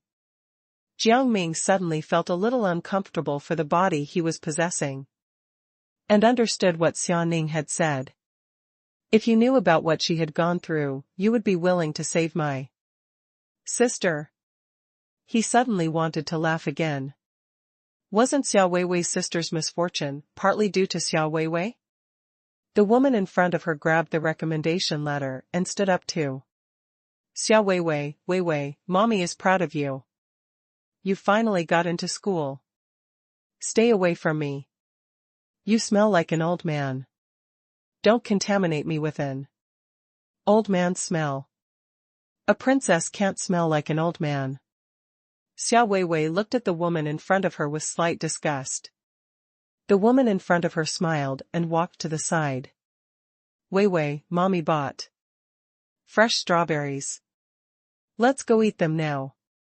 Xiao Weiwei looked at Jiang Ming provocatively and said arrogantly, seeing that I'm in a good mood today, I'll show you some respect. Jiang Ming looked on indifferently. He was feeling the anger in the body he was in. This body had once thought that she was very lucky. Other families valued boys over girls, but her family valued girls over boys. In the end, they actually valued her younger sister more than her. She had risked her life to get this recommendation letter. She worked outside and at home during the day, so she could only study at night. She was often in despair and relied on the bruises on her hands and legs to keep herself awake. The woman in front of her had seen all of this, but in the end, she still took away the fruits of her labor. That night, the body he was possessing was forced to pack up and leave. The woman in front of him only instructed Jiang Ming, remember to send over all the silver you earn. Your sister needs a lot of silver to study. Jiang Ming smiled. We've already broken off our relationship. Why should I send money? In the end, the woman in front of him did not forget to exploit the owner of the body. Pa. The woman in front of him had bloodshot eyes and slapped the body's face. Unfilial daughter. From now on, don't contact me again. Jiang Ming felt the body's heart turn cold. He took the things and left. Xiao Weiwei's voice came from behind him, let her go, I don't want to have such a sister, it's too embarrassing. Jiang Ming felt the body stagger as it walked around and arrived at the home of Huang Qingmei, the private school teacher. The private school teacher did not have any children, so she wanted to adopt a child to fulfill her dream. She had once looked for the body's owner and explained her thoughts. However, the owner had rejected it at that time. Now, it seemed that she Should have agreed at that time. The lights in the private school teacher's house were still on. The owner told her everything. She immediately asked the owner to come to her house and give her daughter a brand new name. It was Huang Kairan. Just as Jiang Ming heaved a sigh of relief for this body, the woman in front of him refused to give her body to the private school teacher, no matter what. Jiang Ming thought that the woman in front of him could not bear to part with this body. Unexpectedly, she wanted Jiang Ming to marry an old man who was over 50 years old. She asked to talk to Jiang Ming alone, and Jiang Ming felt that this body agreed. When they were alone in a room, the woman in front of them knelt down again and expressed her thoughts. Jiang Ming only felt that it was ironic. It's for the silver, right? The old man's memory flashed through Jiang Ming's mind. The old man had a habit of abusing women. He had once tortured women to death, but he had a lot of silver. The people in the government could not do anything to the old man. Zhao, how could that be? Look, you've cut ties with us now. You have no one to rely on. That old man has money. Mommy is doing this for your own good. Mommy is begging you, please go. Jiang Ming could not stand it anymore. He turned around and wanted to leave. I won't agree. Leave quickly, don't come back, Jiang Ming said silently in his heart, but the memory of the owner being ruined by her mother flashed through his mind. In the end, the scene changed. Jiang Ming saw that he was covered in dirt and blood. Xiao Weiwei knelt in front of this body. I'm sorry. From now on, you're free. I'm going to a village. Take good care of yourself. Jiang Ming opened his mouth, but he found that his whole body was in so much pain that he could not make a sound. For a moment, he felt sad for this body. She had suffered so much, but in the end, she got nothing out of it. At this moment, Jiang Ming quickly returned to his own body, and Xia Ning's slightly furrowed brows dimmed. He pursed his lips and said to Jiang Ming, I believe you've seen what happened to my sister. Can you save her? I've asked around. You've treated some difficult and rare diseases. My sister's illness shouldn't be a problem for you. Jiang Ming thought about it and looked at Xiao Weiwei. It's not a problem for me to cure you, but what if the price is your life? Xiao Weiwei was a good person now, but what she had done to her sister before was not worthy of forgiveness. It was time for Xiao Weiwei to pay. Zhu Aci and Zhuanan did not know what Jiang Ming was thinking. When they heard Jiang Ming's words, they were a little shocked. The Ning Kaichen they knew did not seem like this. Why did he suddenly want Xiao Weiwei's life? Zhuanan opened her mouth, but she did not know what to say. You don't have to worry about this. I have my reasons for doing this. Jiang Ming looked at Zhuanan and then at Xiao Weiwei.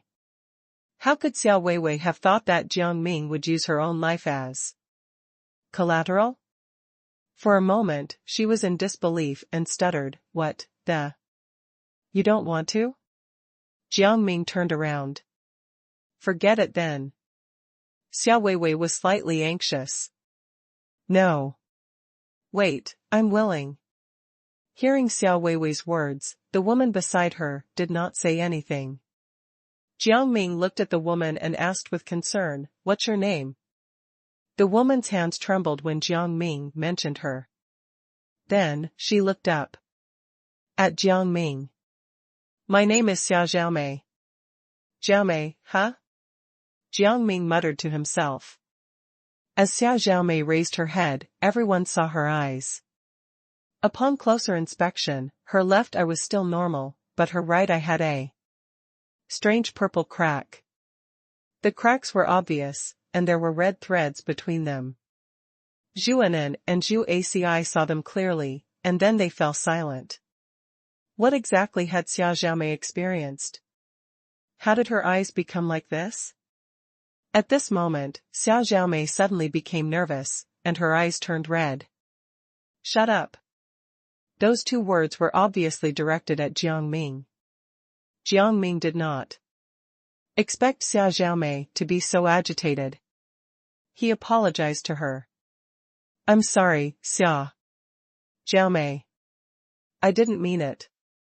In the face of Jiang Ming's apology, Zhu Aci and Zhuanan were dumbfounded at the same time. Then, they looked at Jiang Ming in confusion. This was the first time they had seen Ming Kaichen apologize, and it was clearly Xia Zhaomei who had offended him first. Why are you apologizing? Jiang Ming knew Zhuanan's feelings, and said, It's okay. I'll explain it to you later.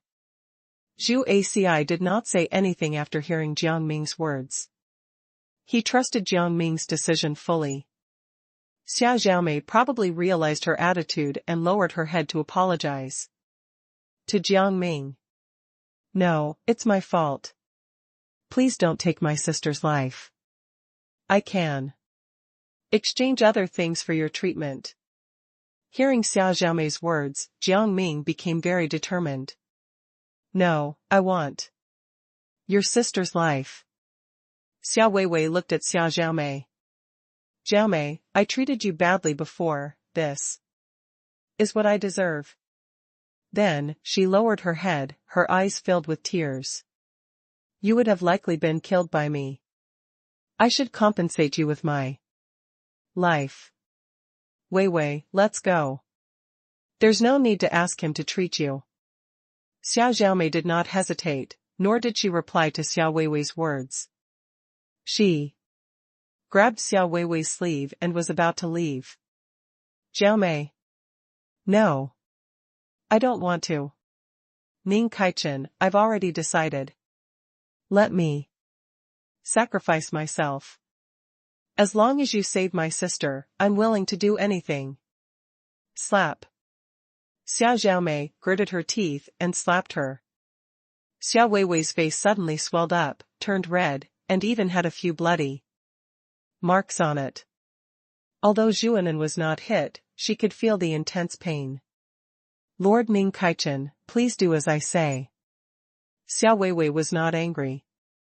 Instead, she continued to look at Jiang Ming, and her tone was still very determined. Xia Weiwei, even if you do your best, I will not be grateful to you. I will kill you. Xia Zhaomei roared at Xia Weiwei. She aimed at Xia Weiwei and slapped her again. Seeing Xia Zhaomei like this, Xia Weiwei was still not angry. Not only that, but she also tightened her grip as she looked at Xia Zhaomei. Zhaomei, no matter what you say, I won't let go of your hand. Hearing this, Xia Zhaomei was stunned and did not know what to say. Jiang Ming did not wait for their reply. His hand shone. He directed that light at Xia Weiwei. Weiwei. The moment the light shone, Xia Zhaomei rushed over and pushed Xia Weiwei away. Xia Weiwei knew what Xia Zhaomei would do, but she dodged and took the opportunity to push Xia Zhaomei away. The light shone directly on Xia Weiwei's body. Xia Weiwei closed her eyes and fainted.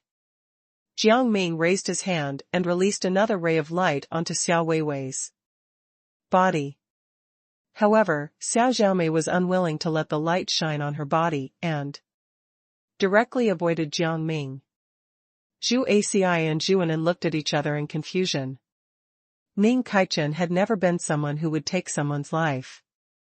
How could he let these two sisters pay with their lives this time? What kind of method was this? According to Ning Caichen's medical skills, Xia Zhaomei's illness should be treatable.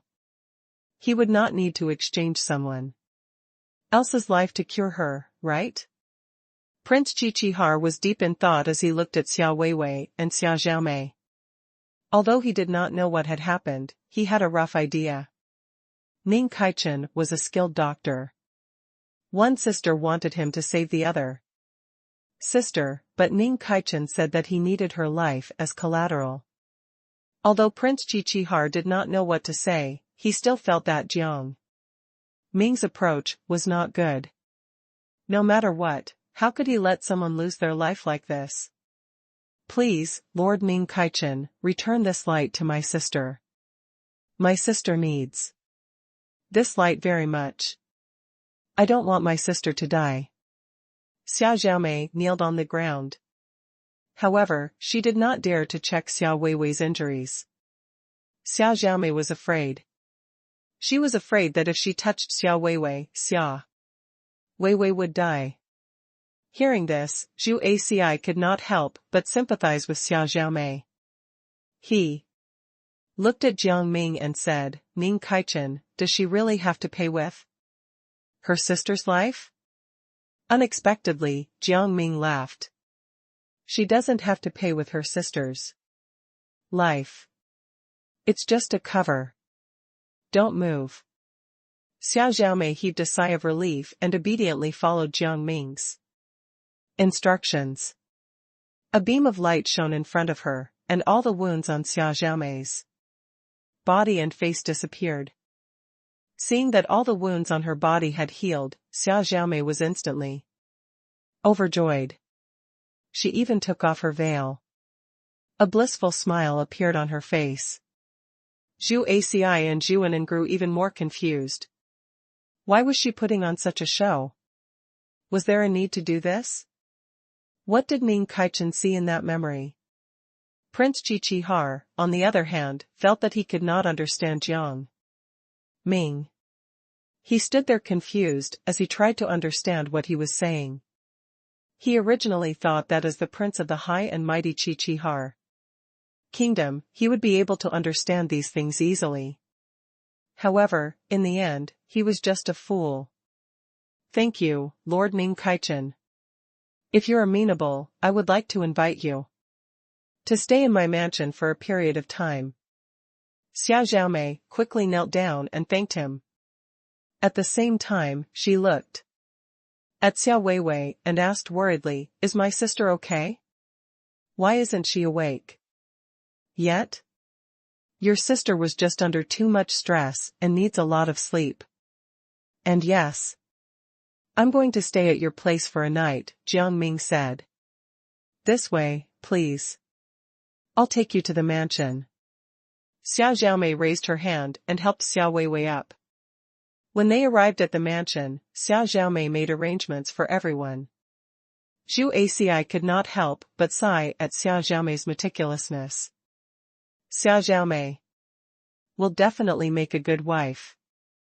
Do you want to marry her? Prince Qiqihar laughed and teased Zhu Aci. Originally, he wanted to see his father as soon as possible. Now, it seemed that he had to postpone his plans. Of course not. Don't be ridiculous. Zhu Aci shook his head. At Xiao Xiaomei's invitation, Jiang Ming went to the pavilion with her. They had a chat. What would you like to do? The sound of a harp rang out. Xiao Xiaomei played the strings, but a tear fell from the corner of her eye. She had never thought that her sister would be willing to make such a sacrifice for her. Looking around, Jiang Ming saw that the pavilion was surrounded by beautiful flowers, and the corridor was filled with strange paintings. He looked up at the pavilion again. There was a flower spinning in the middle. This is her own choice, and she wants to repay you. You'd better accept it. Jiang Ming pursed his lips. Xiao Xiaomei's gaze was still vivid in his mind. Did you have no choice but to go to the Qiqihar kingdom because of King Liang? Xiao Xiaomei suddenly thought of something and looked at Jiang Ming without blinking. Jiang Ming became alert and looked at Xiao Xiaomei warily. How did you know? I never told you that. I know that among the people you brought with you, there's the number one prodigy of the Zhuyan Palace, Zhu Aci, Zhuanan, and the prince of the Qiqihar kingdom. Xiao Zhaomei did not answer Jiang Ming's question. Instead, she continued to ramble. Can you read minds? Jiang Ming thought of something and asked Xiao Zhaomei. As expected of you, Lord Ning Kaichen, you're actually half correct. The others all thought that I was a monster and were extremely afraid of me, but you're not afraid of me at all. Xiao Zhaomei placed the harp on the table. Her eyes were filled with admiration. Putting down the harp, Xiao Zhaomei did not let her hands stay idle. She picked up an embroidery hoop at the side and started to embroider some flowers. What does that mean? Can you see everyone's past? Jiang Ming asked after thinking for a moment. From the looks of it, this was the only answer. How could it be anything else? Hearing Jiang Ming's reply, Xiao Zhaomei could not help but look straight at him. You're right. As long as I look into someone's eyes, I can see what they've done in the past. But I can only see what the other party has done in the recent past. It is very difficult to see deeply into a person's past. Then, she focused on the embroidery in front of her and said slowly, for example, if it's you, I can only see what you've done in the recent past. I've only seen how people have addressed you and your medical skills. She was very focused on embroidering the flowers in front of her. Unfortunately, she still pricked her finger with the needle. It was only a pinprick, but blood kept flowing out of her finger. Seeing so much blood, Jiang Ming could not help but be stunned. He did not know what to say and stuttered, "Your finger." Xiao Zhaomei looked at her finger and said indifferently, "It's okay. I'm used to it. This is how my body is." Jiang Ming looked at Xiao Zhaomei's wound and found that there was a small bug sucking on the wound. Soon, the blood around the wound disappeared. This is a bloodworm. My former master gave it to me and said it could protect me. Unfortunately, my master is no longer here. Xiao Zhaomei touched the bloodworm. The bloodworm even rubbed against Xiao Zhaomei's fingers affectionately. Can I take a look? Jiang Ming was interested in the bloodworm. Of course, you can. Xiao Zhaomei held the bloodworm forward. The bloodworm started to tremble. This little thing is afraid of strangers. You have to be gentle, or else it will cry. Its snot will get everywhere. A snotty bloodworm? Jiang Ming could not help but laugh. Then, he raised his hand and took the bloodworm. It felt cold to the touch. He could not help but touch the bloodworm's body.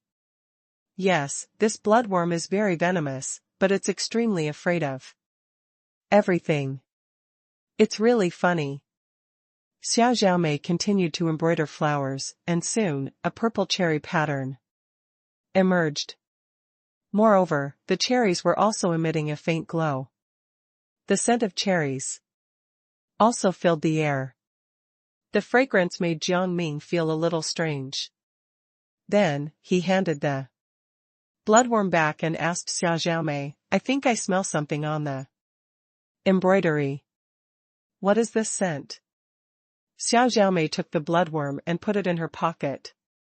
She looked at Jiang Ming again and smiled. "Lord Ning Kaichen, this is your favorite."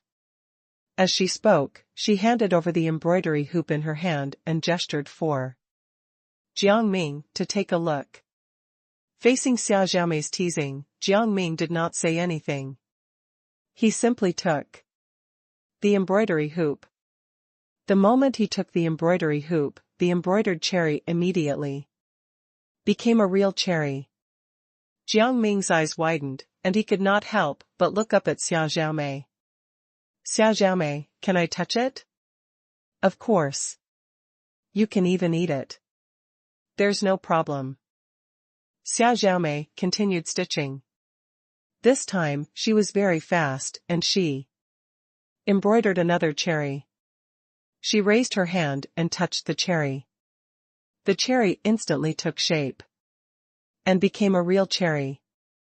Next, Xiao Xiaomei ate the cherry. She could not help but savor it. Lord Ning Kaichen, these cherries are quite fresh. Try them quickly. They're fat and juicy. Seeing that Xiao Xiaomei had eaten the cherry in front of him, Jiang Ming no longer had any doubts. He took the cherry and put it in his mouth. Just as Xiao Xiaomei said, the cherries were indeed delicious. What technique is this? Jiang Ming was a little curious. This is a technique passed down in my family. My sister learned it too, but I don't know if she has forgotten the technique. Xiao Xiaomei was very excited to talk to him. Jiang Ming simply told her about his past. Xiao Xiaomei also shared some of her memories with him. In no time at all, night had fallen. After dinner, Jiang Ming and the others went to rest. The next day, Xiao Xiaomei got up to send Jiang Ming and the others off. We'll meet again one day. Be careful on the road, Xiao Xiaomei looked at Jiang Ming and said sincerely. Thank you. Be safe as well. Jiang Ming nodded and got into the carriage. The others also boarded the carriage and soon arrived at the Qiqihar kingdom. Countless dragonflies were circling around them. The king of the Qiqihar kingdom walked in front of Jiang Ming and said with a smile, Lord Ning Kaichen, welcome to the Qiqihar kingdom. Then, he spread his arms and wanted to hug Jiang Ming. This was the etiquette of their kingdom. However, the king was a little worried. If Lord Ning Kaichen was not willing to hug him, what should he do? When Jiang Ming saw the king of the Qiqihar kingdom's actions, he realized something and returned the hug. The two of them hugged each other firmly. After they separated, Jiang Ming saw the king's joy and could not help but be infected with joy as well. The king of the Qiqihar kingdom laughed and raised his hand to signal Jiang Ming to enter the palace. Lord Ning Kaichen, please go in. The palace has already prepared a banquet. Jiang Ming could not count how many banquets he had been invited to in the recent past. All of them had been interrupted. King Qiqihar followed Jiang Ming in. When they arrived at the gathering, the king of the Qiqihar kingdom waved his hand to the seat beside him. Lord Ning Kaichen, please sit down. There are some things that we need to discuss. He felt quite antsy. According to his son, Jiang Ming was a capable person. If they recruited him, the Qiqihar kingdom would greatly benefit. At this moment, someone suddenly spat out black blood and fainted. Seeing this, King Qiqihar was instantly horrified and hurriedly shouted, Guards! Guards! A group of royal guards immediately rushed out and stood in front of King Qiqihar. However, there were no assassins here at all. King Qiqihar felt strange and shouted into the air, Wicked assassin, come out quickly. I am not afraid of you. Jiang Ming looked around and looked at King Qiqihar. There are no assassins. I'm afraid that this person had already been poisoned prior to the banquet. The poison only started to take effect now. King Qiqihar was relieved. He then summoned the imperial physician to take the man away and continued with the banquet. Jiang Ming sat down and told King Qiqihar the truth. I came to the Qiqihar kingdom this time to stay here for a few days. I wonder if you're willing to let me stay? King Qiqihar nodded repeatedly and looked at Jiang Ming. Don't stand on ceremony, Lord Ning Kaichen. You can stay as long as you want. You can even bring people to stay here. Seeing the king of the Chi kingdom being so enthusiastic, Jiang Ming's heart was set. Thank you. I'll get someone to pick up my people later. The king of the Chi kingdom then said rather vaguely, if something happens in the Chi kingdom, I hope that you can help the Chi kingdom and not let the Chi kingdom fall into trouble. Jiang Ming understood what the king of the Chi kingdom meant and hesitated. If such a thing happens, I will help. Upon hearing this, the king of the Chi kingdom paused and told Jiang Ming, Lord Ming Kaichen, you must remember that some favors have to be paid for. Jiang Ming smiled and did not say anything. So, this was what the king of the Chi kingdom was thinking. He was wondering why Prince Chi had invited him to the Chi kingdom. The king of the Chi kingdom also trusted the prince. Was he so sure that he would help the Chi kingdom? Your Majesty, in that case, we don't need your help. At this moment, Zhu Aci understood the underlying meaning of the king's words and immediately rejected him tactfully. The king of the Chi kingdom was furious. His entire face was gloomy, but he did not say anything to Zhu Aci's face. According to his son, Ming Kaichen was in a tough spot. Jiang Ming and the others noticed the king's mood, but they did not say anything directly to him. Originally, it was the prince of the Chi kingdom who had invited them over. Now that King Chi was unhappy because of their choice, it had nothing to do with them. They were only here for a short stay. Did they have to listen to King Chi for everything? It was not like the Chi kingdom was the only place that people could stay. Prince Chi could tell that her father was unhappy and immediately said to everyone, it's the season for good wine and delicacies now. We should eat and drink well. That's right. Dancer, come up. The king of the Chi kingdom clapped his hands, and a group of dancers came over and began to dance.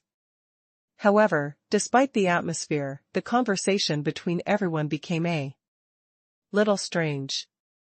Jiang Ming roughly understood the situation. If Prince Chi did anything, he would leave with Zhu Aci and Zhuanan.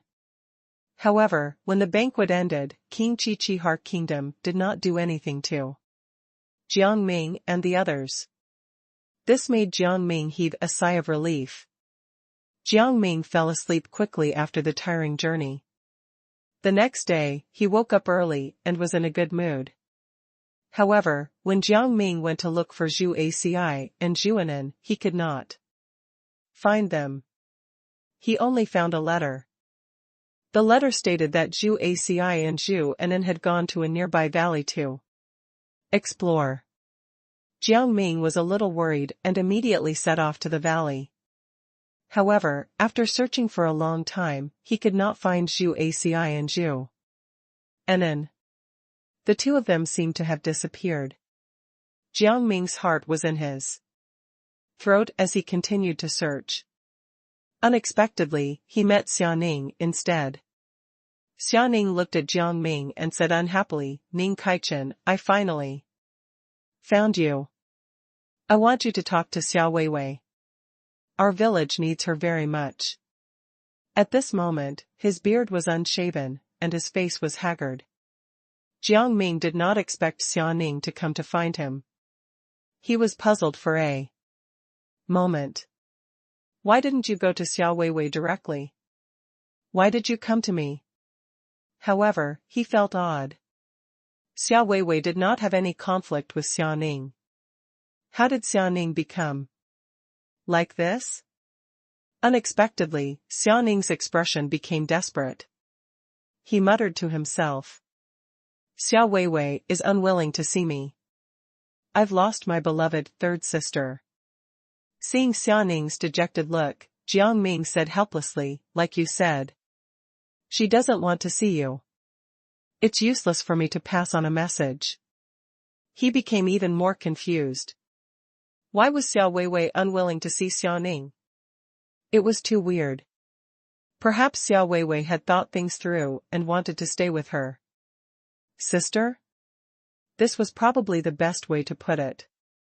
Thinking of this, Jiang Ming did not ask. These were not things he should be asking about. There was no need to get to the bottom of some things. Xiao Ning's eyes were filled with tears. He lowered his head and continued to mutter to himself, but I have no choice. I need my third sister.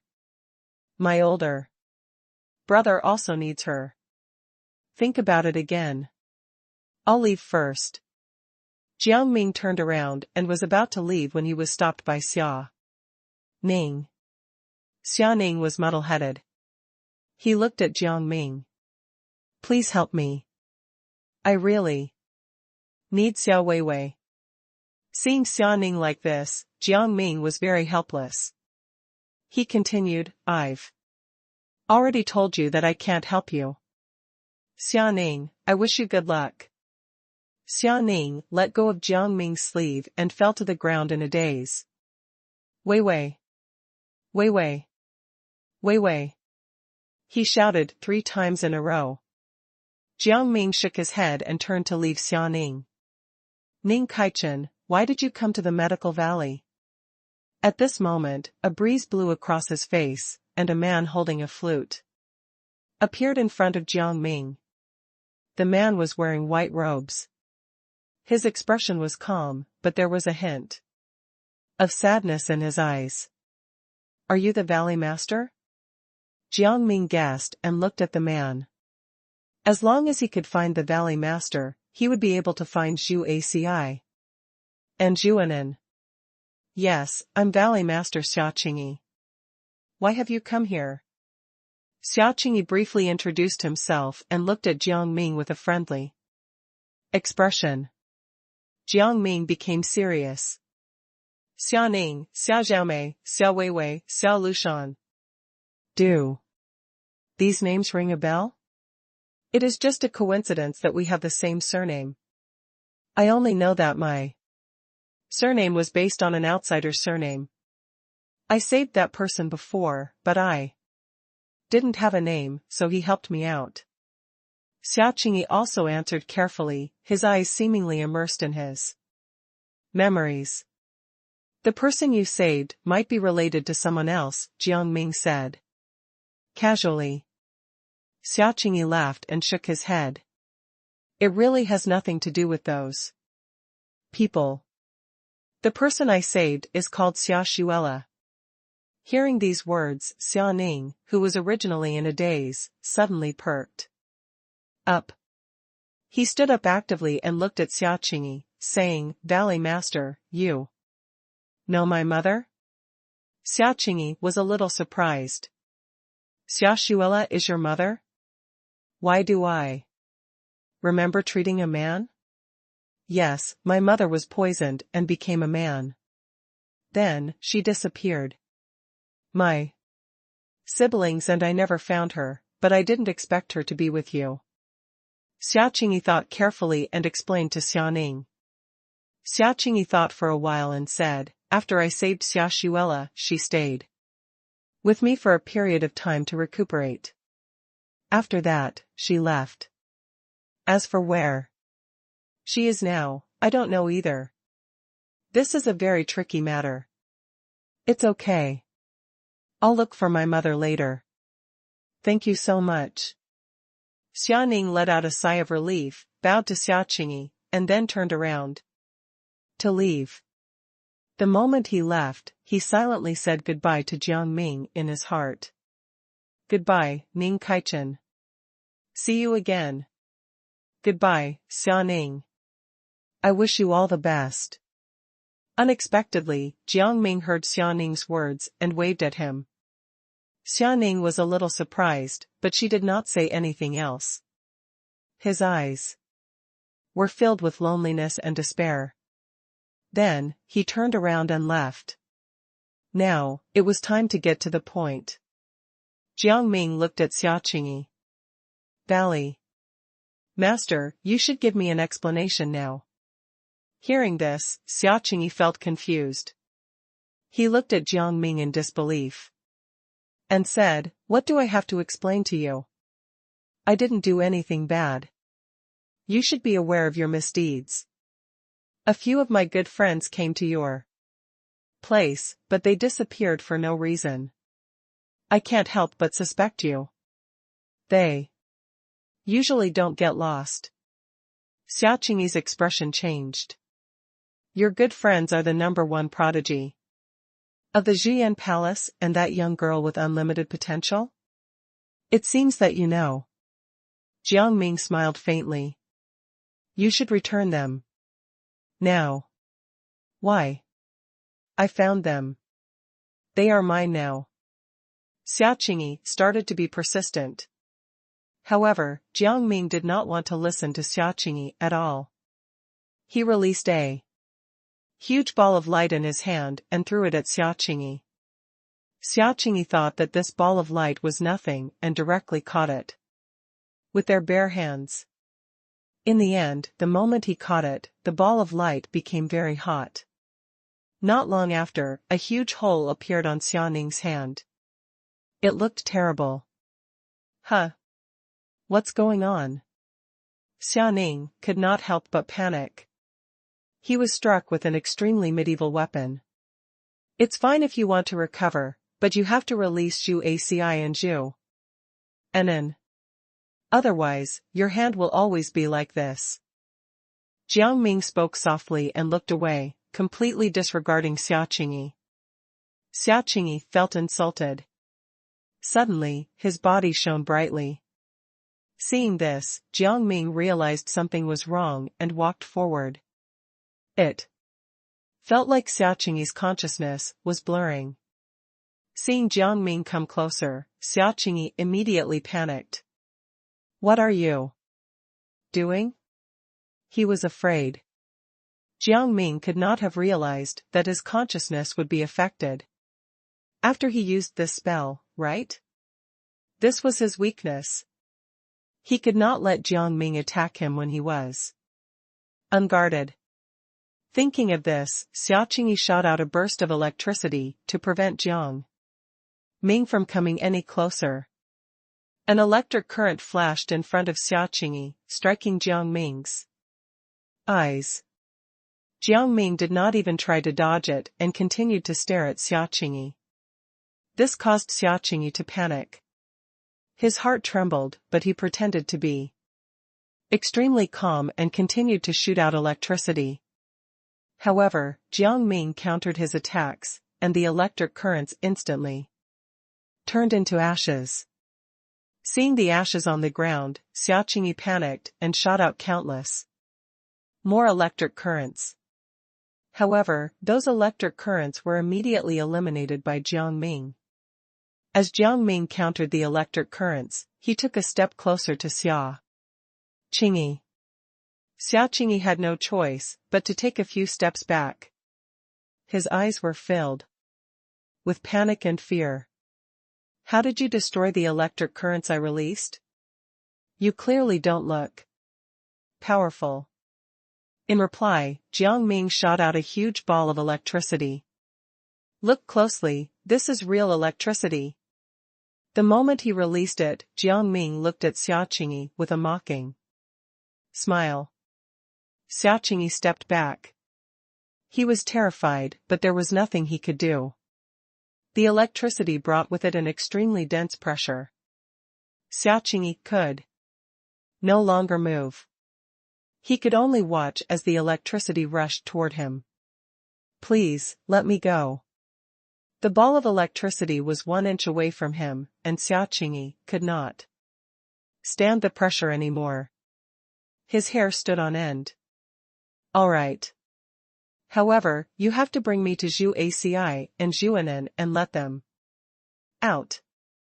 Jiang Ming retracted the ball of electricity. He had a sly look in his eye. As expected, only sheer strength could make Xiaqingyi yield. I know. Don't worry, I'll let them go.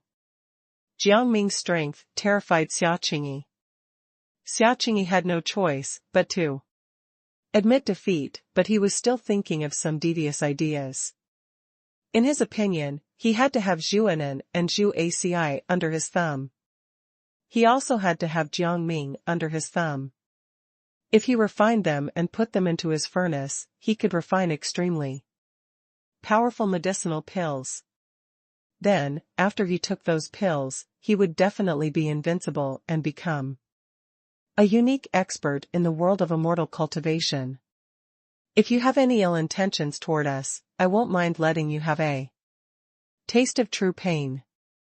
Jiang Ming was afraid that Xiaqingyi would cause more trouble, so he threatened him. How is that possible? What can I do to you now? Don't overthink. I can't do anything. Xiaqingyi laughed, but in fact, he was full of complaints in his heart. Who did Jiang Ming think he was? If not for the fact that he was not as strong as he usually was, he would definitely make Jiang Ming pay the price. Seeing Xiaqingyi dragging his feet, Jiang Ming lost his patience. He said to Xiaqingyi, I don't care about anything else. Don't drag your feet. I don't have much patience, especially for people like you. Pick up the pace or die immediately. Jiang Ming threatened him again. Xiaqingyi was terrified, and his pace immediately increased. However, a huge eagle demon suddenly blocked their way. The power in your body makes my stomach growl. Let me eat you. The eagle demon laughed loudly and turned to Xiaqingyi. Valley Master, I've already found the two people you captured and brought them to a new place. Thank you. You. Damn it. Xiaqingyi rushed over angrily, but he was locked in a cage by the eagle demon. Jiang Ming obediently entered the cage and did not even spare a glance at the eagle demon. Seeing that things were going smoothly, the eagle demon brought them to a prison. Ning Kaichen, we're on the same side now. We have to work together. Xiaqingyi looked at Jiang Ming with helplessness in his eyes. How did he end up on the same team as Jiang Ming? Looking at the ceiling of the huge cage above, Xiaqingyi felt despair. This cage was a nightmare. He wanted to break free from Ning Kaichen's shackles, but he was tricked by the eagle demon again. Thinking that he had caught two decent cultivators, the eagle demon was in a good mood. He lay in his bedroom and imagined how his strength would increase greatly after refining the two cultivators. We're not on the same side. You're being ridiculous. Jiang Ming did not have a good impression of Xiaqingyi. He placed his hand on the cage bars, and it broke into two. Then, he looked at Xiaqingyi and said to him indifferently, Xiaqingyi, just stay here. Xiaqingyi suddenly became anxious and shouted at Jiang Ming, Ning Kaichen. Let me out quickly. Let me out. Jiang Ming was not moved at all. He turned around and wanted to leave. Xiaqingyi had some nerve. After planning to trap him, he was begging for Jiang Ming to save him. Ridiculous. Seeing that Jiang Ming was about to leave, Xiaqingyi shouted loudly, Someone is trying to escape. Someone is running away. He could not let Jiang Ming leave unless the latter was willing to save him. After saying this, he was smug. He stopped and looked at Jiang Ming. Are you willing to let me out now? As long as you let me out, I'll help you with many things. Victory was already in his grasp. Ning Kaichen would definitely let him out. If he was not released, Ning Kaichen would be captured by the eagle demon. Do you think I'll agree to it? Jiang Ming smiled contemptuously, then turned around and planned to leave. Again. Xiaqingyi did not expect Jiang Ming to completely ignore him. He immediately hardened his heart and shouted, "Someone is running away. Someone is running away." Jiang Ming did not want to leave. He just stayed where he was and looked at Xiaoqingyi with a faint smile. Xiaoqingyi was a little flustered. Then, he felt that Jiang Ming had admitted defeat. He laughed out loud. "Ning Kaichen, you still fell into my hands." Following Xiaoqingyi's shout, the demons on guard arrived in front of Xiaoqingyi and Jiang Ming. Seeing that Xiaoqingyi was safe and sound in the cage, everyone heaved a sigh of relief. When they saw Jiang Ming, who was out of the cage, the demons approached him. "Kid, hurry back inside. Don't make us angry." Jiang Ming ignored them. This angered the demons. They shouted at Jiang Ming aggressively. "Kid, did you hear what we said? Hurry up and go inside. Otherwise, you'll have to bear the consequences." Jiang Ming felt insulted. A sword materialized in his hand, and he started swinging it at them. They wanted to dodge or counterattack, but they found that they could not move or pick up their weapons at all. Xiaoqingyi noticed the problem with these demons and could not help but be stunned. Why couldn't they move at all? What was going on? Jiang Ming killed these demons and then swaggered out of the cage. He had only come in because he was curious, so there was no need for him to waste any more time. The most important thing now was to find the eagle demon and get him to tell him where Zhu Aci and Zhuanan were. At this moment, the eagle demon was still extremely satisfied. His entire body was glowing with colorful lights. It was as if he had changed into a different person. Jiang Ming looked around. The eagle demon was not nearby at all. Jiang Ming lost his patience. He conjured lightning in his hand and struck the sky. The eagle demon had never seen such a thing before. He was so frightened that the grapes in his hand fell off and rolled on the ground. "Damn it! Who dares to provoke me?" The eagle demon's aura was extremely strong, and it headed in the direction of the lightning. When he saw Jiang Ming, he was surprised. "How did you come out? Weren't you locked in the cage?" Jiang Ming said angrily, "Hurry up and tell me where Zhu Aci and Zhuanan are."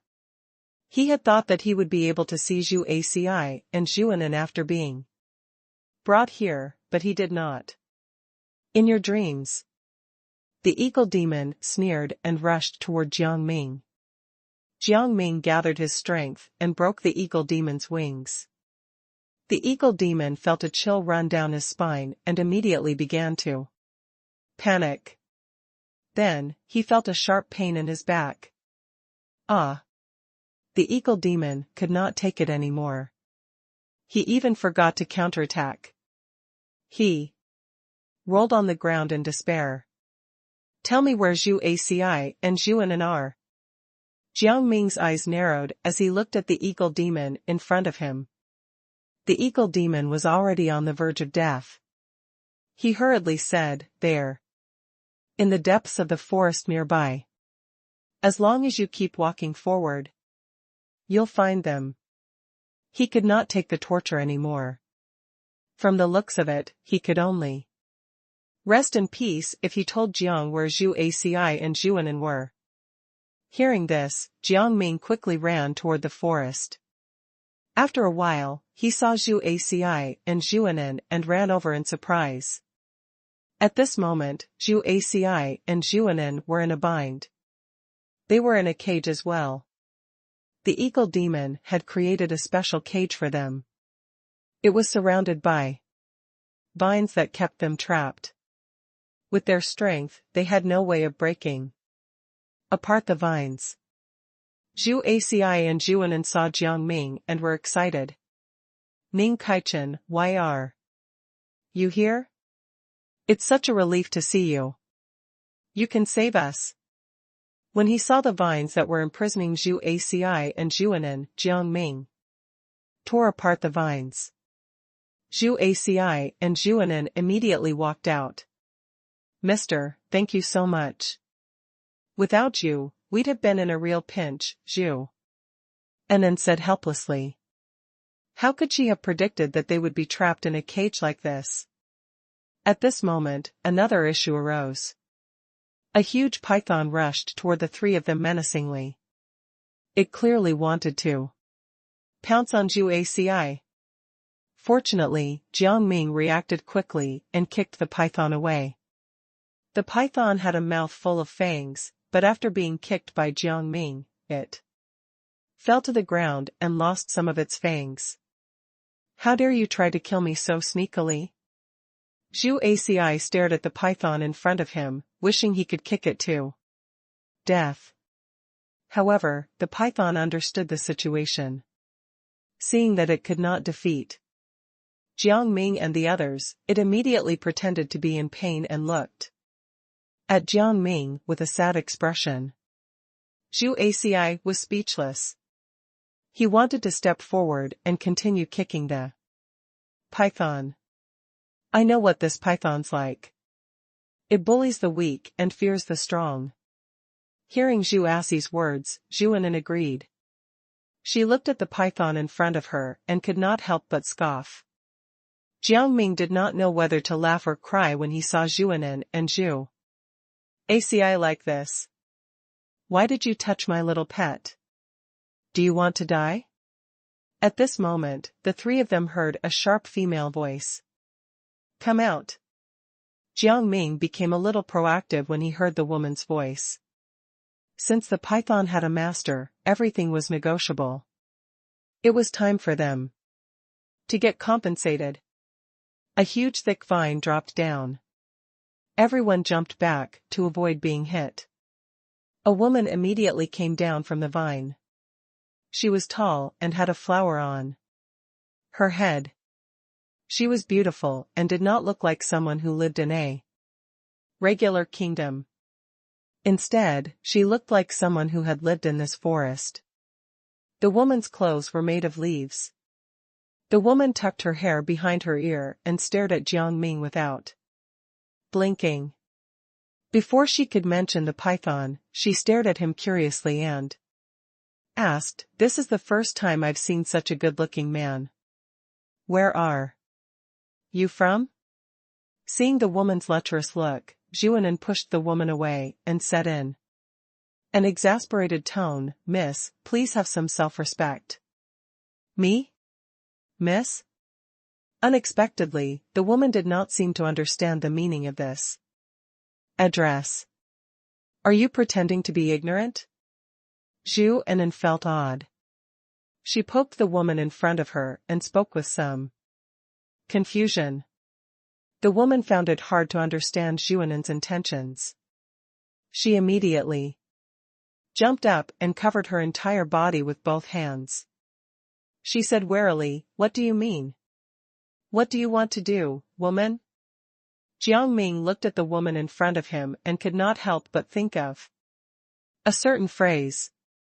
Wolf child. The woman in front of me seemed to be in the same situation as the wolf child from the folk tales. She was probably abandoned by someone and raised by some animal, so she did not know anything about the outside world. However, he found it strange that the woman in front of him seemed to be able to speak. At this moment, the woman angrily piped up. Hey, hey, hey! Why are you distracted? Don't get distracted." Jiang Ming was brought back to his senses by the woman's words. He looked at her. "It's regarding your pet. Your pet tried to attack us. How do we settle this matter?" The woman did not believe him at all. She squatted down and touched the python's scales. Seeing the woman like this, Zhu Aci could not help but say, "Your little pet only pretends to be weak in front of you. You don't know what it's actually like." Zhuanan also added, "That's right. Don't be fooled by your little pet. It's obvious that it has attacked several people." The woman could not help but get angry. She went forward and wanted to teach Zhuanan and Zhu Aci a lesson. She said unhappily, "What right do you have to accuse my little pet? My little pet has always been obedient. It must be you guys who bullied my little pet when I wasn't around." At this moment, the python hissed in pain, as if it had been hurt badly. There were even tears at the corners of its eyes. Seeing the python like this, Zhuanan really wanted to go up and beat it up.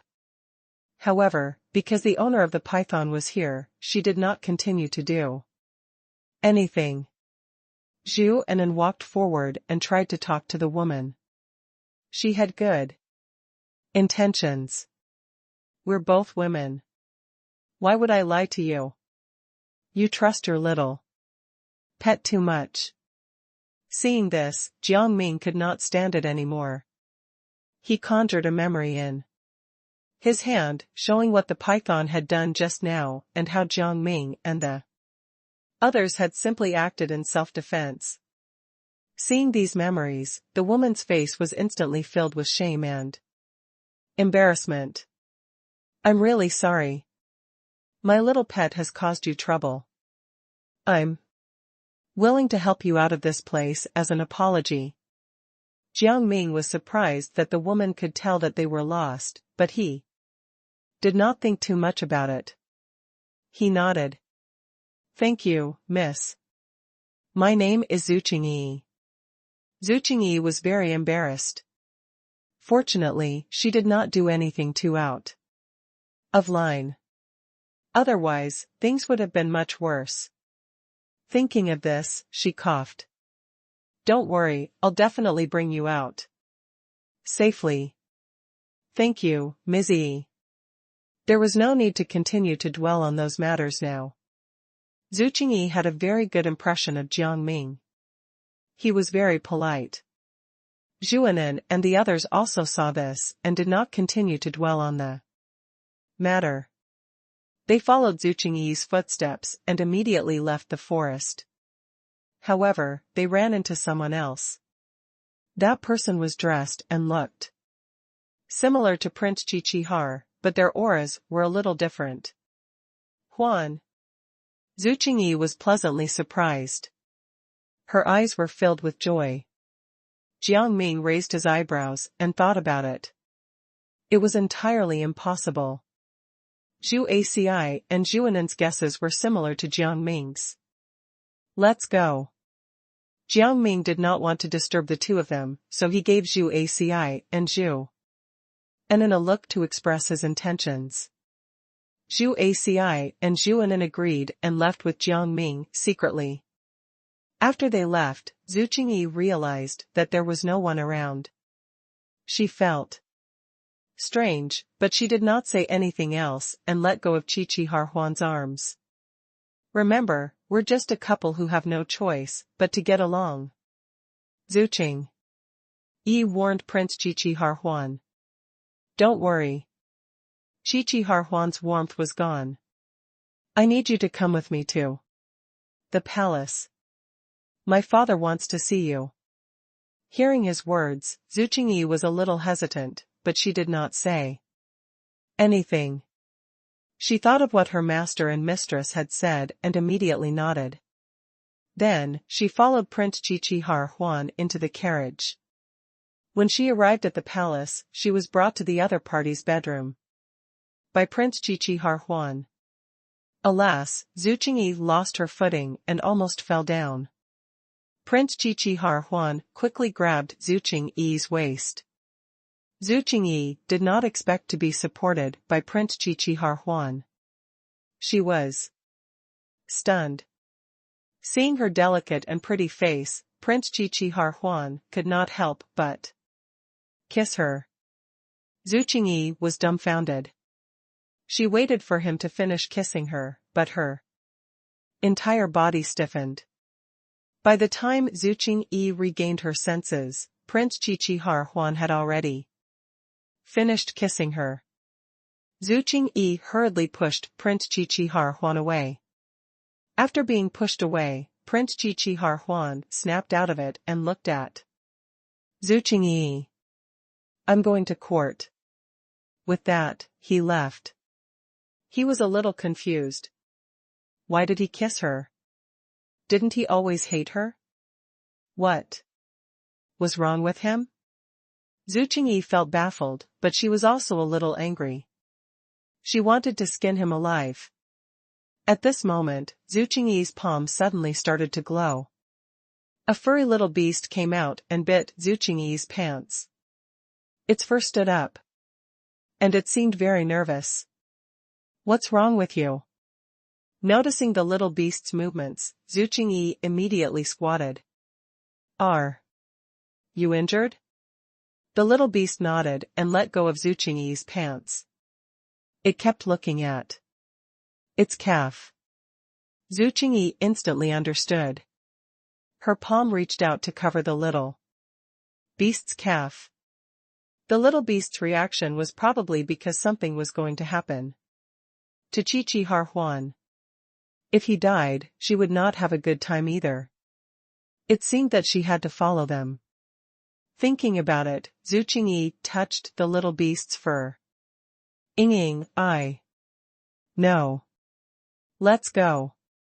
Ying nodded. A beam of light flashed in Zhu Qingyi's eyes, and it returned to her palm. Zhu Qingyi's expression turned serious as she left the room.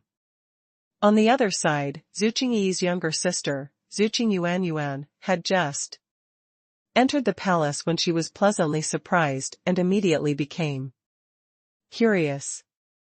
What was this? Why was her sister running so fast? Her appearance was also so strange. She was running so much faster than she usually did. Zhu Qingyuanyuan looked around and raised her head. She almost bumped into a tree. She subconsciously stepped back and touched her forehead, letting out a sigh of relief. Indeed, Zhu Qingyuanyuan could not be too happy. His sister was right. When people were too happy, it was easy for them to be careless. Along the way, Zhu Qingyuanyuan was dazzled by everything. The royal palace was brilliant, but the sunlight was a little too bright. After some time, the sunlight was no longer as blinding. Zhu Qingyuanyuan stared at the huge palace and the huge words on it, and her eyes lit up. She had finally arrived at the royal palace. Suddenly, she wanted to complain. Cultivators and swordsmen had the tendency to hate such huge buildings. However, she has not seen any of them here. Maybe that was why such a huge palace could be built. As she complained, she entered the royal kitchen of the palace. The clean and simple design was unobstructed. Zhu Qingyuanyuan admired it. There was an open space in front of her. Zhu Qingyuanyuan was curious and wanted to go there. Suddenly, a hand appeared in front of her, and a friendly voice said, "Madam, are you looking for the second prince?" Zhu Qingyuanyuan subconsciously looked at the source of the voice. A girl was dressed in clean clothes with her hair tied up. She looked like a pretty girl from a humble family. There was a polite smile on her face. Zhu Qingyuanyuan did not have a good impression of her, and her face darkened. "Madam?" She was a young woman. How could that girl address her in that manner? Who taught you to say that? We look the same age. Why would you call me that? Where are your manners?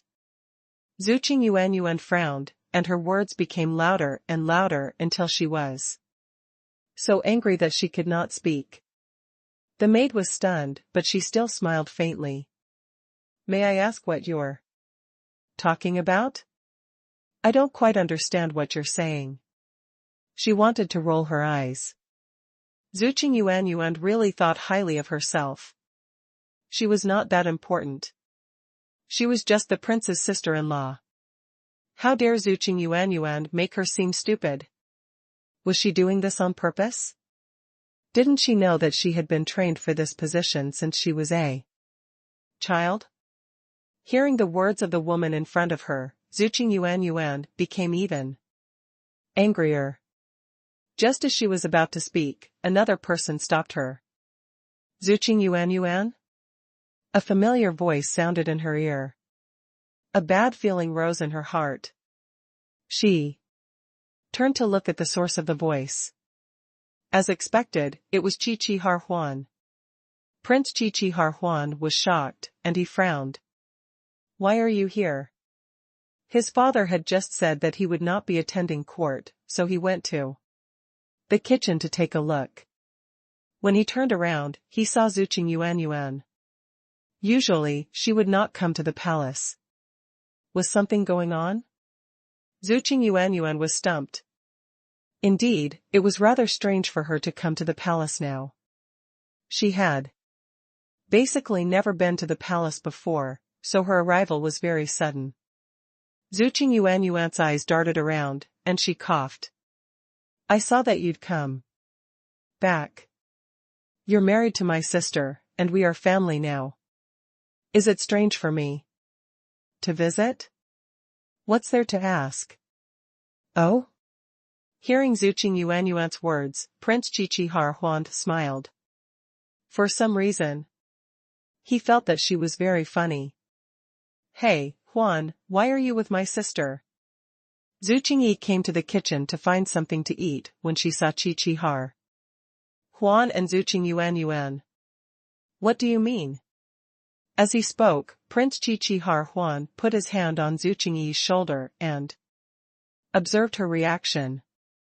Usually, he would not act like this. He did not know why, but he did this for no reason. He wanted to see her reaction to his actions. The intimate physical contact made Zhu Qingyi subconsciously shrink back, but Prince Qiqi Harhuan still clung to her. The image of Prince Qiqi Harhuan kissing her appeared in her mind.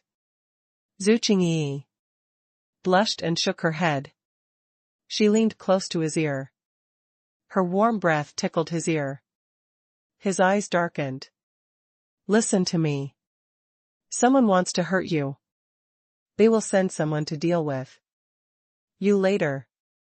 Keep me by your side, and I can help you take care of it. After saying that, Zhu Qingyi pulled away from Prince Qiqi Harhuan. He was reluctant to part with her. Prince Qiqi Harhuan recalled their kiss and could not help but feel unsatisfied. He looked at Zhu Qingyi's soft lips, and his eyes darkened. Again. Zhu Qingyi did not notice his dazed expression and just waited for his answer. After waiting for a while, she saw that Prince Qiqi Harhuan had not replied. She thought that he would not agree, so she wanted to explain again.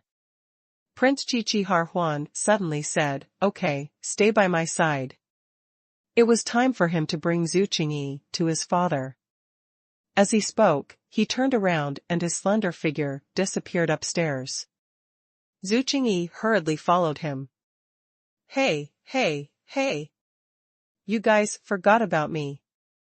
Zhu Qingyuan felt helpless and gave up. Whatever. She would just have a nice meal here. The maids in the royal kitchen rolled their eyes. This kind of person was not worthy of being connected to the royal family. When they arrived at the royal garden, some concubines were admiring the flowers. They were originally at loggerheads with each other, but when Zhu Qingyi appeared, everyone looked at her with disdain. Sensing their gazes, Zhu Qingyi was stunned. Their words entered her ears. Why is Zhu Qingyi here? How does she have the guts to come here? Every single day, she destroys Prince Qiqi Harhuan's reputation and disgraces her family. I feel ashamed just looking at her. That's right. I heard that this woman strings along many men. She quarrels with the second prince every day for no reason. The second prince is capable and good-looking. He's definitely a treasure. Many women want to get close to him. The second prince is so good to her. She's really not worth it. Zhu Qingyi felt awkward and did not know what to say. Prince Qiqihar Huan helped Zhu Qingyi out. You concubines should shut up and admire the flowers. Why can't you keep your mouth shut for even 5 minutes? Hearing this, the concubines were instantly furious, but there was nothing they could do. They all shut their mouths. Zhu Qingyi looked at Prince Qiqihar Huan gratefully. She suddenly remembered her sister and smacked her head. Oh no! I forgot about Zhu Qingyuan. It's all right. She's in the royal kitchen. Nothing will happen to her. Prince Qiqihar Huan urged Zhu Qingyi to hurry up. Zhu Qingyi, let's go. Zhu Qingyi nodded and followed Prince Qiqihar Huan toward the palace. At this time, Jiang Ming, Zhu Aci, and Zhu Anan had returned to the Qiqihar kingdom. They planned to lay their cards on the table with the king of the Qiqihar kingdom and leave the place. Based on the current situation, they might as well go to a new country. They wondered how Princess Qingmiao and the others were doing in the Liang kingdom. Jiang Ming was a little worried. When Qiqihar Huan and Zhu Qingyi arrived, Jiang Ming, Zhu Aci, and Zhu Anan followed them. You're back? Zhu Qingyi had a deep impression of Jiang Ming and immediately recognized him. Her face was full of surprise. She had thought that she would never see him again, but here he was now. Prince Qiqihar Huan was stunned for a moment. Then, he recalled Jiang Ming, whom he had just met, and was a little confused. Why are you here? Prince Qiqihar also walked out at this time and happened to hear Prince Qiqihar Huan's question. He could not help but find it strange. He looked at Prince Qiqihar Huan and then at Jiang Ming. His eyes were filled with confusion. My dear brother, do you know these people? Prince Qiqihar Huan scratched his head and looked at Prince Qiqihar. Then, he sized up Jiang Ming and the other two. His meaning was very clear. He hoped that Prince Qiqihar could introduce Jiang Ming and the other two to him. Prince Qiqihar understood what his brother meant. He raised his hand to Jiang Ming and the other two. This is Lord Ming Kaichen. This is Lord Zhu Aci, the top prodigy of the Zhuyan Palace. This is Ms. Zhu Anan. Upon hearing Prince Qiqihar's words, Prince Qiqihar Huan was slightly stunned. He could not help but take a few more glances at Jiang Ming. Jiang Ming did not seem like he was anyone special. Why would the top prodigy of the Zhuyan Palace follow him willingly? Before he could figure it out, Prince Qiqihar noticed Zhu Qingyi and asked again, why are you here too? I remember that you usually don't come to see Father. Zhu Qingyi coughed. I heard that Father wanted to see me, so I came here with Huan. As she spoke, she went forward to hold Prince Qiqihar Huan's arm and even leaned her head on his shoulder. My second son and his wife are so loving. I'm very happy. The king of the Qiqihar kingdom walked out at this time. He smiled so much that the corners of his eyes were wrinkled. However, when he met Jiang Ming's gaze, he immediately turned his head away, and his face turned ashen. Why is Lord Ming Kaichen here? I thought he wanted to leave? As someone with a sixth sense, his sixth sense told him that Ming Kaichen really wanted to leave. Not only that, but Ming Kaichen also wanted to take the people around him with him. What did Ming Kaichen think the Qiqihar kingdom was? Did he think he could come and go as he wished? Jiang Ming could tell what King Qiqihar was thinking and said directly, I want to leave this place. Please agree. As expected, King Qiqihar's face darkened. Impossible. As long as I'm here, I won't let you leave. Zhu Anan could not help but get angry when she saw the king of the Qiqihar kingdom being so unreasonable. She could not care less about respect. What's wrong with you, old man? It was your son who invited us here. We didn't have to come here. Why can't we leave if we want to? Seeing that Zhu Anan was about to have an argument with King Qiqihar, Prince Qiqihar hurriedly said, Father, Ms. Zhu Anan, please talk things out. There's no need to argue over such a small matter. Zhu Anan knew what Prince Qiqihar meant, but she was still so angry that she almost lost her rationality. She felt that the king of the Qiqihar kingdom was too unreasonable. The king of the Qiqihar kingdom was still angry. He did not listen to what Prince Qiqihar said at all. He directly spat at Jiang Ming. Ming Kaichen, who do you think you are? Why should we leave? Jiang Ming did not care at all. A huge energy ball appeared in his hand, and it was burning with flames. The flames looked very fierce, and King Qiqihar was a little afraid. Then, he looked at Prince Qiqihar. Prince Qiqihar looked at the flames carefully and immediately found it strange. This fire was not something that an ordinary person could conjure. How did Ming Kaichen conjure it? Even he could only form a small flame. How did Ming Kaichen create such a big flame? Lord Ming Kaichen, how did you gather such a huge flame? Prince Qiqihar could not help but ask. Prince Qiqihar Huan exclaimed, This is the first time in my life that I've seen such a huge flame. Zhu Qingyi was a little shocked, and her pupils dilated. Even our clan can't create such a huge flame. She was puzzled and could not help but stare at the fireball in front of her with envy. She usually wanted to conjure a flame this big, but after putting in a lot of effort, she still could not do it. She did not expect Ming Kaichen to obtain the flame so easily. She really could not get it. I want to know too. I can't make this flame well either. Zhu Qingyi looked at Jiang Ming with curiosity and confusion in her eyes. Jiang Ming was stunned. What's the big deal? Zhu Qingyi's heart tightened. It was obvious how powerful Ming Kaichen was to be able to say such words. This skill was something that millions of people could not enjoy. Prince Qiqihar also felt some lingering fear. Fortunately, he did not offend Ming Kaichen. If he offended him, he would probably pay for it dearly.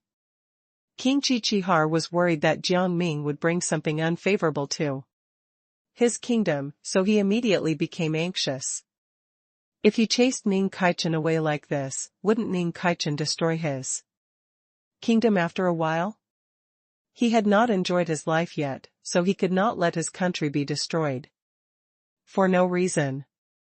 Thinking of this, King Qiqihar quickly smiled and said to Jiang Ming in a friendly manner, Lord Ming Kaichen, I was rude just now. Of course, you can leave. Your people can leave.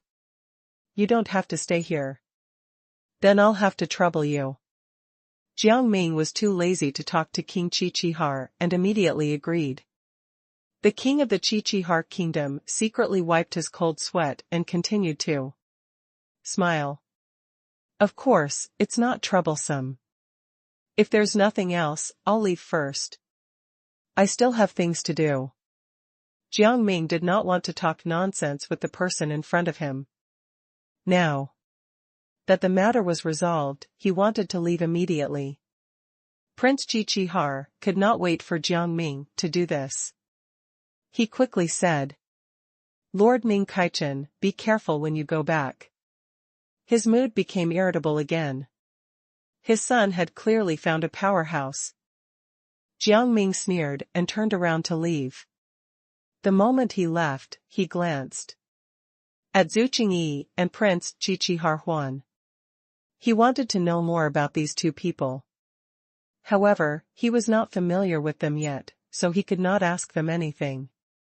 After Jiang Ming left, Prince Qiqihar Huan said to the king of Prince Qiqihar Kingdom, Father, what do you think of your second daughter-in-law, the princess of the mysterious family, Zhu Qingyi? Good, good, good. She is really beautiful and outstanding. The king of the Qiqihar kingdom did not want to hear Qiqihar Huan's introduction of her, but he wanted to know how willing his second daughter-in-law was to be controlled by him. Thank you, father. Zhu Qingyi looked silly as she bowed to King Qiqihar. King Qiqihar was very satisfied. Then, he started talking to Zhu Qingyi about all sorts of strange problems. And Qiqihar Huan also listened to them. The two of them felt confused after hearing this. They regretted coming to see King Qiqihar, but they could not say anything. They could only promise King Qiqihar to help.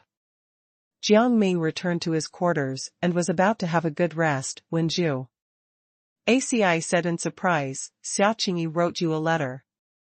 Jiang Ming grinned. Xia Qingyi would not let him off.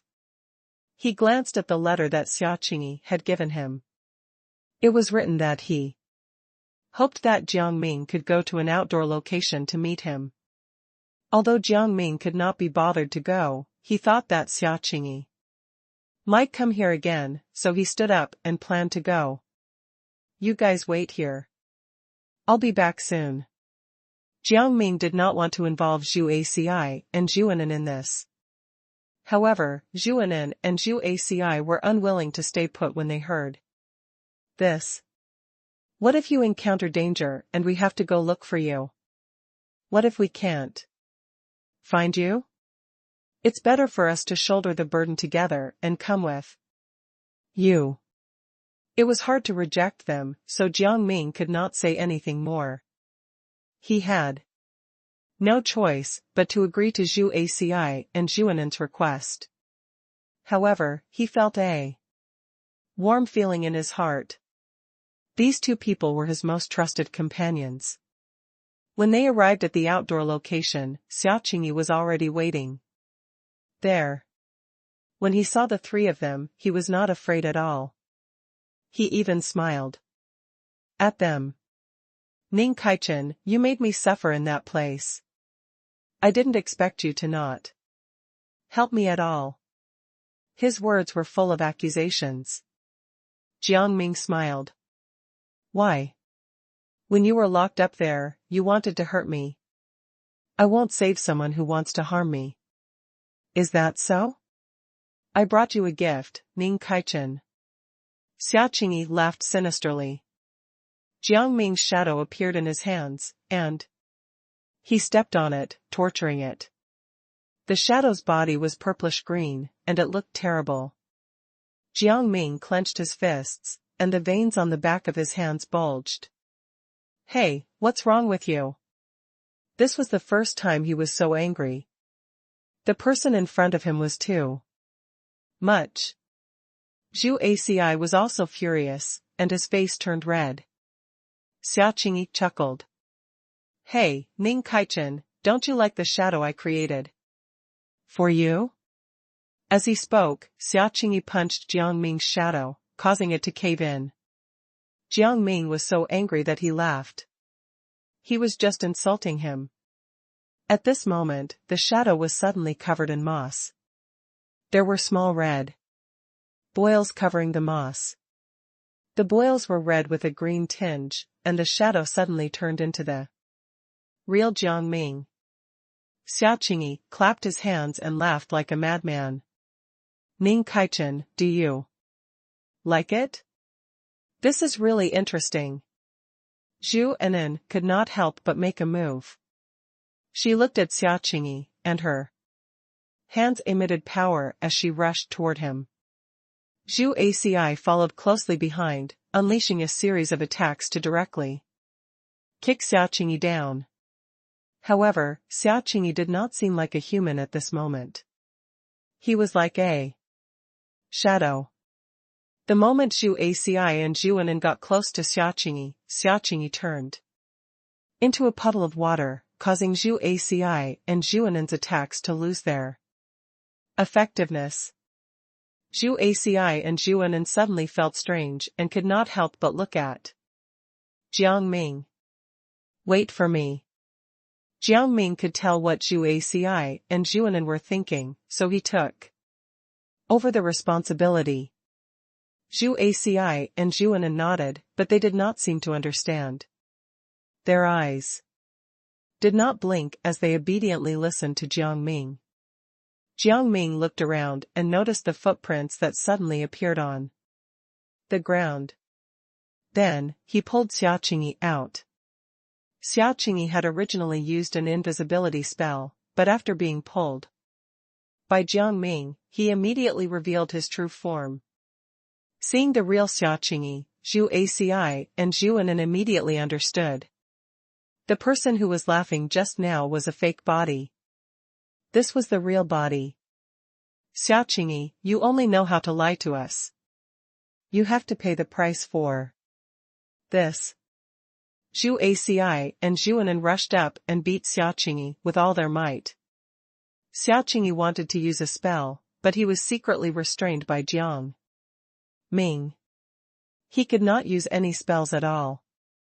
What happened? What happened? Xia Qingyi was dumbfounded as he looked at their hands. Then, his body began to sting, and he had no choice but to use his hands and feet to counterattack. However, he could not fight back against Zhu Aci and Zhu Anan at all. He was beaten black and blue, and his entire body was bruised. Stop fighting! Stop fighting! Xia Qingyi covered his head with one hand and covered his body with the other. He wanted to stop Zhu Aci and Zhu Anan verbally. Zhu Aci and Zhu Anan did not listen to Xia Qingyi at all. They kicked him directly, making Xia Qingyi cry out in pain. Seeing that the fight was almost over, Jiang Ming stepped forward and told Zhu Aci and Zhu Anan, forget it, forget it. It's almost over. Zhu Aci and Zhu Anan finally stopped. At this moment, Xia Qingyi's face and body were covered in wounds of various sizes. They were densely packed and there were even some bloody marks. Seeing Xia Qingyi's expression, Zhu Aci and Zhu Anan were very happy. They smiled brightly. Xia Qingyi, do you admit defeat now? You can still argue. But we don't mind beating you up again. Xia Qingyi immediately panicked and quickly shook his head. No, no, it's all my fault. I won't do it again. He had already been beaten to a pulp, and his mana had been restricted. He was like a cripple now, and had no way of beating the people in front of him. Why did you provoke us for no reason? Wouldn't this cause us a lot of trouble? Don't do this next time. Jiang Ming leaned closer to Xia Qingyi with a smile on his face. Xia Qingyi covered his disfigured face and nodded, unwilling to continue speaking. Whenever he spoke, his face would hurt. He did not want this to happen. On the other side, Zhu Qingyi received news from her master and wanted to look for Jiang Ming, but she could not find him. However, she saw the letter that Xia Qingyi wrote to Jiang Ming. She immediately set off for the place where Xia Qingyi was meeting Jiang Ming. Jiang Ming was still angry. He said to Xia Qingyi, "All right, you can leave now. Don't let me see you again. Otherwise, you won't escape with just a beating. We'll end your life." He swung the silver needle at Xia Qingyi, and he was immediately stabbed in the face. He started to leap around like a monkey, and tears of blood flowed out of his eyes. I was wrong. I was really wrong. I won't do this again. Xiaqingyi felt Jiang Ming's ruthlessness and left in a panic. Jiang Ming laughed when he saw Xiaqingyi still panicking when he left. Xiaqingyi really needed to be taught a lesson. Ning Kaichen, your last move was simply stunning. Zhu Aci praised Jiang Ming repeatedly. It's nothing. It was just a fluke. Jiang Ming began to be humble again. He did not put on any airs at all. Zhuanan nodded with approval. She said, Mister, let's go. We should go back. Now. Yes. Jiang Ming raised his foot and was about to leave. However, the three of them were faced with Zhu Qingyi. When Zhu Qingyi saw Jiang Ming, she was pleasantly surprised. Lord Ning Kaichen, I finally found you. My master wants to see you. I hope you can come with me. Jiang Ming looked at Zhu Qingyi in confusion and repeated in surprise, Your master wants to see me? Zhu Qingyi nodded her head repeatedly. Lord Ning Kaichen, please come with me. My master really wants to see you. She did not want to fail the task given to her by her master, but she did not want to force Ning Kaichen, so she could only try to persuade him. Jiang Ming did not know whether to laugh or cry. This was the first time he had seen someone begging like this. He thought for a moment and nodded. All right, I'll go with you. That's great. Zhu Qingyi became excited. But we have to go too. Zhu Aci and Zhuanan said at the same time. They were still worried. Of course. Follow me. Zhu Qingyi did not think much of it and brought the three of them to a temple. They were clearly near the mountain temple, but they could not see what was inside the mountain temple at all. A group of elves surrounded Jiang Ming and the other two. They looked very enthusiastic. Come with us. We wish to welcome you. The little elves could sense their memories and knew that they were wary. At this moment, they were smiling and emitting a strong fragrance. The fragrance made Jiang Ming and the other two wary. Jiang Ming asked and looked at the little elves, do you smell that fragrance? The little elves were a little puzzled and looked at Jiang Ming. We have fragrance on our bodies. This is normal. Then, the little elves raised their hands and said to Jiang Ming, Lord Ning Kaichen, follow us to the temple. Our abbot is waiting for you. Zhu Qingyi smiled faintly. My master knows many skills. He might be able to help you a lot. I hope you guys have a wonderful conversation. Zhu Aci's heart was filled with excitement. He wanted to follow Jiang Ming. But he was stopped by one of the little elves. The little elf apologized to Zhu Aci. No. Only Lord Ning Kaichen can enter the temple. Jiang Ming told Zhu Aci, it's okay. You stay here first. I'll go.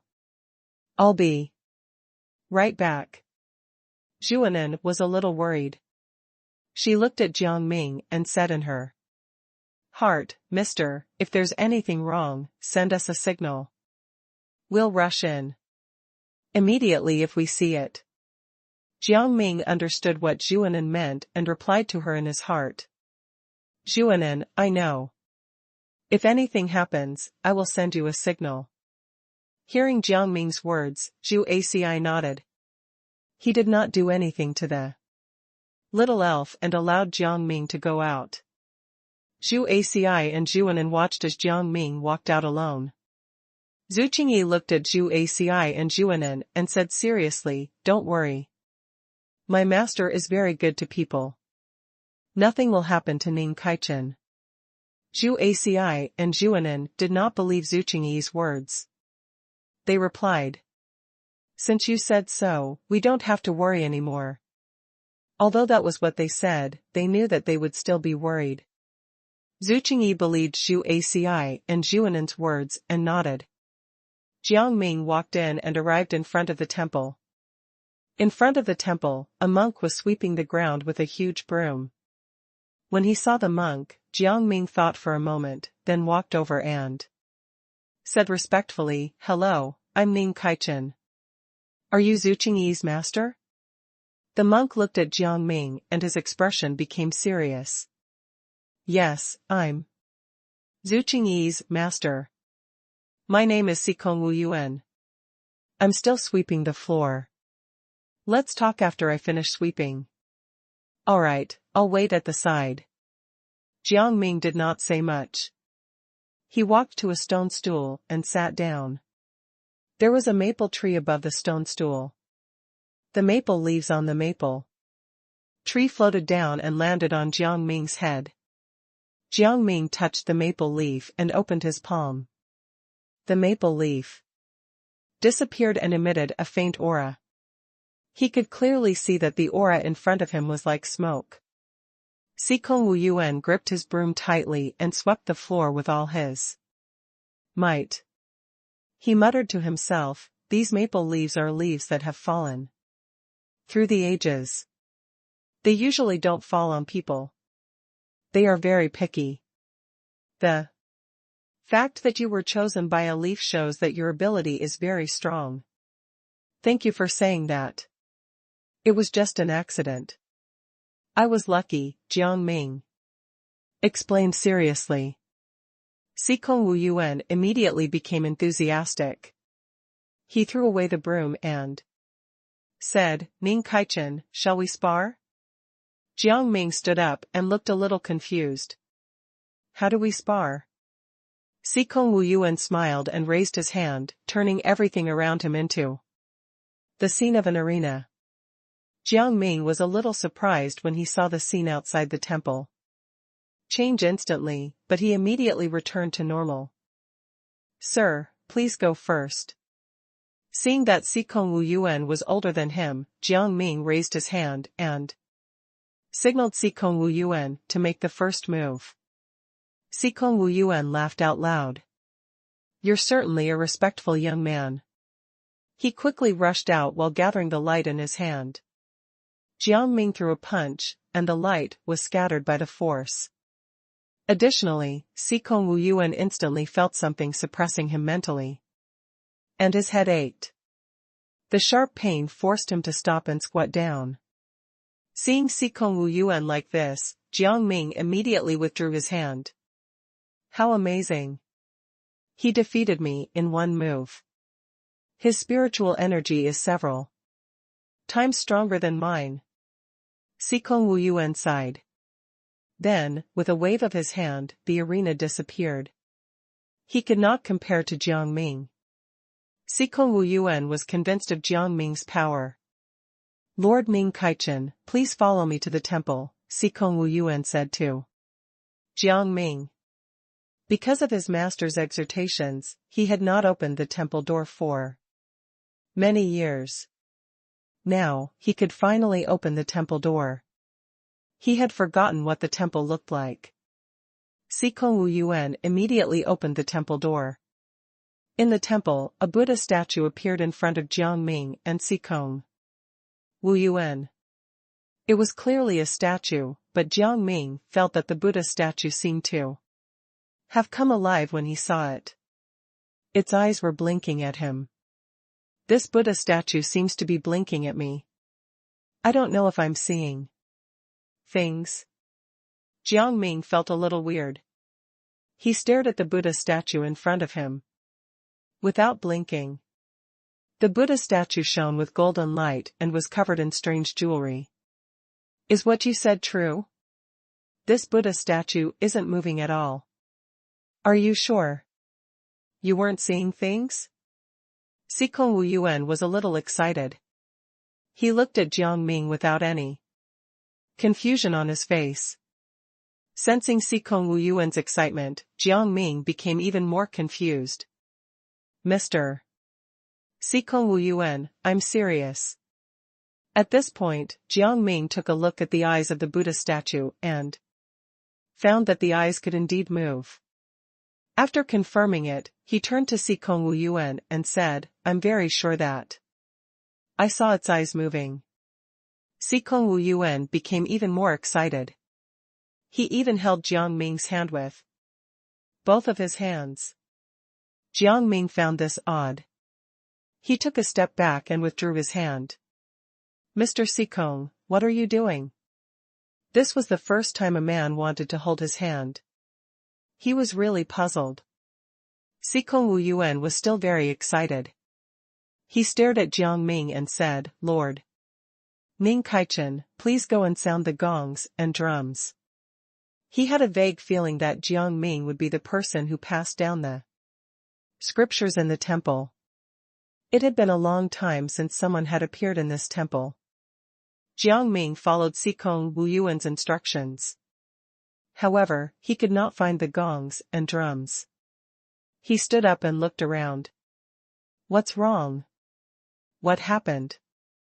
Sikong Wu Yuan felt a little confused and looked at Jiang Ming with concern. Jiang Ming sighed. I can't find the club to beat the gongs and drums. Sikong Wu Yuan also started to look around, but the club seemed to have disappeared into thin air. Jiang Ming simply gave up and said to Sikong Wu Yuan, let's forget it. Mr. Sikong, I don't think there's a problem with whether we can beat the gong or not. Sikong Wu Yuan said with some regret, Lord Ning Kaichen, after you beat the gong and drum, you can obtain the power of this Buddha statue. If you don't find the club now, the power will be lost. It would be such a pity. It would indeed be a pity.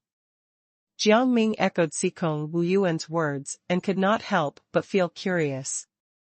What was the power of the Buddha statue that Sikong Wu Yuan had mentioned?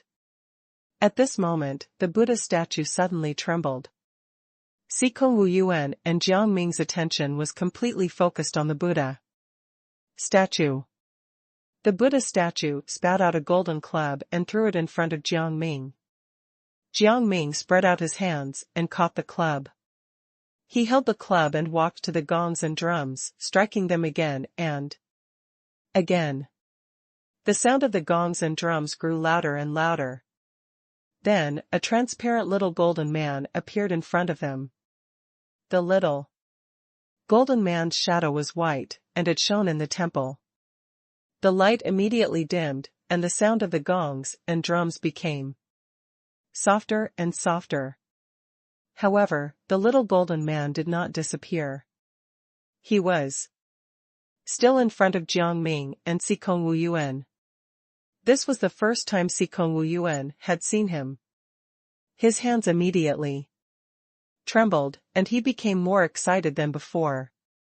The little golden man looked crystal clear.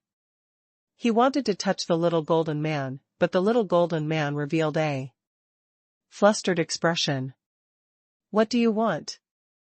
Jiang Ming could not help but laugh. This little guy can actually talk. He looks so cute.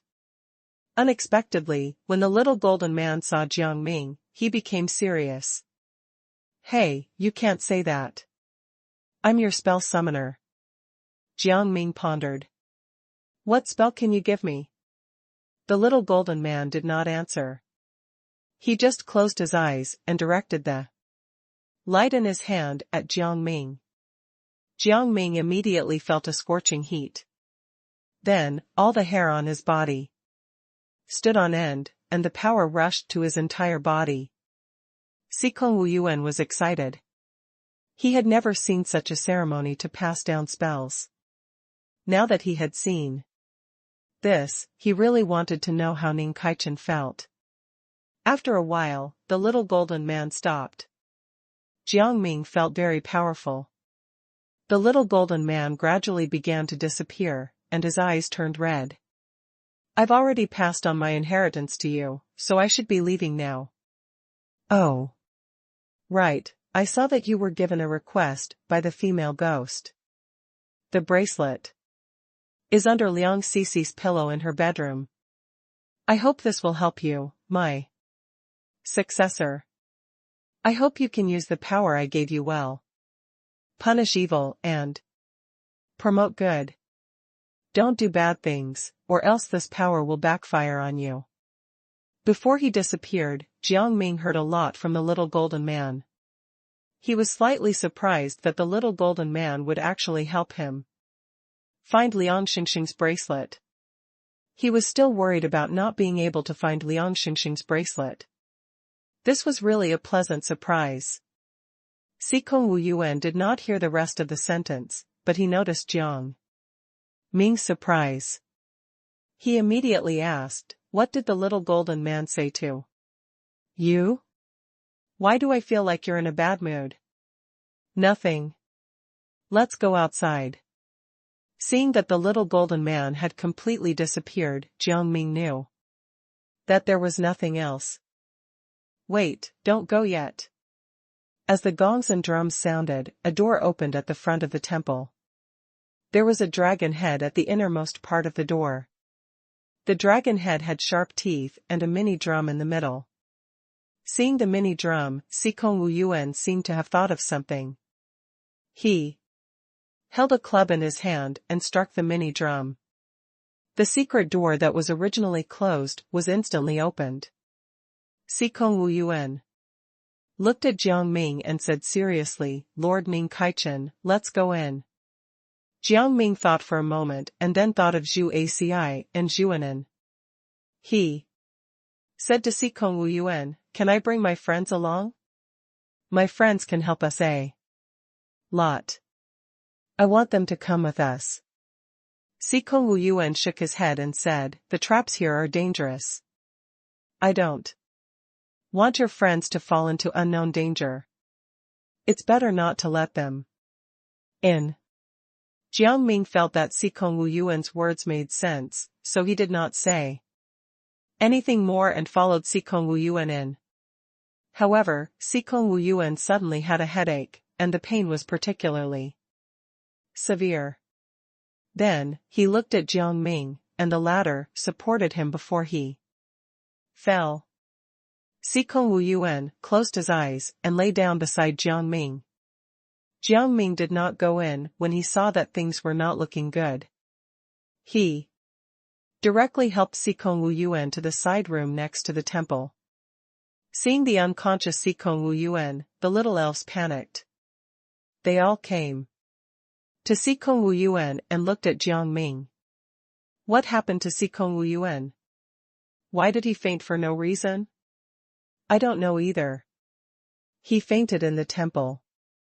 He looked like he was in pain. Before he did, one little elf walked to Xikong Wu Yuan's side and looked at him. She quickly said, "Xikong Wu Yuan can't stand the pressure of the temple's barrier. That's why he's like this. We'll just take Xikong Wu Yuan away. You should go in quickly." "All right." Jiang Ming was also curious about what was behind the door, so he handed Xikong Wu Yuan to the elves. The elves brought Xikong Wu Yuan to his bedroom quickly. When Jiang Ming entered the door, he saw a woman drenched in blood.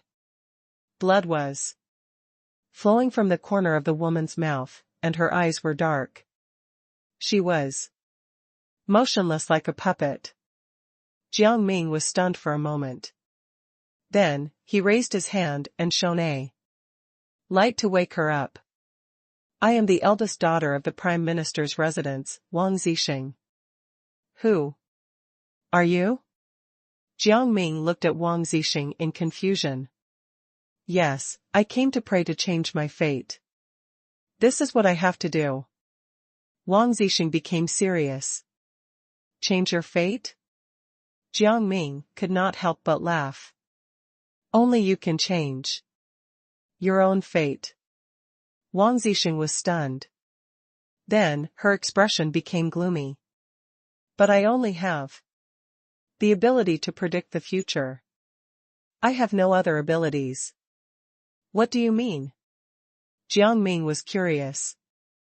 Wang Zixing recounted the conflict between her and the king of the Qiqihar kingdom, as well as the prime minister and the general. Jiang Ming's eyes flashed.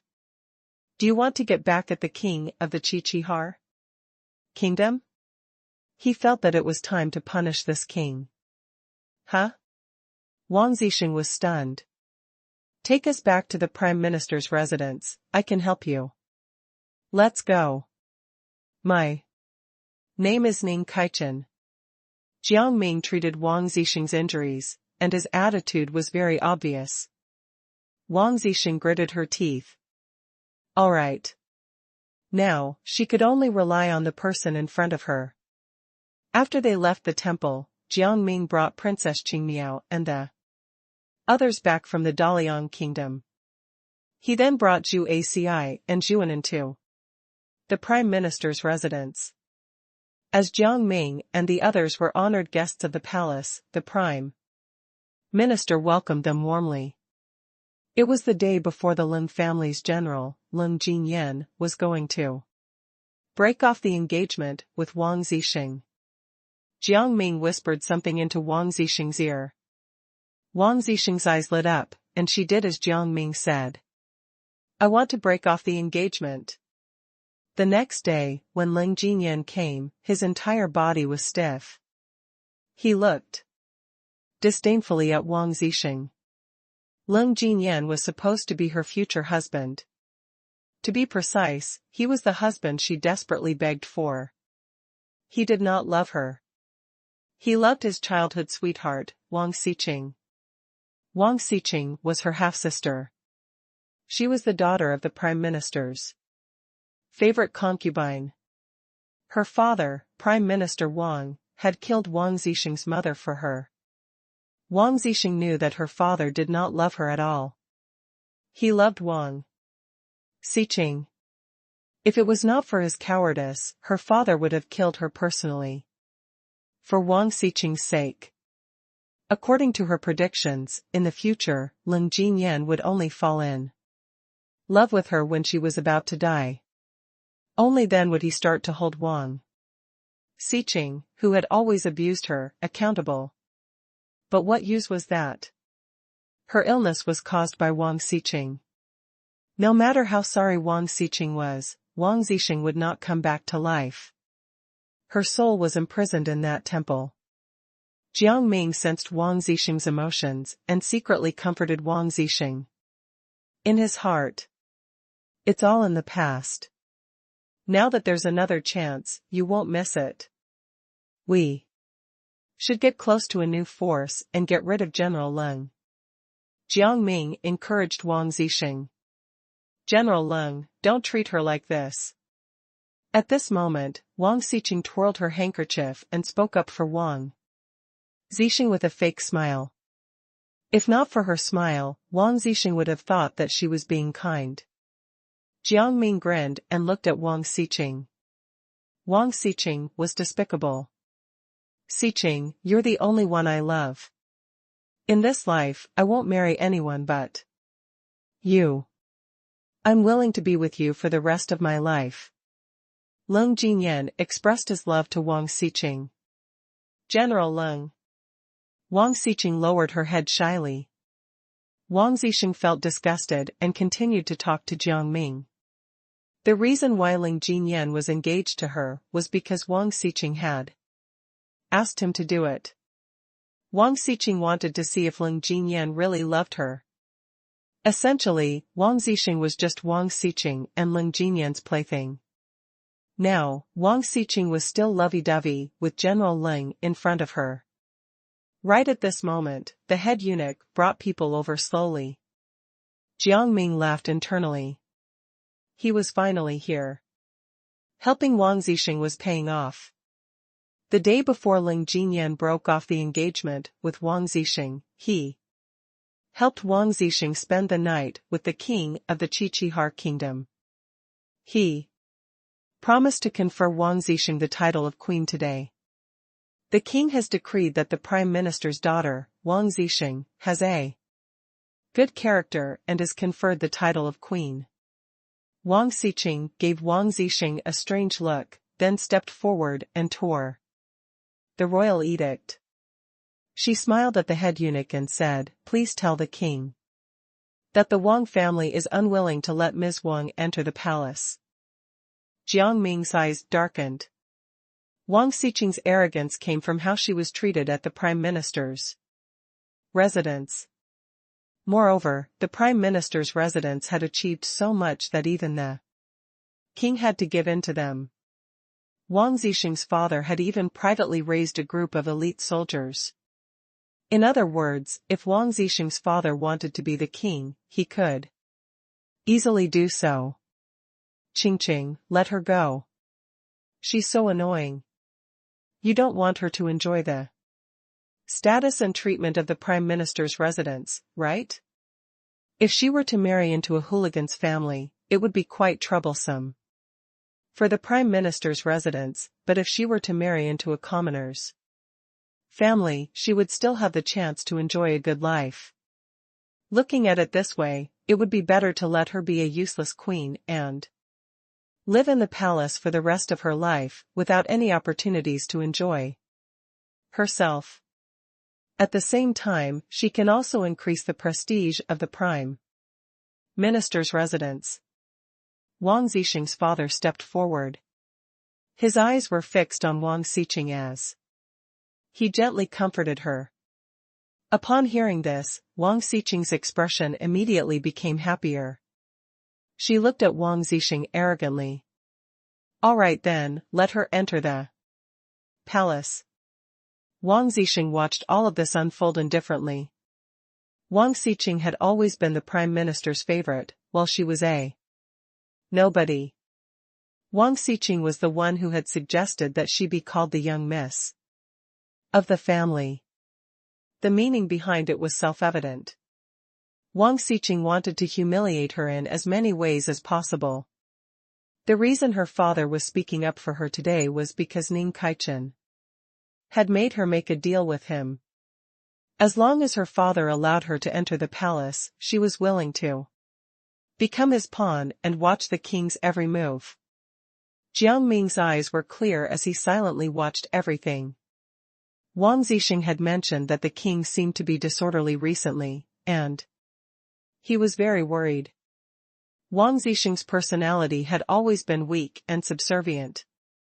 Now that he had a marvelous pawn, he was extremely happy. However, what was laughable was that in the end, the prime minister repeatedly emphasized to Wang Zixing that if the king found out, she had to kill herself without letting anything slip. If the prime minister's residence looked suspicious, the king would seize the opportunity to cut off his power. The prime minister did not care about his eldest daughter at all. His eldest daughter was like a piece of trash to him. Wang Zixing entered the palace as he wished, and Jiang Ming had to follow. Zhu Aci and Zhuanan did not understand.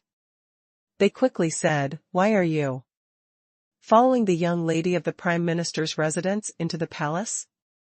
Jiang Ming shook his head. "I have to go. I have something to do." Zhu Aci and Zhuanan looked at each other and did not say anything else.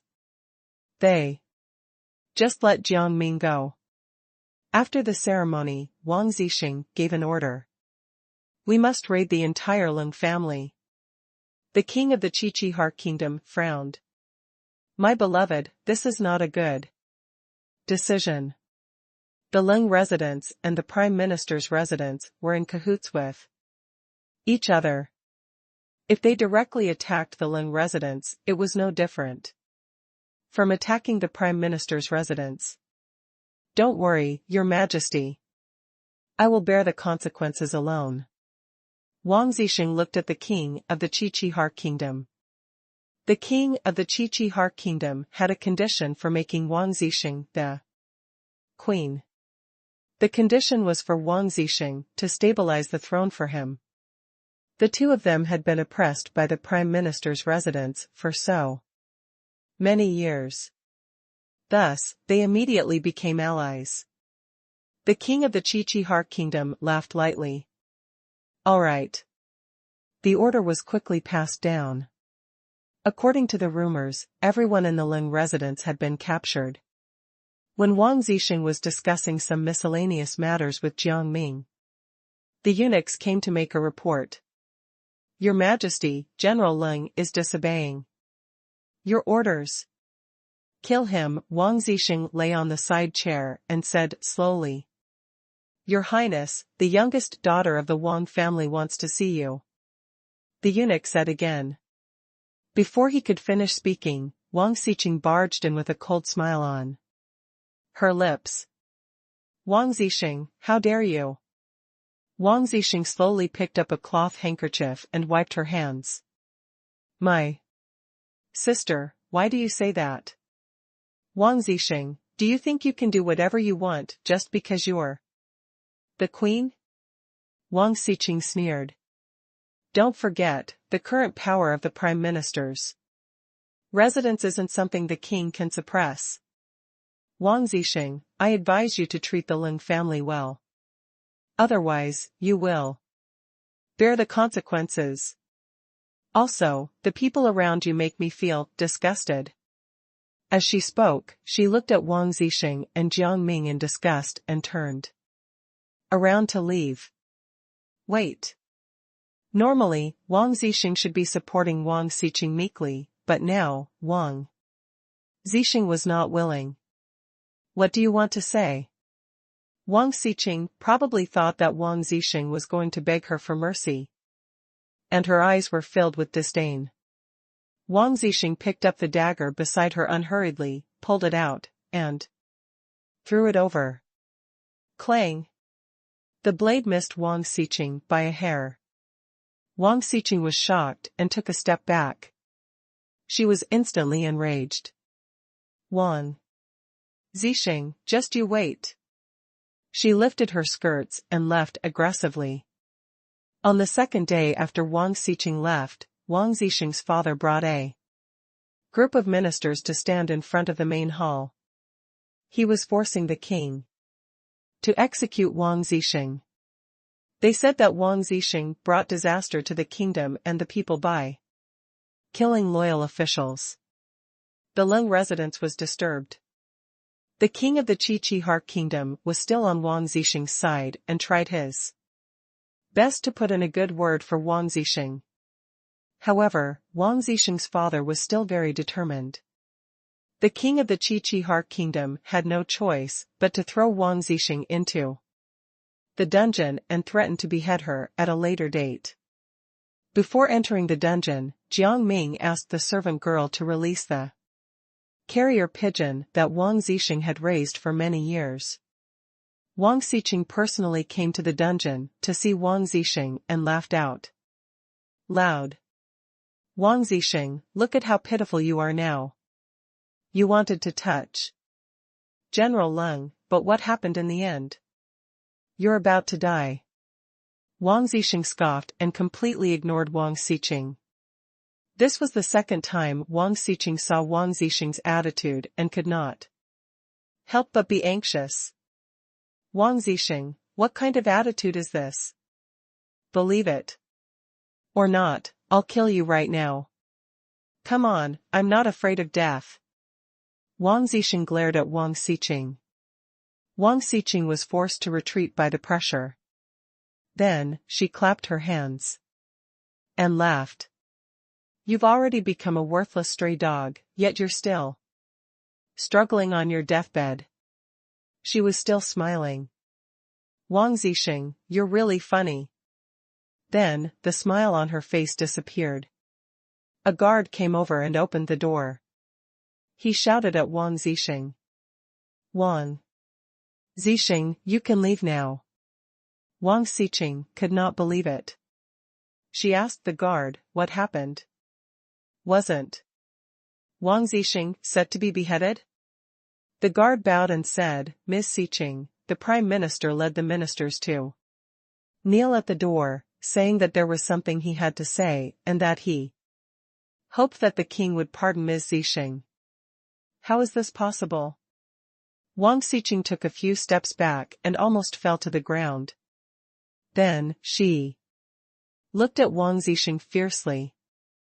Wang Zixing, what did you do? The guards had already opened the cell door. Wang Zixing used her hand to brush off the dust on her body and smiled. Wang Xiqing, you should ask your father. He was the one who let me out. This was all thanks to Ning Kaichen. She would not have been able to trip Wang Xiqing without his help. What trick did you use on father? Wang Xiqing's mind was in a mess. She went forward and grabbed Wang Zixing's collar. She gritted her teeth. Wang Zixing, you can do whatever you want to yourself, but don't touch my father. Her memories started to fade. The young Wang Zixing had once grabbed her father's collar like this to protect her mother. Wang Zixing's father had pinched Wang Zixing. Then die for her. No. Don't. Wang Zixing's weak mother screamed for the first time. She hugged her husband's leg and grabbed the sword in her husband's hand and stabbed it into her chest. Blood splattered all over her entire body. She closed her eyes and died. Her father had only allowed her mother to wear plain white dresses. Wang Zixing had once told her mother that she would definitely look good in bright-colored dresses. Now that Wang Zixing had seen her mother covered in bright red, she wished she had never complained about the white dresses. However, the nightmare had not ended. Her father still did not let her go and imprisoned her soul in this deep courtyard. Wang Zixing laughed again. She laughed like a madwoman. Wang Xiqing was frightened by Wang Zixing, and her grip on her collar loosened a little. Wang Zixing, what are you laughing at? We are sisters after all. Our actions, expressions, and words are exactly the same. Wang Xiqing, will you choose yourself or your father? Wang Zixing did not finish her sentence. She returned to her usual indifferent expression. She gave Wang Xiqing a cold glance and turned around to leave.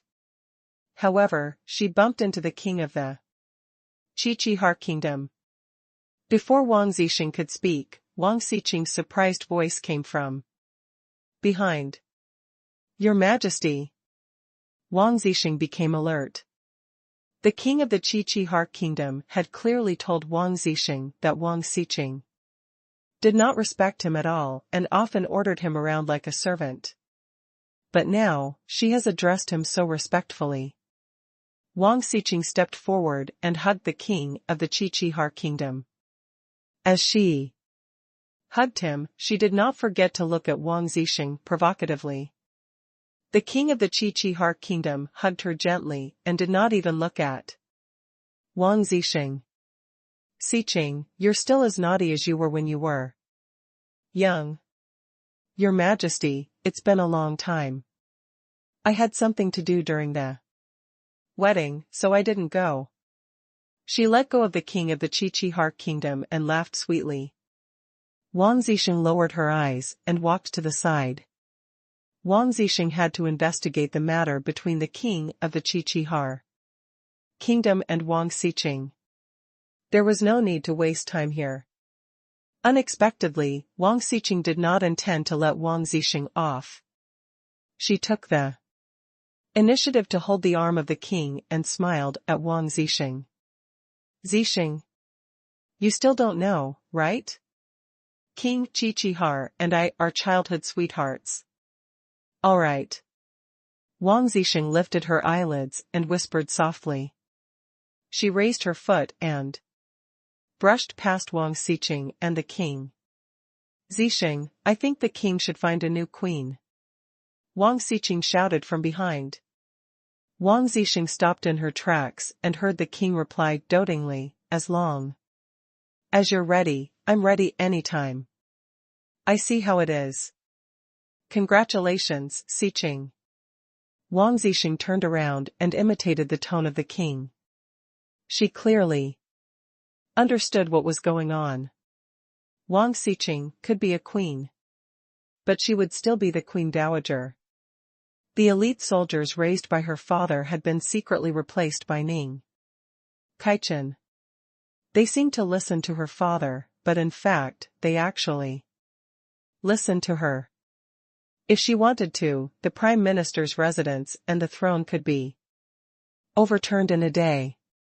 However, she wanted Wang Xiqing, her father, and Ling Jinyan to die slowly and painfully. The king of the Qiqihar kingdom had no choice but to hand over the throne to her.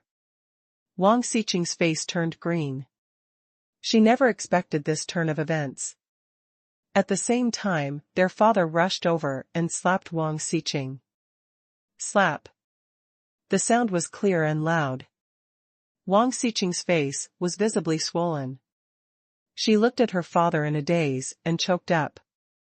Father. Quickly apologize to your sister. What nonsense are you talking about? The position of queen can only be your sister's. Her father pressed Wang Xiqing down and made her face Wang Zixing. Her father had always doted on her, so there had to be another reason for him to do this. Wang Xiqing was quite smart. Although she was unwilling, she could not help but say in a low voice, "Please don't blame me, Zixing. It was a slip of the tongue just now." No worries. Wang Zixing took a handkerchief and wiped the hand that grabbed Wang Xiqing's collar. Although Wang Xiqing was intelligent, she lacked common sense. The king of the Qiqihar kingdom was not a kind person at all. Becoming the queen would be dangerous. As a pawn, she had to let the king of the Qiqihar kingdom see that she had the backing of the prime minister's residence. Only then would the king not easily touch her, and she could better steal information for the prime minister's residence. His father understood this very well. Wang Xiqing had her head lowered, so she naturally saw her sister's actions. She stomped her feet in anger. Father, I'm not feeling well. I'll leave first. Wang Zixing glanced at her father, then caught a glimpse of the king. The king looked at Wang Zixing meaningfully. The moment they walked out of the dungeons, Chuer, Wang Zixing's maid, came to pick Wang Zixing up and excitedly told her, "Miss, the Leng residence was really raided. I heard that the prime minister personally appealed to save them." Wang Zixing nodded, a little curious about Ling Jinyan's expression. In the future, the prime minister's residence would have to help the Leng residence rise again. This time, it was the prime minister's residence that pushed the Leng residence into the fire pit again. Ling Jinyan, what do you think now? Back in the courtyard, Jiang Ming, Zhu Aci, and the others sat on chairs and basked in the sun. Wang Zixing was in a good mood and told Jiang Ming the good news. You should have seen Wang Xiqing's face. It's all thanks to you, Lord Ning Kaichen. Otherwise, I would have been beheaded. Zhu Aci and the others looked at Jiang Ming strangely.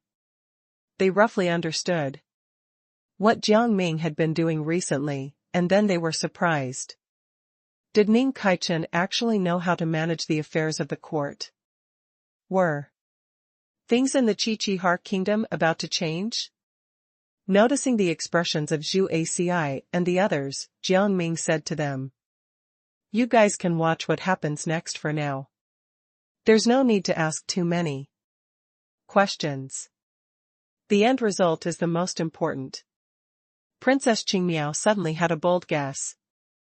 Did Ning Kaichen want to change the ruler of the Qiqihar kingdom? Princess Qingmiao did not say anything and just watched quietly. At night, Wang Zixing went to bed early. In the middle of the night, Wang Zixing felt uncomfortable. Her heart seemed to be squeezed by something. Turning around to open her eyes, Wang Zixing met Ling Jinyan's eyes. Lung Jinyan's eyes were very distinctive. They were long and narrow like a fox's. Wang Zixing recognized him at a glance, and her sleepiness was gone. She reached under the pillow and lowered her voice. Lung Jinyan, what do you want to do? Under the pillow was the dagger that Wang Zixing had hidden. Yan, your methods really surprised me. Lung Jinyan seemed to have changed into a different person. There was no anger in his face at all, but his eyes were bright. Yan? Wang Zixing was surprised by Lung Jinyan's change in attitude, and for a moment, her mind was in a mess. Lung Jinyan had never called her Yan before. Was Lung Jinyan like her? Was he able to predict the future? Wang Zixing pulled herself back to reality. She laughed silently. Are you asking me to wait for you to scheme against me? She had seen the future. On their wedding night, Lung Jinyan got her drunk and hired a beggar to take her virginity. At that time, she had already mistaken the beggar for Lung Jinyan. However, the next day, she seemed to be fine. Alas, Lung Jinyan had told her personally that it was a beggar he had randomly picked up on the road that took her virginity. My Yan has grown up. Lung Jinyan snorted. But Yan, have you ever considered that I'd be angry and take you by force? Lung Jinyan, what are you doing? Wang Zixing lowered her voice and gritted her teeth. If she screamed, she would be saved, but she, the queen, would have been humiliated by Lung Jinyan. So, she could not take that route. However, if she did not scream, she would be humiliated by Lung Jinyan. She had been with Lung Jinyan for more than 20 years, and she understood his personality all too well. She caused his entire family to die. How could he let her die so easily? Yan, you have to look at the future, clearly. Don't act recklessly.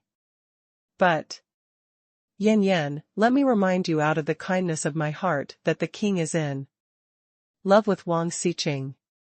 Lung Jinyan thought that he had Wang Zixing under control, and his tone was a little more arrogant. Wang Zixing lowered her head and chuckled.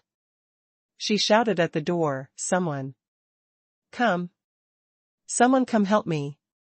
Your Majesty. A response came from outside the door, followed by hurried footsteps. Lung Jinyan's expression instantly changed, and he cursed in a low voice. Crazy. Then, he quickly left through the window. Wang Zixing slowly regained her calm expression. Crazy? Yes. She had predicted that in the future, due to all the torture, she would indeed go crazy. As Lung Jinyan left, the candles were lit, and Chui'er anxiously knelt in front of Wang Zixing. Your Majesty, what's wrong? What happened? Wang Zixing looked at Chui'er and said, I'm fine. A stray cat barged in jest. Now. It has already run away. Chui'er heaved a sigh of relief and turned to curse at the wild cat. Wang Zixing could not help but laugh when she heard that. When he thought of Lung Jinyan's words, she could not help but curse. The king was deeply in love with Wang Zixing. The next day, Wang Zixing heard a piece of news. Wang Zixing was conferred the title of royal consort. As for Lung Jinyan, because of his service to the kingdom, he was spared and remained a general. However, his family members were not spared and were all killed. Wang Zixing could not help but become anxious. She quickly found Jiang Ming and even told him everything about Lung Jinyan looking for her. All right. Wang Zixing nodded seriously. She looked confused, but she still went. She went to the harem to find the kitten and planned to raise it. Chui'er was very puzzled. She muttered to herself, Your Majesty, you were just Scared by a stray cat last night. Why are you raising a kitten today? Wang Zixing was playing with the kitten and did not reply to Chui'er. She only said to the kitten, from now on, we must rely on each other in the palace. Before the coronation ceremony began, Wang Zixing had already rushed to Wang Zixing's courtyard impatiently. She was proudly showing off to Wang Zixing. Wang Zixing looked up. Wang Zixing was already wearing the luxurious clothes that belonged only to royal consorts. She wore a gold ornament on her head, and her entire body exuded a noble aura. Meow. The kitten suddenly rushed out and shredded Wang Zixing's clothes. You stupid cat.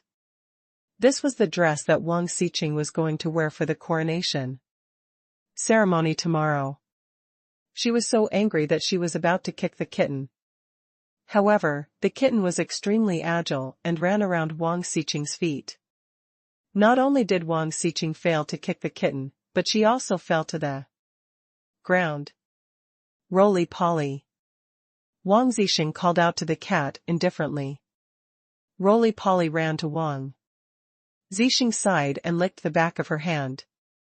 Wang Zixing, take care of your cat. Wang Zixing grimaced in pain and angrily roared at Wang Zixing. She took her servant girl's hand and forced herself to stand up elegantly. Wang Zixing's attitude was calm and collected. She placed a cup of water at the bottom of her feet. Very good. Here, drink some water. The kitten had rushed toward Wang Zixing because Wang Zixing pinched the cat's flesh and forced the cat to go to Wang Zixing. It was Ning Kaichen who asked her to do this. Wang Zixing. Seeing that Wang Zixing was ignoring her, Wang Zixing could no longer hold her breath.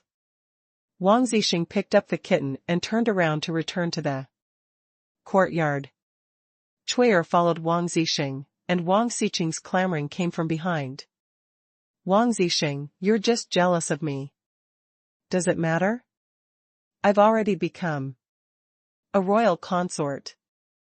When they reached the hall, Chui'er was very indignant. Your Majesty, Ms. Zixing is really going too far. How could she snatch her own sister's husband? Jiang Ming walked out and talked to Chui'er. Chui'er, after the royal consort's ceremony is over tomorrow, scatter some cat food on the roadside where Miss Zixing must go.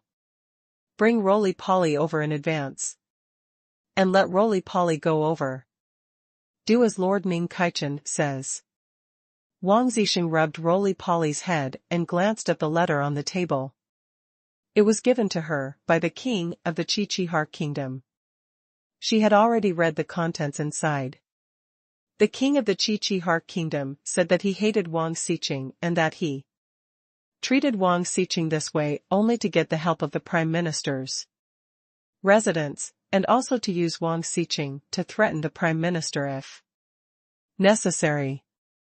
But that day, everyone could see that compared to Wang Zixing, the prime minister valued power more. Also, find a cat that looks exactly like Roly-Poly. Yes.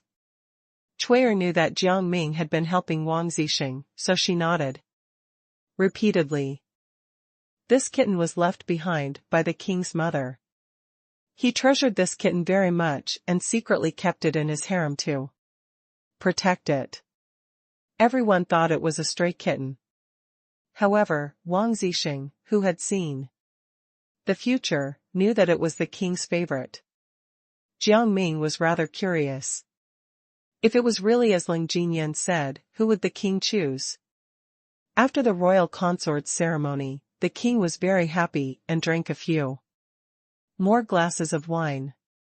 Jiang Ming blended into the crowd and waited with Zhu Aci. When Wang Zixing saw the kitten, she was furious and kept screaming at it.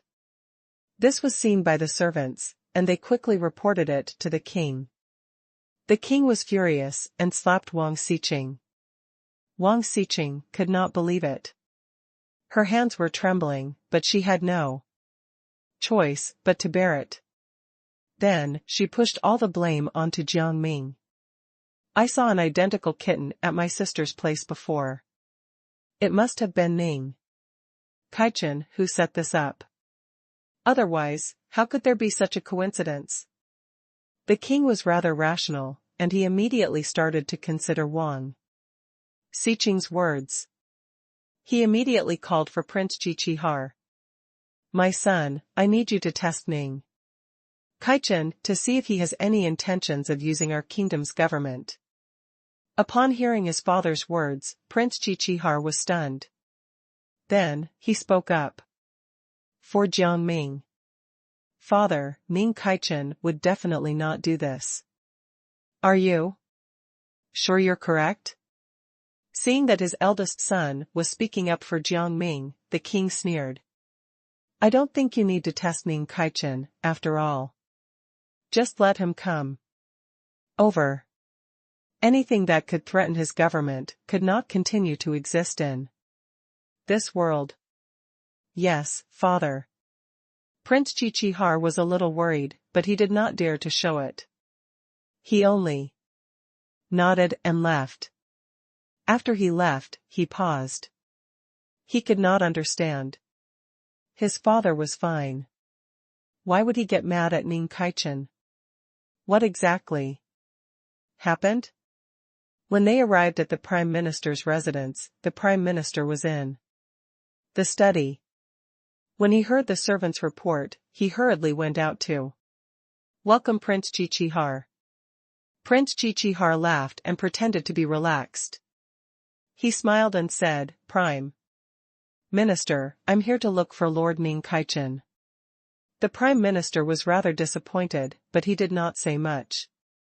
He smiled and replied, Lord Ning Kaichen is in the Queen's courtyard. Ever since Wang Zixing became the queen, Jiang Ming had been leaving early and returning late. He had been staying with Wang Zixing in the palace. All right, thank you, Prime Minister. Prince Qiqihar turned around and left, feeling strange. Why was Ning Kaichen hanging out with Wang Zixing? Wang Zixing was not a good person. It seemed that Wang Zixing had done something to rope Ning Kaichen into her schemes without him knowing. At the thought of this, Prince Qiqihar became vigilant and went to Wang Zixing's courtyard. At this moment, Wang Zixing was lying on a recliner. When she saw Prince Qiqihar, she felt a little strange and asked, Why are you here? Your Majesty, I'm here for Lord Ning Kaichen, Prince Qiqihar hurriedly said.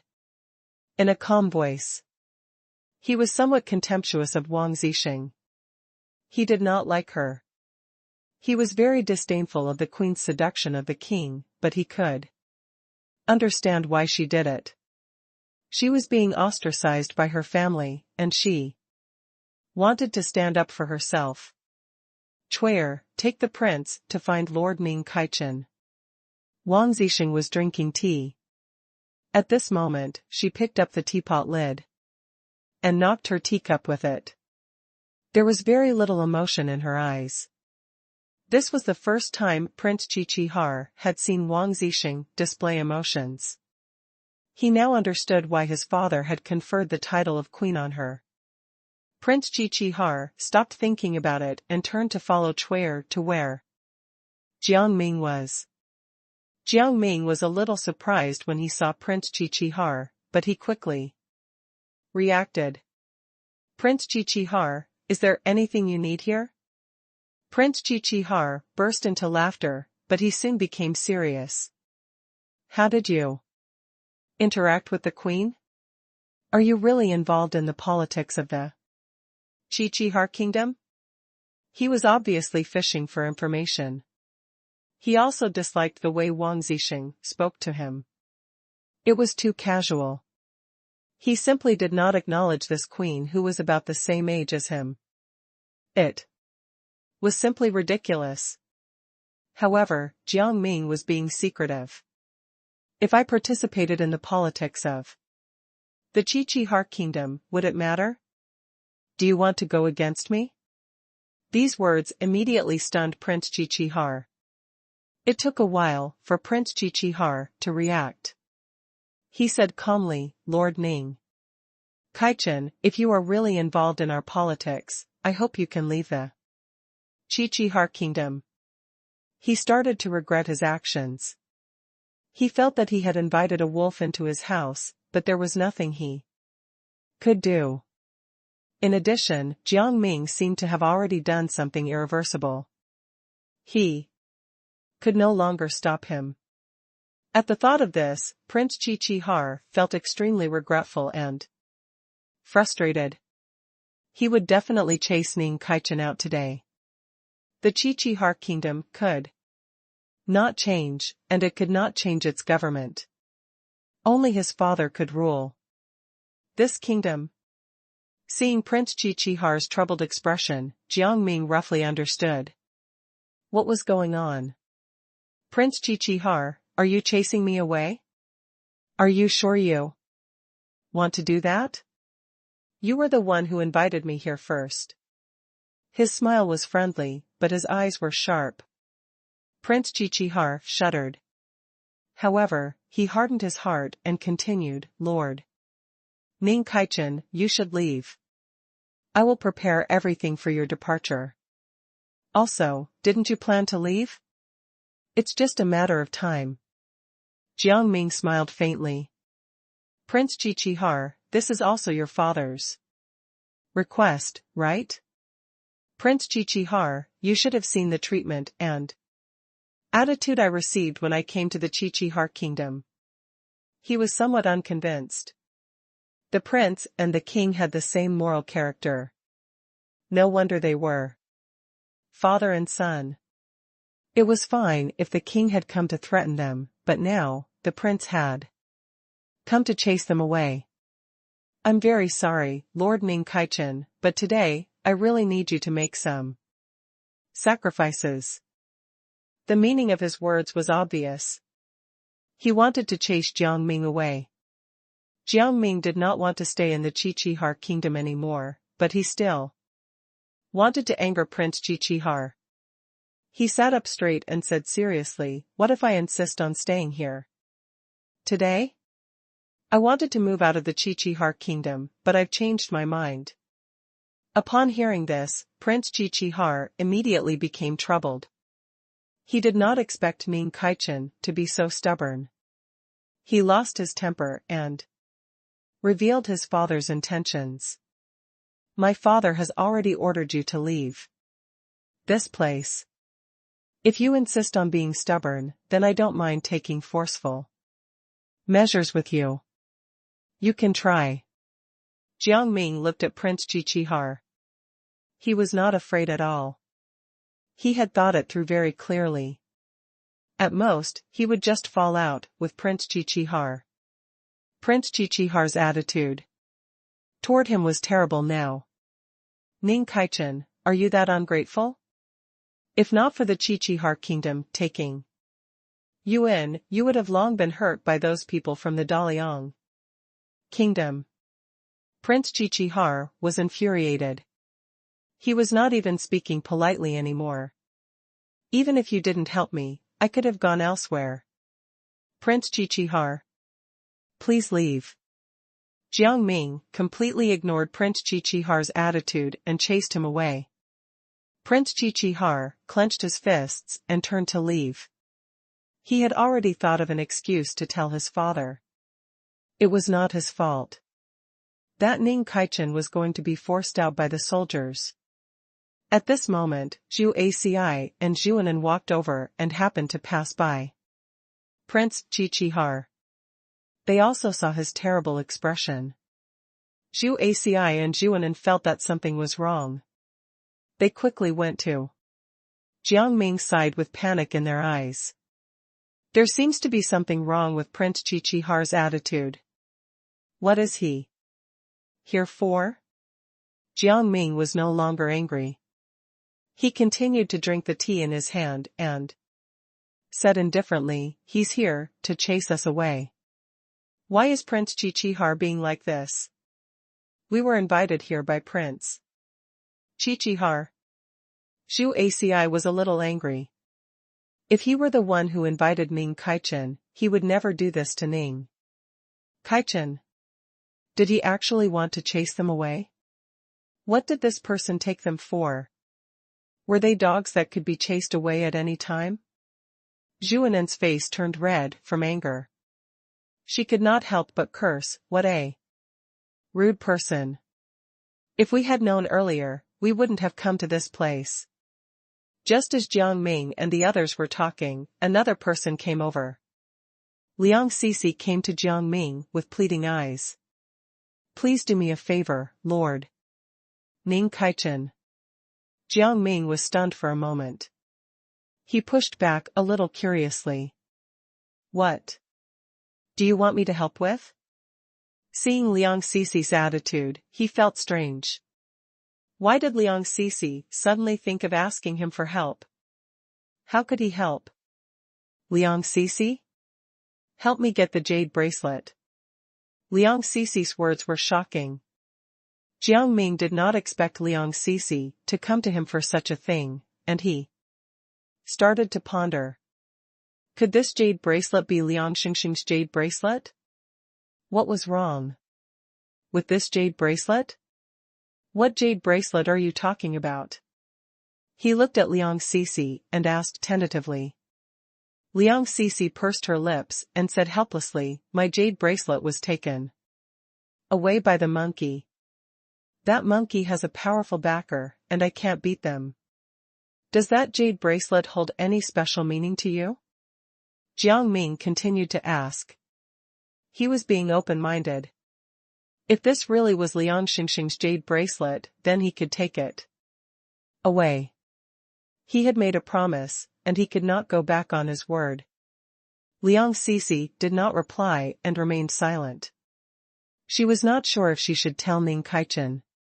She did not know if Ning Kaichen could be trusted, but without him, she would not be able to take the jade bracelet. This jade bracelet was extremely important to her. She had to use all her strength to obtain it. Jiang Ming saw through Liang Sisi's thoughts and said kindly, Princess, you can tell me directly. I will keep it a secret for you. He had a vague feeling that the jade bracelet might belong to Liang Xingxing. Liang Sisi was still hesitant. After a while, she told Jiang Ming, Lord Ning Kaichen, that was my dead sister's jade bracelet.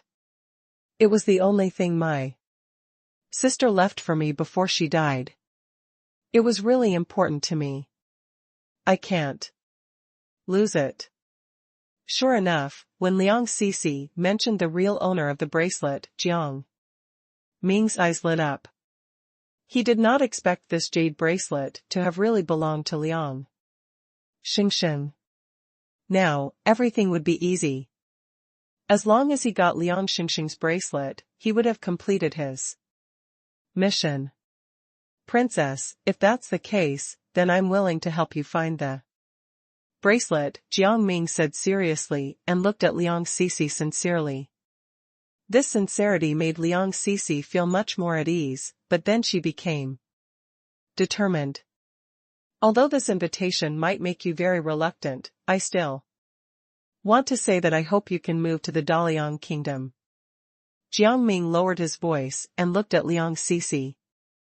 Why are you going back to the Daliang kingdom? Liang Sisi started to explain. Lord Ning Kaichen, the jade bracelet, disappeared near the Daliang kingdom. If we stay in the Daliang kingdom, it will be easier to find the jade bracelet. Jiang Ming thought for a moment and felt that what Liang Sisi said made sense. Then, he nodded. Princess, I think what you said makes sense. Let's do it. Your way. Liang Sisi immediately said, Lord Ning Kaichen, please rest assured. I will handle the king. I won't let you suffer any harm. As she spoke, she patted her chest, her eyes filled with confidence. Zhu Aci stopped her and said doubtfully, Are you sure? You're just a princess. Can you convince the king? Besides, the king has a grudge against Ning Kaichen. Can you get him to let it go? Hearing this, Liang Cixi lost her confidence and became dejected. It shouldn't be possible. I don't know what to do. You're not even sure of this. Why would you make that promise then? Jiang Ming did not know whether to laugh or cry at Liang Cixi's words. Liang Cixi immediately lowered her head, not knowing what to say. How about this? I'll go with you, but after it's done, you have to promise me one thing. Jiang Ming's eyes flashed, preparing to set a trap for Liang Cixi. Liang Cixi did not notice that she had fallen into this trap. She immediately agreed. Of course. She did not even ask about the conditions. In her opinion, nothing in the world was as precious as this jade bracelet. You agreed readily. I hope you won't go back on your word. Let's go with them. The more the merrier. At this moment, Zhu Aci and Zhuanan stood up. Jiang Ming was touched. No matter what he did, Zhu Aci and Zhuanan would stand behind him and shoulder many burdens with him. There's no need for that. This time, you have another mission. A trace of rationality flashed in Jiang Ming's eyes. The best way to solve the problem of the king chasing them away was to seriously injure the king. At that time, he would not prioritize chasing them away. What? Zhu Aci and Zhuanan were shocked and at a loss. They did not know what to say. Then, thinking about Prince Qiqihar's dark expression earlier, they immediately understood. If the king was not severely injured, they would be the ones to be chased away and humiliated. When the time came, he would chase them away and not care about their lives. We know, Zhu Aci and Zhuanan said at the same time. In order to avoid attracting the attention of the Daliang kingdom and the Qiqihar kingdom, Jiang Ming and Liang Cixi rode their horses and started their journey overnight. According to Liang Cixi, she found out that the jade bracelet was taken to a brothel in a small kingdom called Fengyu Kingdom. They were going to the brothel to get the jade bracelet. As there were too many skilled craftsmen in the brothel, Liang Cixi could not take out the jade bracelet. The two horses ran well into the morning and were so tired that they collapsed on the ground. Fortunately, they had already arrived in Fengyu Kingdom. They would have to rest for a while before going to the brothel. At this moment, Xikong Wuyuan wiped his sweat and stood outside an inn. He called everyone to the inn, raised his eyebrows, and looked at Jiang Ming and Liang Cixi. Come over quickly. Are you here to eat? His smile was warm, and his eyes were completely focused on Jiang Ming. Jiang Ming smiled faintly. What a coincidence, Mr. Xikong. He really did not expect Xikong Wuyuan to open an inn. He could not help but doubt Xikong Wuyuan's master, Zhu Qingyi. Did Xikong Wuyuan really have any talent? Noticing Jiang Ming's suspicious gaze, Xikong Wuyuan suddenly became serious. My mission in the temple has ended, so I came to this inn. I bought this inn before and planned to come here after completing the mission. I originally thought that I wouldn't be able to complete the mission, so I gave up. In the end, I didn't expect the mission to be completed so unexpectedly. His eyes were filled with satisfaction. I'm not that old now. I can enjoy the rest of my life in peace. Jiang Ming could not help but laugh. Xikong Wuyuan was a little funny. Life in the temple was not bad, so why did he say that he could not enjoy himself? Moreover, when this inn was busy, how could life be easy? It would be tiring. Who is this? Do you know each other? Seeing that Jiang Ming did not reply, Liang Sisi could not help but be curious. She scrutinized Sikong Wu Yuan in front of her. Sikong Wu Yuan quickly introduced himself. I'm the owner of this inn, Sikong Wu Yuan. I've met Lord Ning Kaichen once before. He did not tell her about his encounter with Jiang Ming in detail. He just briefly explained it. Then, he felt a little regretful. He did not see the scene past the small door before. If he were given another chance, he would definitely endure the pain and not faint. It was really a pity. When he was alone with Ning Kaichen later, he would definitely ask him what he saw when he went in. Yes, I trust Mr. Sikong very much. We'll let him arrange our accommodation. This time. Our horses are tired anyway, so we need to let them rest. Jiang Ming looked at Liang Sisi and said seriously. His idea was very good. Sikong Wu Yuan laughed. You two don't need to spend money to stay here. As my friends, I insist. Liang Sisi did not want to take advantage of anyone, especially her friends. As she spoke, she tied the bag around her waist and placed it on the counter. Sikong Wu Yuan could not help but sigh when he saw Liang Sisi's generosity. All right then. Since the princess is so generous, I'll accept it. Thank you, princess. Liang Sisi was confused when she heard Sikong Wu Yuan's words. How do you know that I'm the princess? However, Sikong Wu Yuan did not reply to Liang Sisi. Instead, he added, not only do I know that you are a princess, but I also know that you are the second princess of the Daliang kingdom. Liang Sisi was even more incredulous. Her mouth was wide open. She stuttered. You. How did you know? At this moment, Jiang Ming accidentally glanced at the token on Liang Sisi's waist. The token was crystal clear and had the word Liang on it. He immediately understood everything. The token on your waist has exposed your identity. He could not help but remind Liang Sisi. Liang Sisi coughed, and her face instantly turned red from embarrassment. However, she decided to put the token on again. It's okay. As long as I forget this ever happened, I won't be embarrassed. Liang Sisi did not know whether to laugh or cry, but Jiang Ming and Sikong Wu Yuan did not say anything else and continued to talk about other things. After dinner, Liang Sisi felt a little sleepy and went to rest. Sikong Wu Yuan asked about the door. Nothing big happened. I just met a woman. That woman was a princess, so I let her go. Jiang Ming briefly explained his experience. How boring. Sikong Wu Yuan shook his head. Jiang Ming did not know whether to laugh or cry. He also went to rest. When it was nighttime, Jiang Ming and Liang Sisi were almost done resting. They went to the brothel. The two of them had already planned it out.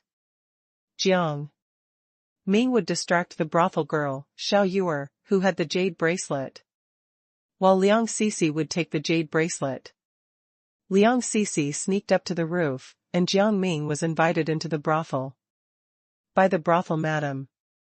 With Sikong Wu Yuan's sponsorship, it was easy for Jiang Ming to ask for Xiao Yuer. Soon, Xiao Yuer welcomed him into the establishment. Young master, what do you want from me? Xiao Yuer sat on Jiang Ming's lap and lifted his chin with her slender fingers. Her eyes were charming. Her intentions were obvious. She wanted to seduce the young master in front of her. She had served so many guests, but this was the first time she had seen such a handsome and outstanding guest in their brothel, Rui Pavilion. If she managed to hook up with this customer, wouldn't she be able to leave Rui Pavilion and live a truly happy life?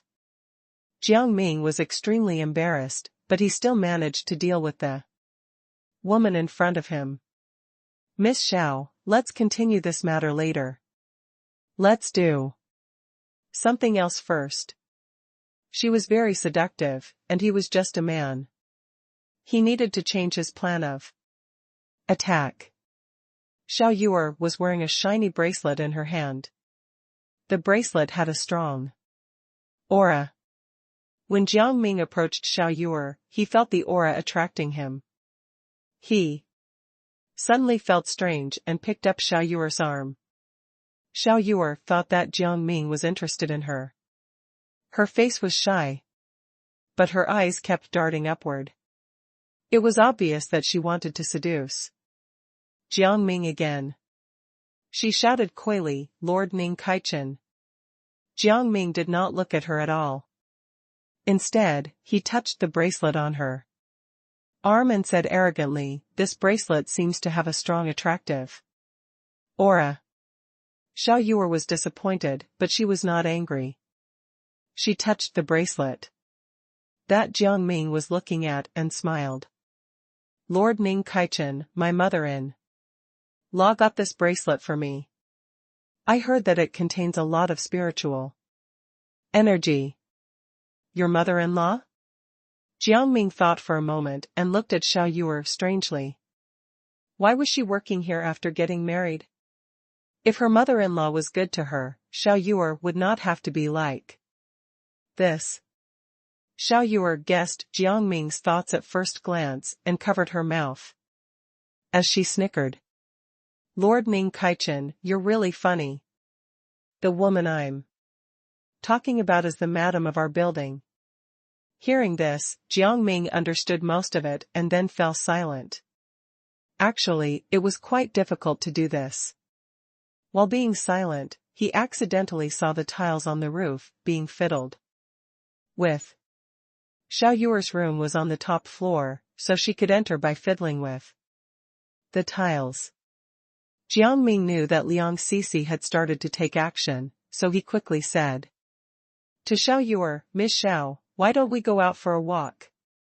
I want to stretch my legs a little." "Stretch your legs?" Xiao Yuer held Jiang Ming's arm and looked at him with a smile. "Lord Ning Kaichen, can't we stretch our legs in my room?" Jiang Ming felt helpless. He racked his brains frantically. He noticed the zither at the side and quickly said, "Miss Xiao, can you play a song for me?" As he spoke, he raised his hand and gestured to the zither beside him. Xiao Yuer picked up her handkerchief and glanced at the zither. She smacked Jiang Ming.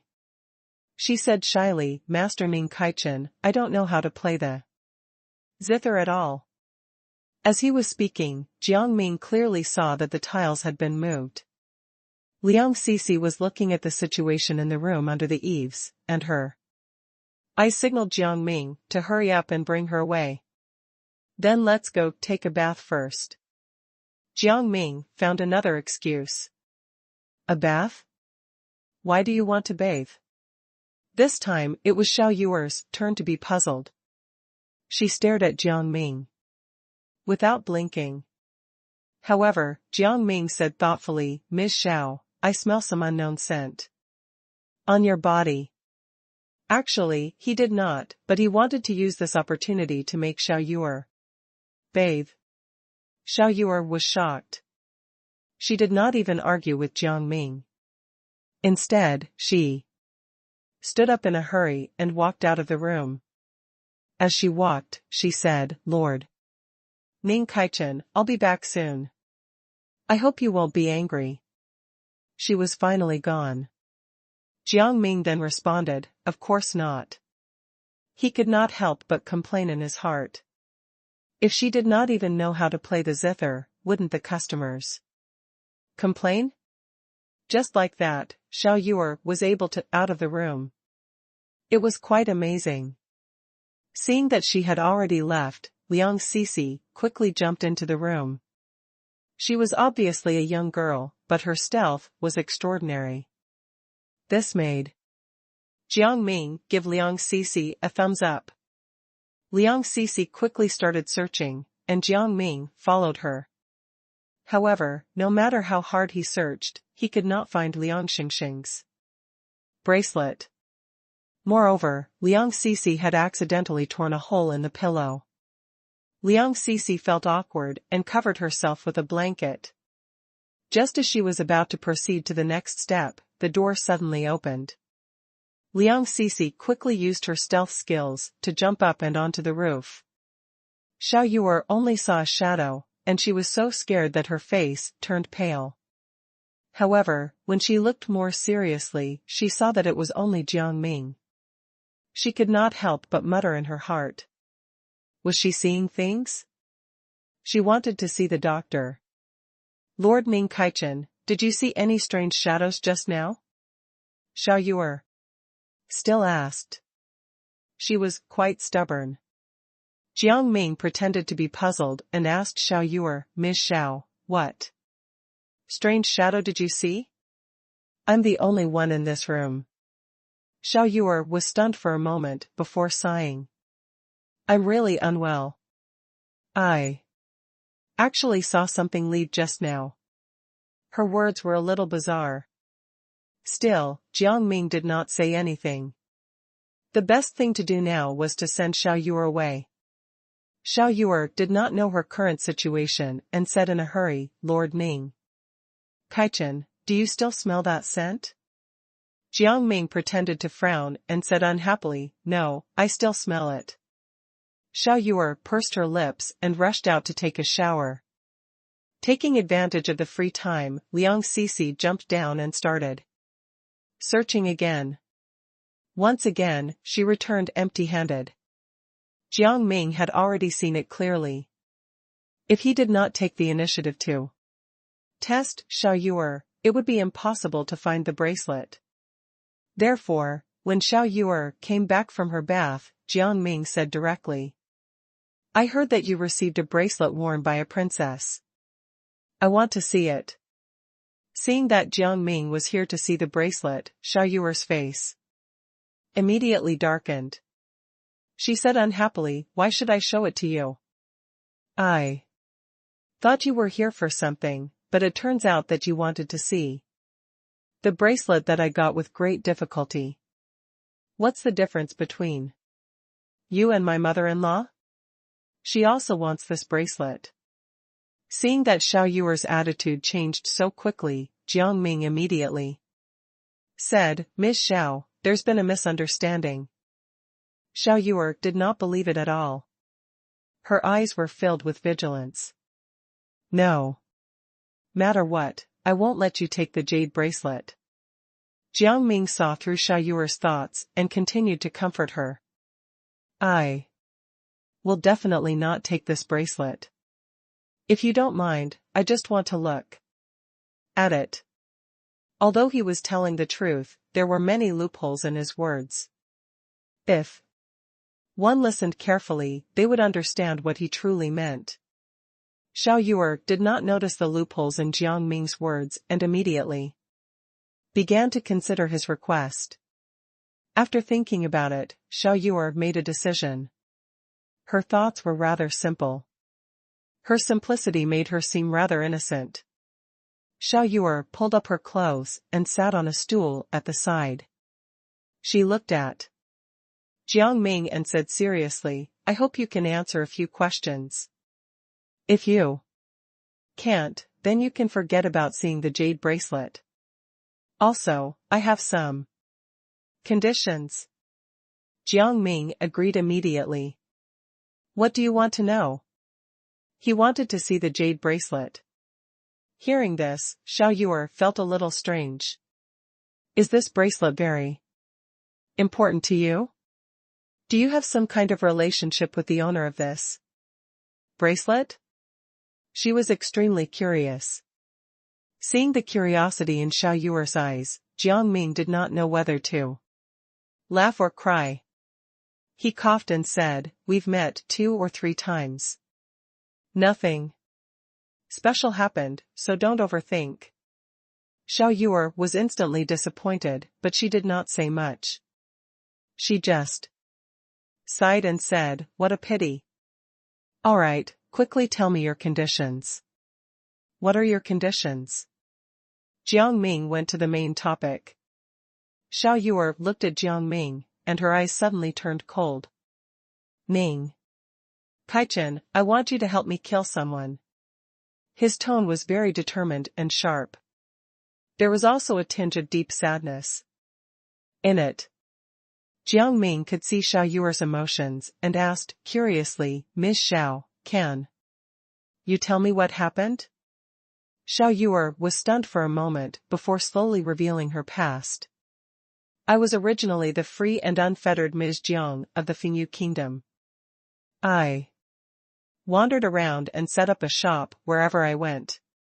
However, I was framed and manipulated by that person. In the end, not only did I lose my shop, but I was also forced to become a prostitute. I became a hostess in the Rui Pavilion. And I was the best here." In the end, Xiao Yuer spoke bitterly, her eyes filled with confusion. Jiang Ming could roughly understand Xiao Yuer's feelings, so he also talked about his own experiences in order to win her trust. "Although it was not as bad as what happened to you, I was almost chased away from where I was." Xiao Yuer's jaw dropped, and she sized up Jiang Ming. "With your outstanding ability, how could you be chased away? What do you mean? Do you think that I'm powerful?" Jiang Ming held his chin and asked. There was another layer to his questions. Xiao Yuer frowned and replied seriously, "Lord Ning Kaichen, I think you have a good temperament and know a lot of things. I'm sure you're quite powerful." Jiang Ming's mind wandered, and he vaguely remembered the scene of Prince Chi Har arguing with him. He shook his head for a moment. "People are selfish. You're still too inexperienced." Xiao Yuer was stunned for a moment, as if she suddenly remembered something bad. Then, she smiled bitterly. "That's true. I've experienced this kind of thing before. It's just that I've been living very comfortably recently and have forgotten about these things. That's why I'm so naive now." "So, Ms. Xiao, do you plan to stay here for a long time?" Jiang Ming casually chatted with Xiao Yuer. In his opinion, Xiao Yuer's experience was quite tragic. No matter what, Xiao Yuer's personality was good. She did not vent her frustrations on others because of her bad experience. Xiao Yuer became confused. "I don't know either. Maybe I will stay here. Maybe I won't. The main thing is that I don't know where to go when I leave this place." Jiang Ming was stunned for a moment and said in a strange voice, "Since you're the young lady of the Jiang family, you should have learned a lot of things. Won't you be able to support yourself with your skills? How can you not know anything?" Xiao Yuer was at a loss. "Who am I? I'm just a woman from a brothel. Did someone abduct you and bring you here? Anyway, based on how popular you are now, you can redeem yourself and live a new life." Jiang Ming spoke to Xiao Yuer, trying to let her see the value of her life. Upon hearing Jiang Ming's words, Xiao Yuer looked at him in surprise and said, "How did you know that I was threatened and abducted?" "Ah?" Jiang Ming did not expect that he would be right. He felt even more sympathy for Xiao Yuer. "The person who threatened me is Madame Zhenguo's good friend, the wife of the king of the Fengyu Kingdom, Luer Yuan. Xiao Yuer did not think there was anything to hide from Jiang Ming. "Luer Yuan? Jiang Ming tried his best not to laugh. He felt that this name was really funny. How could someone come up with such a name? However, that name was given by their parents, so it was not easy to change it. "How did Luer Yuan threaten you?" Jiang Ming immediately asked. Unexpectedly, Xiao Yuer started crying when she spoke. Luo Yuanyuan took away my indwelling contract and forced me to stay in the Rui Pavilion. If I'm not in the Rui Pavilion, she will sell me elsewhere. Upon hearing this, Jiang Ming asked, Ms. Xiao, so your condition is for me to get the indwelling contract? Yes, there's also something else I want to ask. Xiao Yuer pursed her lips and instantly became serious. Seeing Xiao Yuer like this, Jiang Ming probably realized the gravity of the situation and said, just say it, Ms. Xiao. I can handle it. I accidentally locked that bracelet. I had to use Madame Zhenguo's gold bracelet to open it.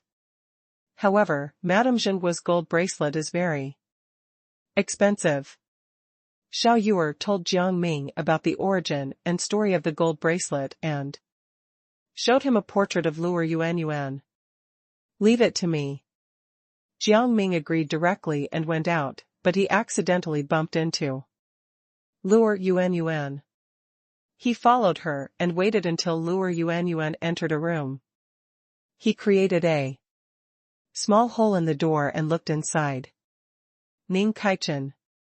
Liang Cixi came over and called out softly. Shu, someone is saying something. Jiang Ming looked at Liang Cixi, signaling for her to be quiet. Liang Cixi immediately covered her mouth and nodded. Seeing that Liang Cixi had quieted down, Jiang Ming continued to look through the hole in the door.